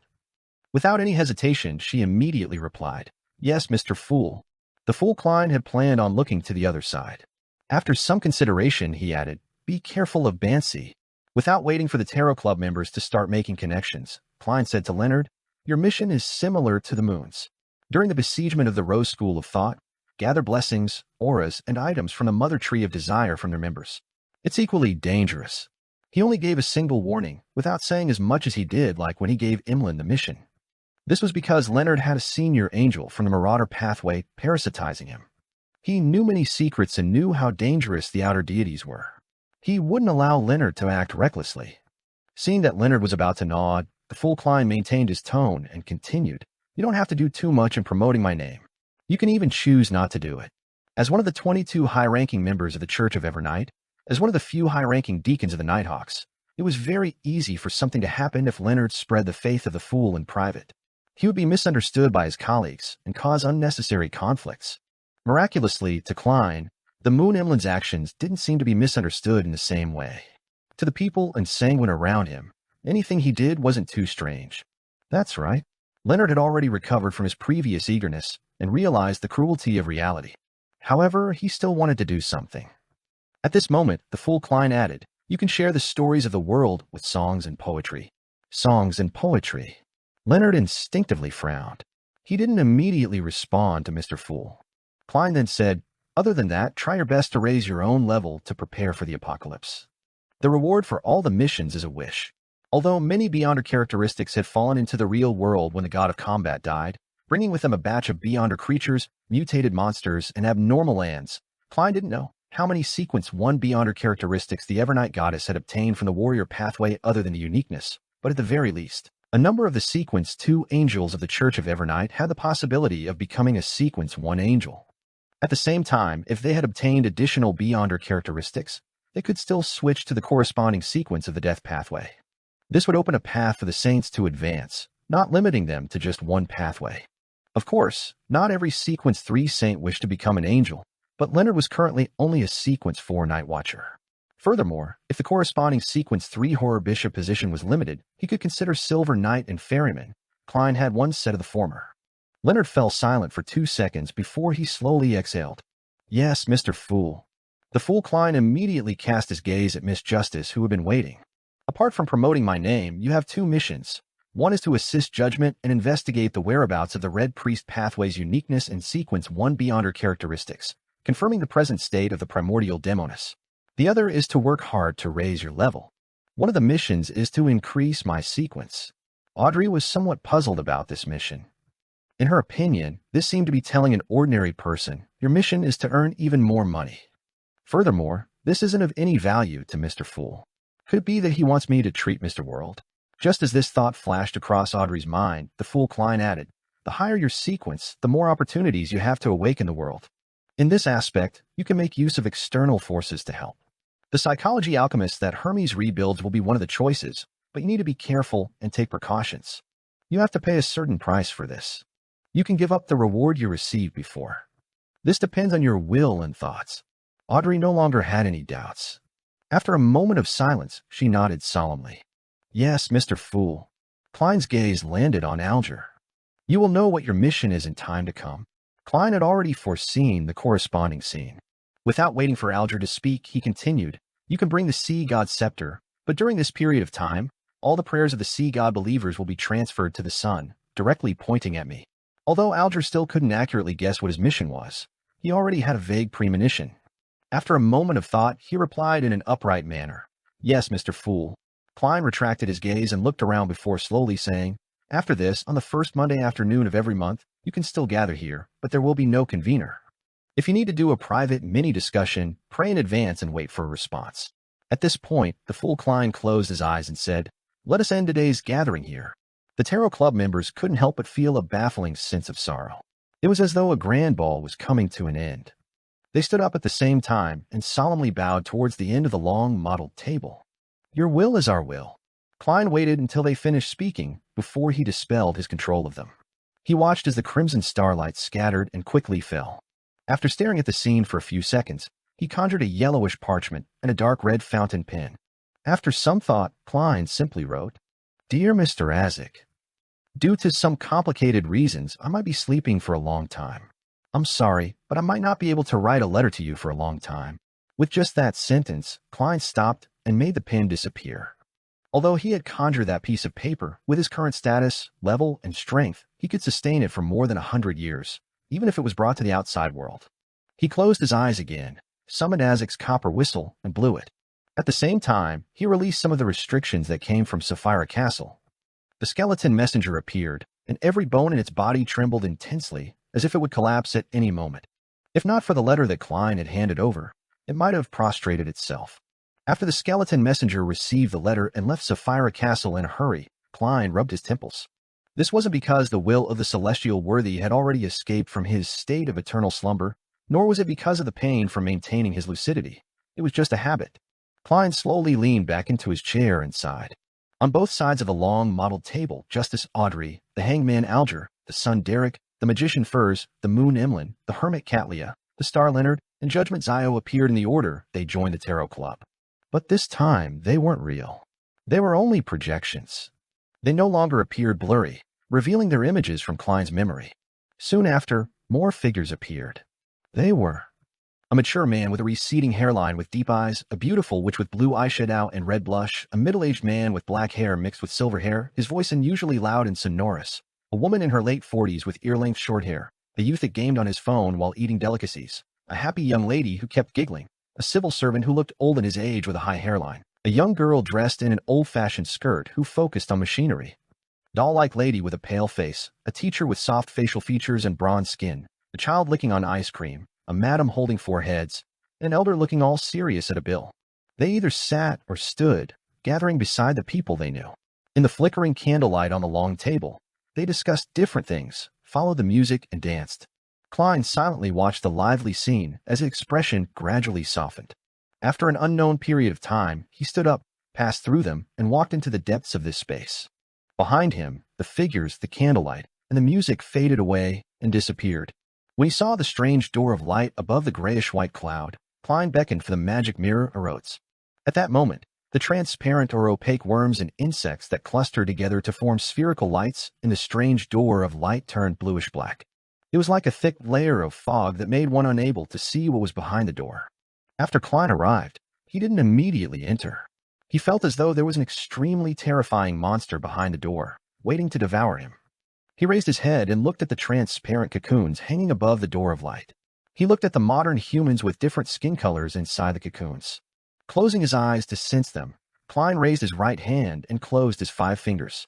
The cocoons cracked open as the people inside transformed into specks of light. They flew out of Sapphira Castle and landed in the real world, into the bodies of those who had just died. After doing this, Klein lowered his head and looked at the magic mirror in his hand. "Are you scared?" The aqueous light on the surface of the ancient silver mirror swirled, and the pale words outlined itself. "No." In the next second, Erodes raised his own question according to the rules. "Great Master, are you afraid?" The corners of Klein's mouth twitched. "Yes." With that said, he took a step forward with a magic mirror in hand and walked towards the bluish-black fog in the middle of the strange door of light, passing through it. His figure disappeared behind the door that had the unknown hidden behind. The cracked cocoons were still gently swaying. Lord of the Mysteries. Chapter 1391. Facing It. In the dark blue waves that seemed to never stop in the Berserk Sea, the future was like a leaf, being thrown high up at times and smacking down at other times. In these waters, there were still some pirate ships that were cruising. They were used to such situations and felt that it was as natural as the sun rising. After Catlia returned to the real world, she pondered for a moment before spreading open a piece of paper and writing. She wanted to ask the Queen what happened recently. In fact, before Mr. Fool announced that he would enter deep sleep, Catlia had already sensed the impending monumental change. Whether it was the sudden closing of the doors or the meteor shower streaking across the sky to illuminate the world, it gave her some inspiration as a clairvoyant, allowing her to see some blurry visions. Of course, she was limited by her own level, position, and status. She didn't have enough knowledge of what had happened, and she was unable to grasp what exactly had caused Mr. Fool to choose to sleep. All she could do was ask Queen Mystic Bernadette, who had long advanced to the level of an angel and led a mysterious organization while being in control of many powerful sealed artifacts. Just as Catlia summoned the messenger and took out the letter she had written, she was taken aback. At that moment, a purple light was accentuated in her eyes. It became extremely saturated and slowly flowed like a river. She felt that Mr. Fool had entered a deep sleep. Unconcealable hesitation, confusion, and sadness arose in the Admiral of Star's heart. For some reason, she felt an inexplicable palpitation, and 2 drops of tears unknowingly slid down her face. She seemed to understand something, yet nothing. She only knew that it was unknown how much time it would take for Mr. Fool to wake up from his slumber. Taking off the heavy glasses on her nose bridge, Catlia wiped the corners of her eyes, allowing her emotions to return to normal. She walked to the window and looked at the deck. Frank Lee warmly invited the crew to taste his newly brewed beer, but none of the pirates dared to try it. Thankfully, I sent Seal to the Queen ahead of time. Now, all I need to do is watch over Frank. Without Mr. Fool's watch, I have to be more careful and pay more attention to him. Yes, I have to find something for Frank to do other than research. He's a first mate, so he can't always be working on something else. Catlia thought with a heavy expression. After considering how to deal with Frank, as well as how to reorganize the small number of pirates from the Earth and Moon pathway onto other ships and not frequently interact with Frank, Catlia focused her focus on the Hidden Sage. Although she was already one of the 10 pillars of the Moses Ascetic Order, due to her background and the influence of the Hidden Sage, she had never received the trust of the president and the other higher-ups. She could only be an ostracized person who teetered on the periphery of the organization, who had her own circle and respective faction. From a certain perspective, her relationship with the Moses Ascetic Order was closer to that of a partner. On the one hand, she needed a faction and a powerhouse to project her will over the 5 seas. On the other hand, she yearned to obtain corresponding knowledge and materials, and to obtain the information regarding the Hidden Sage that represented a deity suddenly coming to life and confirming his current state would necessarily require her to become a core member of the Moses Ascetic Order. With my present identity, there's no problem with me participating in the internal decisions of the Moses Ascetic Order. Only by truly participating in these will I be able to come into contact with more information and elevate my own status. However, this will be rather dangerous.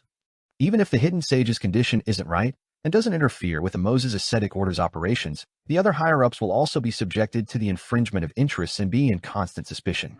They will counterattack to a certain degree. There are at least 2 of the 10 pillars that I can't see through, making me instinctively feel danger. And confirming the state of the Hidden Sage will be even more dangerous. If anything goes wrong, I'll immediately be corrupted and eroded by him. The more Catlia thought about it, the more she felt that the mission given by Mr. Fool was difficult. She had always been teetering at the periphery of the Moses Ascetic Order with her identity as a pirate. In fact, she had her worries about this matter. She was afraid that if she went too deep into the organization's internal affairs, it would expose the fact that she was still in contact with Queen Mystic. She was afraid that the other 10 pillars would one day suddenly point her out as a spy and eliminate her on the spot. At that moment, Catlia even wanted to abandon Mr. Fool's mission and identity as one of the 10 pillars of the Moses Ascetic Order. She wished to return to the dawn and return to the Queen's side. That way, she wouldn't need to worry about this matter anymore. If there were any problems, the Queen would be able to stop them. Ever since she left the dawn, she had to shoulder everything by herself. Catlia had always felt exhausted as her shoulders remained heavy. However, this thought was quickly given up by Catlia. She sighed softly. She understood that she would never be able to return to the time when she was a little girl without worries. She wasn't only responsible for her own life, but also the fate of Frank, Heath, Nina, and the other crew members. Furthermore, she had predicted the arrival of the apocalypse. She hoped that she could become the Queen's most powerful helper and do something for this world. Catlia closed her eyes and muttered to herself, then face it, to truly integrate into the Moses Ascetic Order and gather the relevant information. After making this decision, Catlia no longer concealed her strength. She raised her hands and used a fairy tale magic. In the eyes of the surrounding pirate ship crew, the future and its fleet became illusory at the same time, turning into countless bubbles. The bubbles reflected a dreamy color under the light's illumination. Then, they slowly melted into the sea. Just like that, the future and its fleet disappeared from everyone's eyes. Many knowledgeable pirates were first shocked and stunned. Then they had a thought. A new queen over the seas has been born. Queen of Stars. Backlund, in a particular house. Zio, who had yet to sort out her thoughts after returning to the real world, saw Furz's figure appear in front of her as she shouted, "That mission of yours is too dangerous." Zio was taken aback as she instinctively pointed out a problem. You didn't knock. This was the worst part of living together with a demigod of the apprentice pathway. Furz first reflected on herself for a second before confidently saying, "You didn't close the door." She pointed at the ajar bedroom door. "I actually didn't close the door." That's right. This was a last-minute gathering. I wasn't prepared for it before the matter. Zio opened her mouth, but she couldn't say a word. Both of them looked at each other speechlessly for a long time, but none of them broke the silence. Finally, Furz decided to forget the accusation and focused on the mission itself. A mission that involves Sequence 1 and a uniqueness is too dangerous. With that said, she recalled that Zio had already accepted Mr. Fool's gift. Her eyes reddened uncontrollably as she couldn't help but mumble, "Remember to get my help? At the very least, I can help you escape." To them, the things they experienced before had involved very few matters at the Sequence 1 level. Apart from Mr. Fool and the World Gehrman Sparrow, at most it was them being watched by he who must not be named. At other times, they would at most do trivial matters at the periphery of corresponding matters. They had never faced an enemy that could be addressed as him. Therefore, when she thought of how her friend's mission involved Sequence 1 beyond her characteristic, or even a uniqueness and true deity, Furz couldn't help but feel nervous and worried. Zio smiled and said, "I'm just seeking clues and investigating the truth. It's not like I need to face them directly." She paused for a second and said, "The apocalypse is approaching. We have to do something. Look, even Mr. Fool has fallen into a deep sleep. What's more, trivial figures like us. If I didn't quickly become a demigod, perhaps there's nothing I can do. No, there's at least some hope. At the very least, I can try to awaken Mr. Fool." Furz had experienced many things and had long understood this principle. She had only been venting her emotions, but now she had calmed down. She thought for a moment and said, "What are you going to do next?" "Just relying on myself to investigate, it will definitely be very difficult. I'll definitely need to use MI9's intelligence network. I plan on finding a suitable opportunity to let them know that I'm a Sequence 4 demigod. In order to not be suspected, I might need Miss Justice to give me some hints and make some arrangements." Zio answered seriously. "Vorstellungsrecht. I'll come up with a script for you. I'll act as an antagonist and simulate a lunatic who attempted to advance to Sequence for Imperative Mage and then be defeated by you." As she spoke, a story took form. She immediately sat beside Zio's desk, took out a pen and paper, and started writing. "After I write up the story, I'll get Miss Justice to make some amendments and make it appear reasonable," Furz said as she wrote. As a secret sorcerer, there was no doubt that she could prevent their conversation from leaking out. Zio thought for a moment and said, "Isn't your most important task now to write the biographies and stories?" That's simple. I've already thought of plenty of scenes, and there's a lot of material on my mind." "No, nothing of that sort." After muttering a few words, Furz placed all her focus on writing a script for Zio so as to gain MI9's approval. Seeing her good friend focused on her matter, a smile gradually appeared on Zio's face. She then cast her gaze to the ajar door and heard her brother, Rio Dericha, seemingly reciting the ancient Fasak words. This was a requirement for studying law to become a lawyer. Their mother was instructing 2 servants to clean up the living room. Their voices reached Zio's ears, and her expression gradually became firm. Although she had no idea what would happen when she faced the MI9 brass, and even though she would encounter unknown dangers when completing Mr. Fool's mission, as well as the unknown future during the dawn of the apocalypse, Zio knew that if she didn't do anything or take on certain risks and just enjoy the pleasant times with her family just like that, she would ultimately be drowned by the floods like most people who were unprepared. And now there was at least a path filled with brambles, one that had a glimmer of light at the end of it. It needed the realization of sacrifice, and to grasp it with courage. Lord of the Mysteries. Chapter 1392. Yesterday, no more. In a room beside the Evernight Cathedral in the southern continent, East Balam, Leonard's consciousness returned to the real world. After a few seconds of silence, he picked up the cup of coffee that had turned cold and took a sip. The bitter taste filled his mouth, gradually waking his mind up. "Old man, what happened today?" Finally, Leonard couldn't help but ask. After a moment of silence, Palaz Zarost replied wistfully, "Error has perished." "Error." Leonard almost didn't realize which existence Old Man was referring to. In the next second, he couldn't hide his astonishment as he nearly forgot to whisper, Amon? This was a standard true god. Yes. Palaz Zorost's voice sounded like he had aged considerably. To be precise, Amon's main body perished. Leonard wasn't in the mood to distinguish the subtle meaning behind Old Man's words. He asked in disbelief, Why was there no sign of it? He had witnessed the phenomena before and after the god of combat died.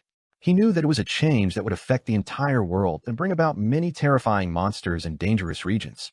And just now, the only two abnormalities were the doors and windows suddenly closing and him seemingly forgetting something. In reality, the latter wasn't strange at all. Most people would encounter something similar during their daily lives. Palaz Zorost's tone sank. He should have perished in Sapphira Castle. Sapphira Castle. Leonard was shocked. The venue of the gathering he had just attended was inside Sapphira Castle. A war between gods has just erupted there. Amon actually infiltrated Sapphira Castle. Amidst Leonard's thoughts, his expression gradually turned solemn. Old man, Mr. Fool was injured because of this and had no choice but to enter a state of slumber? Is he about to enter a state of slumber? Palaz Zorost asked in return.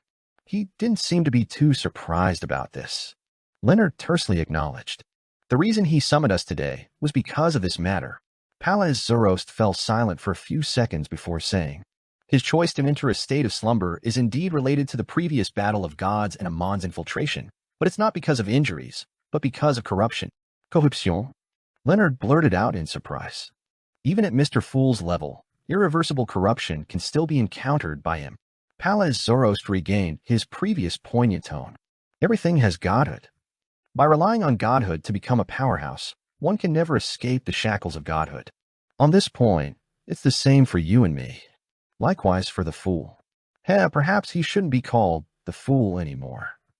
He is equivalent to half a Lord of Mysteries. Lord of Mysteries. Regarding the problem of the mental imprint in a beyonder characteristic, Leonard indeed had a deeper understanding of it than demigods at his level. However, he still had several holes in the knowledge on this matter. Even though he had heard Old Man mention the term Lord of Mysteries, he didn't understand what it meant. However, at present, he could confirm that Mr. Fool's level had transcended Sequence 0 according to Mr. Fool's words during the gathering, and what Old Man had just said, his strength was enough to kill a true god. Leonard cleverly didn't probe further. He changed the topic in a deep voice.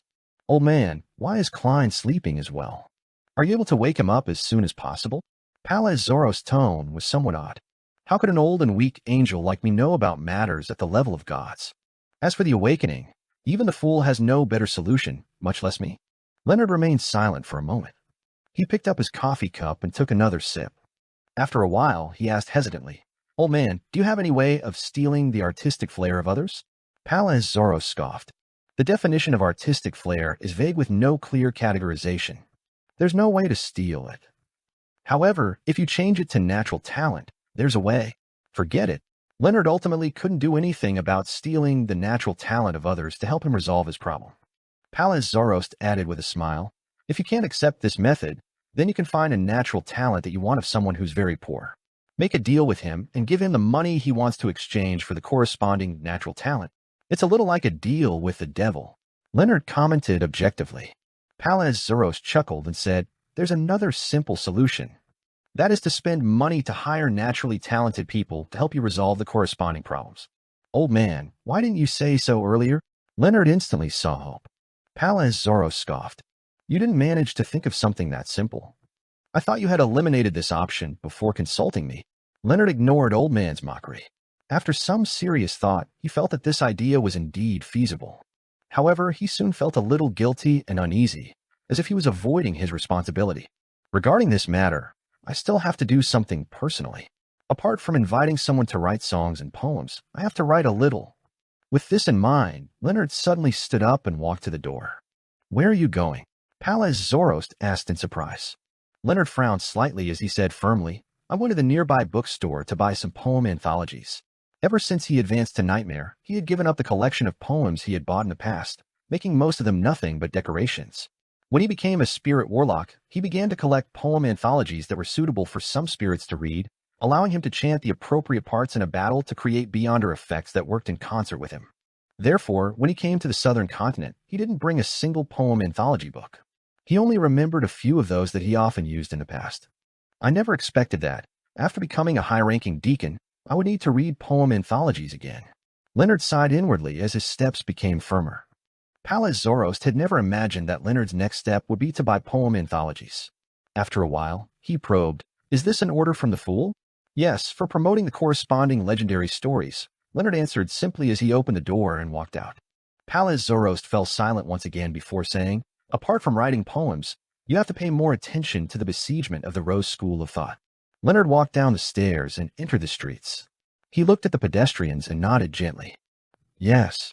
At that moment, as he walked towards the bookstore, he felt as though he had returned to Tingen, back to the time when he was still a midnight poet. At that time, he also walked along the bustling streets, preparing to buy a copy of Classical Poems Anthology of the Lone Kingdom and Selected Poems of Roselle. Backlund, at the Harvest Church south of the bridge. After Emlyn White regained his senses, he found himself standing in front of a window. The sun was already dim outside, and the flowers were flourishing. His feelings towards Mr. Fool's slumber were slightly different from the other Tarot Club members. Other than heaviness, poignancy, sadness, and confusion, there was also the confidence that things would end well. Internally within the Sanguine, some of the marquises and earls were rather old. Even though they lived longer than most demigods at the same level, they were still in advanced stages of their lives. At this time, they often chose to sleep and use similar methods to extend their lifespans. The effects were pretty good. Therefore, Emlyn had long been accustomed to matters regarding slumbers. He knew that it wasn't equivalent to passing away, nor was it equivalent to perishing.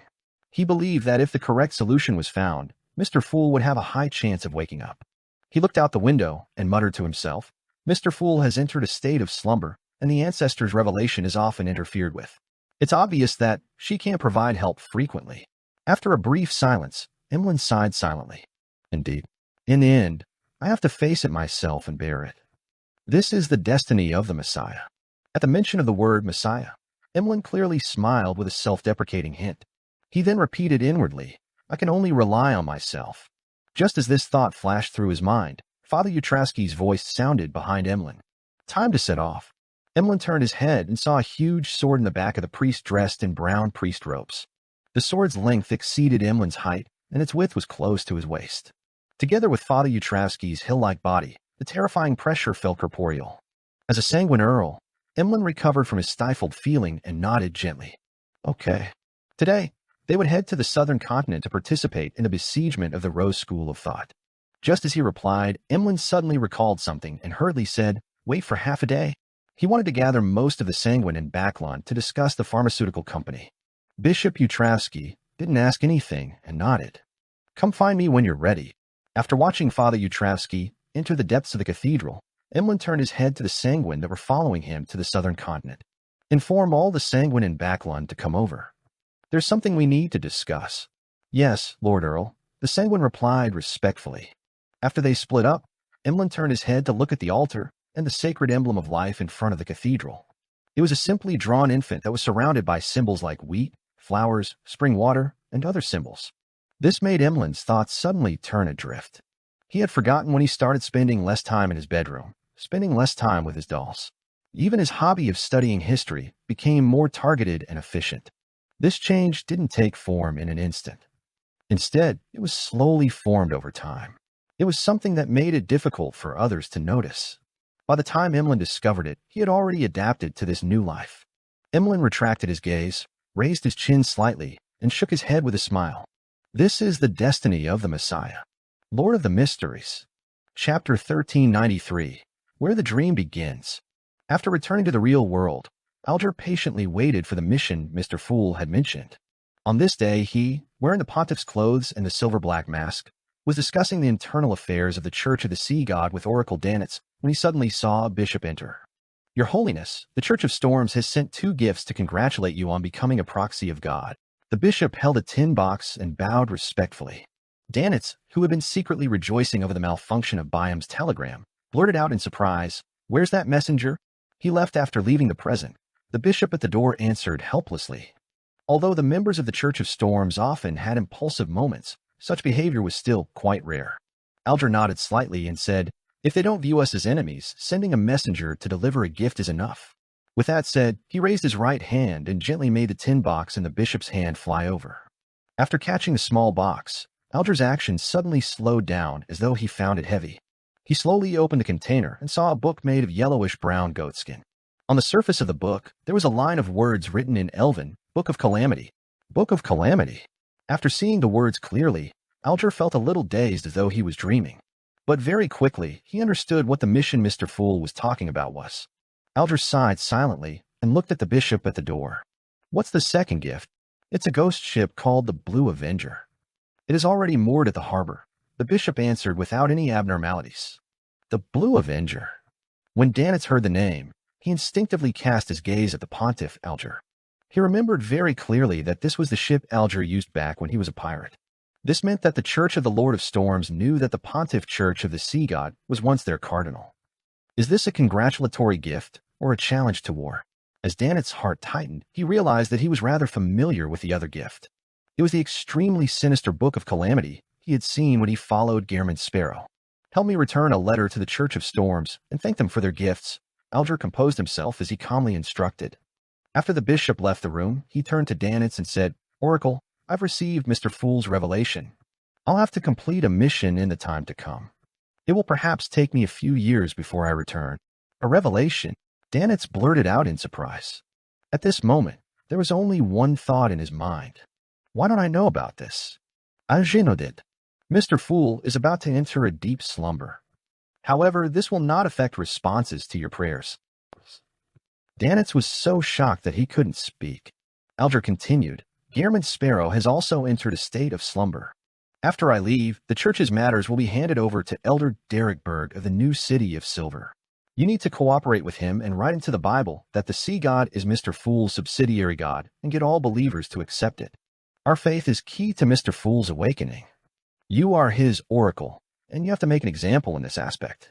Of course, he will give you a new revelation at any time and give you other missions. Danitz was a little dizzy and confused when he heard that, but he still understood the seriousness of the matter. He hesitated for a moment before nodding heavily. Okay. After settling the matter, Alger stood up and returned to his room with the Book of Calamity. He looked at himself in the mirror and laughed. He slowly removed the papal tiara from his head and removed the silver-black mask on his face. A few days later, at the crowded Byam harbor, Alger raised his head and looked at Derek, who was taller than him, and said with a smile, You've been doing very well recently. The Church of the Sea God has been running smoothly. Derek subconsciously wanted to raise his hand to scratch the back of his head, but he ultimately held back. He said with some melancholy and reluctance, Mr. Hanged. Your Holiness Wilson, when will you return? Alger shook his head and said, Everything ahead is still uncertain. No one can tell. Without waiting for Derek Berg to respond, he said, You're already mature and reliable. I don't have any advice for you. Having said that, Alger paused before saying, If the Rorstad Archipelago encounters a disaster you cannot stop, don't sacrifice yourself in order to protect it. Derek was stunned. This was the most important place of worship for Mr. Fool. It was the new home of the City of Silver, so how could he give up just like that? Alger had already expected Derek's reaction and explained with a serious expression. To Mr. Fool, the most important thing is the believers here, not these islands. To the City of Silver, the most important thing is the people, not the city. As long as you can protect Mr. Fool's believers and protect the citizens of the City of Silver, migrating them away in time, even if we lose Byam, the new City of Silver, and the Rorstad Archipelago, we can rebuild a new city elsewhere and rebuild a new home. Remember, don't lose sight of the forest for the trees. Derek was deeply moved when he heard that. He grasped the crux of the problem. He replied sincerely, I understand. Thank you, Mr. Hanged. Your Holiness Wilson. I will protect Mr. Fool's believers and the citizens well. Alger didn't say a word as he turned around and walked towards the Blue Avenger that was moored at the dock. The ghost ship was a three-masted sailboat that was still behind the present era, no different from before. Alger looked at it and looked at the crew members on the deck. He suddenly felt something and looked down at himself. He was wearing a linen shirt, brown jacket, and trendy pantaloons. He had a custom-made belt around his waist. Attached to it were a dagger and a scepter made of bone. The corners of Alger's lips curled up as he took a step forward and landed on the deck of the Blue Avenger. He then turned his head to look at the boundless blue sea, raised his right hand and said in a deep voice, Set sail. Backlund, Empress Borough, inside the Hall family's luxurious mansion. Audrey sat on a comfortable sofa and watched her father, Earl Hall, her brothers, Hibbert and Alfred, discuss the recent developments of the kingdom. She watched as her mother, Lady Caitlin, constantly convened the butler and footmen to make final preparations for the ball. She didn't say a word. She wore a faint smile as she quietly observed this common scene in her daily life. After some time, Earl Hall smiled and looked over. "What is our little princess thinking about?" Audrey pursed her lips and replied with a faint smile. "Guess. I'm guessing you're thinking about which dress you'll be wearing today and what kind of hair and makeup you'll be matching it with," Hibbert said casually on behalf of his father. Audrey smiled and said, "Correct, but there are no rewards." She slowly stood up and said to her parents and brothers, "I'm going upstairs to change into my gown." Earl Hall smiled and nodded. "There's no hurry. Everyone believes that you're worth the wait." Audrey bit her lower lip and maintained her smile as she walked towards the door. When she was about to leave the room, she paused and looked back. Her parents and her two brothers continued with their discussion or arrangements. Audrey's gaze froze as she slowly retracted her gaze. She walked out of the room and went upstairs to the bedroom. Susie was already waiting there. Audrey inhaled indiscernibly and raised her right hand. She used her index finger to draw lines of faint light. They seemed to come from the deepest part of a dreamscape. A few seconds later, the faint glow turned into a blonde, green-eyed, abnormally beautiful girl, Audrey Hall. But unlike Audrey, this girl still carried a little childishness and a slight romantic bearing. "Good evening, Miss Justice," the girl greeted her cheerfully. Audrey smiled and replied, "Good evening, Miss Audrey." After the last-minute tarot gathering, she finally made up her mind to advance to Dreamweaver and prepare to split an identity to accompany her family. She would stay away from them and not let the various dangerous matters she had attracted affect them. After staring at her for 2 seconds, she turned to look at the golden retriever beside her and said, "Susie, are you sure you want to follow me?" "Yes, we are friends forever," Susie replied seriously. Audrey didn't say another word. She split off a virtual person and entered Susie's body of heart and mind, which she opened up for Audrey. Then she raised her hand again and outlined another Susie in midair. The moment Susie formed, she opened her mouth and let out a woof. Audrey retracted her gaze and looked at herself. After a moment of silence, although she knew that their thoughts and ideas were synced, she couldn't help but say to the blonde girl in front of her, "I'll leave it to you in the future. Remember to wheedle to father often and get him to not be so busy. He's not young anymore, so he needs to be mindful of his health. He can hand over many things to Hibbert and Alfred or the butlers. Also, slowly counsel mother and tell her that she doesn't have to pay too much attention to the opinions of others. She doesn't have to maintain a perfect image at social events. It would be very tiring. Yes, don't forget about Hibbert. Cheer him up often and don't let him be so gloomy. He shouldn't complicate matters too much from overthinking things. Alfred won't threaten his position. Alfred, he needs a good wife to stop him from taking any more risks. Oh, why are you crying? We've already grown up. We can't be little girls anymore." Audrey lowered her eyes slightly and smiled at her crying self. I know. After Audrey said that, she pursed her lips tightly and nodded heavily with a sad expression. Audrey retracted her gaze, picked up her cloak, and draped it over her. Then she led Susie out of the bedroom and into the corridor. The hall below was lit with lights, and the guests came one after another to attend the ball. Lord Hall, Lady Caitlin, Hibbert, and Alfred were already at the door. Audrey stood behind a railing and watched silently for a while. She then lifted the ends of her skirt and slowly and solemnly bowed to her parents and brother from a distance away. After maintaining such a posture for 2 seconds, she straightened her body and raised the hood from her dark blue cloak to cover her face. To her side, behind her, there were bright lights and a bustling din. In front of her, many dark lights formed a sea of collective subconsciousness. "Let's go," Audrey said hoarsely to Susie. With that said, she walked into the dark illusory sea. Audrey rushed out from the bedroom and cried out with a sobbing tone, "You must come back." Audrey didn't turn back. She raised her right hand and waved it, indicating that she understood. The figure wearing a blue cloak gradually disappeared into the distance amidst the deep, silent darkness. Lord of the Mysteries. Chapter 1394, New Journey. In a room of an abandoned castle, sunlight shone through the gaps in the thick curtains, illuminating a pitch-black coffin. Suddenly, the lid of the coffin creaked and slowly moved to the side. With a thud, it fell to the ground. A few seconds later, Isaac Eggers sat up, looking rather lost. At that moment, he was wearing loose pajamas that had been popular in Lone years ago. He resembled a noble who had woken up in his manor. After a while, Isaac narrowed his eyes slightly. He looked around in confusion as though he didn't know who he was. He then saw the brilliant sunlight that penetrated through the cracks and saw the dust dancing in the sunlight. He saw letters scattered on the table, ground, and coffin lid around him. They were like giant snowflakes that blanketed half the area. As it got out of the coffin, with a puzzled expression, he bent down to pick up a letter and began reading. As he read, the confusion on his face disappeared a little, as if he had remembered many things from the past. Isaac immediately found a chair and sat down, allowing all the letters to fly in front of him to stack up like a mountain. He opened the letters one by one, reading them one after another. There would be pauses in between as he fell deep in thought, as if he was seriously recalling something. The sunlight that passed through the gap in the curtains gradually dimmed. After a long time, it shone inside again. At that moment, Isaac finally finished reading all the letters and completed the long contemplations that resembled cogitation. He looked at the letters that had been stacked on the table and slowly let out a long sigh. Following that, he took out a piece of paper, a fountain pen, and some ink that he could still use. He wrote with a warm expression, "I've already woken up and received all your letters. They made me recall who I am and who you are. I also remember many memories of the past. Your experiences, no matter how complicated and exciting, have exceeded my imagination. It also makes me understand some of the problems that previously plagued me. I can feel your joy, your exhaustion, your faith in life, and the heavy responsibility that you have borne from your letters. I can roughly guess why you ultimately made that choice. If it were me, I might not even be able to make such a decision. From the beginning, you've been a guardian. You mimicked others until you were mimicked by others.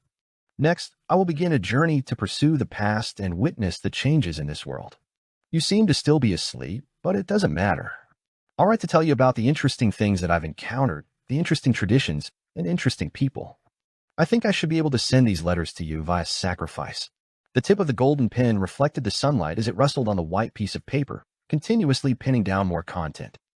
Backland, in a solarium of a terrace house. Melissa walked in with a girl who was clearly less than 10 years old. "Aunt Melissa, why here?" the little girl asked, puzzled. All the stories I heard had mysterious rituals held in the basement. With her hair tied up, the bespectacled Melissa smiled and said, "Those are unconventional mysticism rituals." She pointed at the altar that had been set up and the unlit candles and said, "You may begin." "Really?" The little girl tilted her head to look at the bright sunshine outside the window. "Do we need to draw the curtains?" "There's no need. It's pretty good this way." After Melissa answered, she smiled at the little girl while she awkwardly mimicked her usual method of holding rituals in a clumsy and unfamiliar manner. During this process, she would instruct her from time to time and even personally help her to complete the pre-ritual preparations. "All right, repeat after me." Melissa took a deep breath as her expression gradually turned staid. "Yes, yes." The little girl tried her best to appear stern. Melissa looked at the candle flames on the altar for a few seconds before slowly reciting in ancient Hermes, "The fool that doesn't belong to this era, the pool that done belong to Dizella." The little girl had never learned ancient Hermes before. Although she tried her best to imitate her aunt, she still didn't know what she was saying. "The mysterious ruler above the gray fog." Melissa continued reciting. "The Mesterwies luler upove the gray fog." The little girl recited in all seriousness. "The king of yellow and black who wields good luck." After Melissa finished reciting, the candle at the end didn't wait for the little girl to imitate her. It immediately burgeoned to the size of a human head. In the large flame, a slippery tentacle with a somewhat sinister pattern extended out in an indiscernible manner. It was extremely slow. The little girl was stunned. She retreated and hid behind her aunt. Melissa pursed her lips and said with a gentle smile, "Don't be afraid, go greet him." The little girl timidly poked her head out from behind her aunt and saw the terrifying, slimy tentacle gently swaying in the brilliant sunlight that shone through the windows. It seemed to be attempting to swat away the dust or was waving at her. "Go, don't be afraid," Melissa repeated. The little girl finally mustered her courage and stood in front of the altar. She recited the incantation she had just invented before revealing a sincere smile and raised her palm. The slippery tentacle whose patterns had disappeared paused for a few seconds. It seemed hesitant and somewhat out of practice. Then it raised its head and curled up slightly, lowering itself inch by inch. Amidst the sunlight, it high-fived that tiny palm. Then,